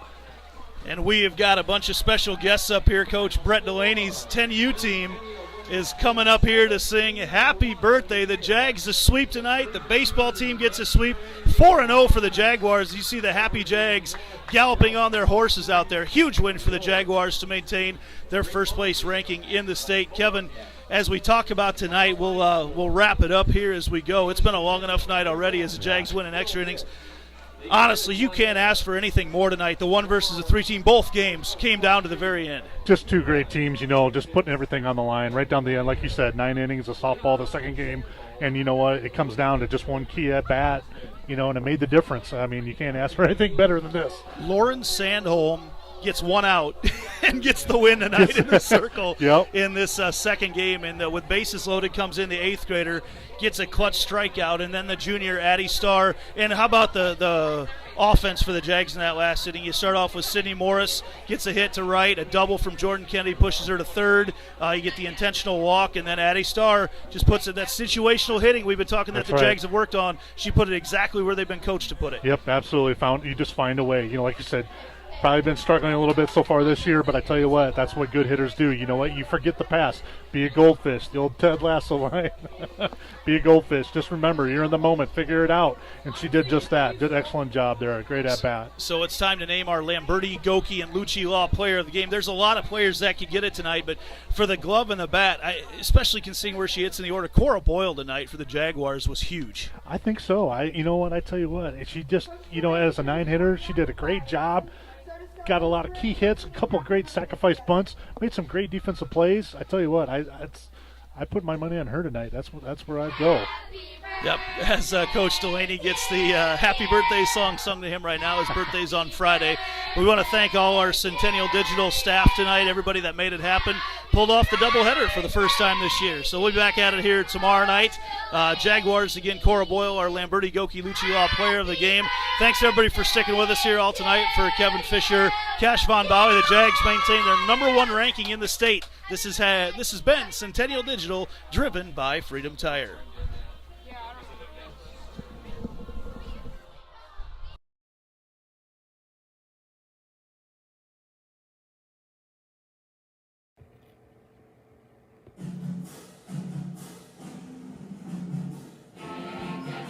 Summer sports coverage on Centennial Digital is driven by Freedom Tire and brought to you by these generous local businesses: Lamberti Goki Lucci Law, Fiscus Jewelers, Rainbow of the Heartland, the all-new Prairie Trail Sports Complex, All-Star Concrete, the Zoom Room, Knockerball 118, Heart of Ankeny Animal Hospital, Cabaret Sports Bar and Grill, and Wendy Thompson, an affiliate of Humble Travel.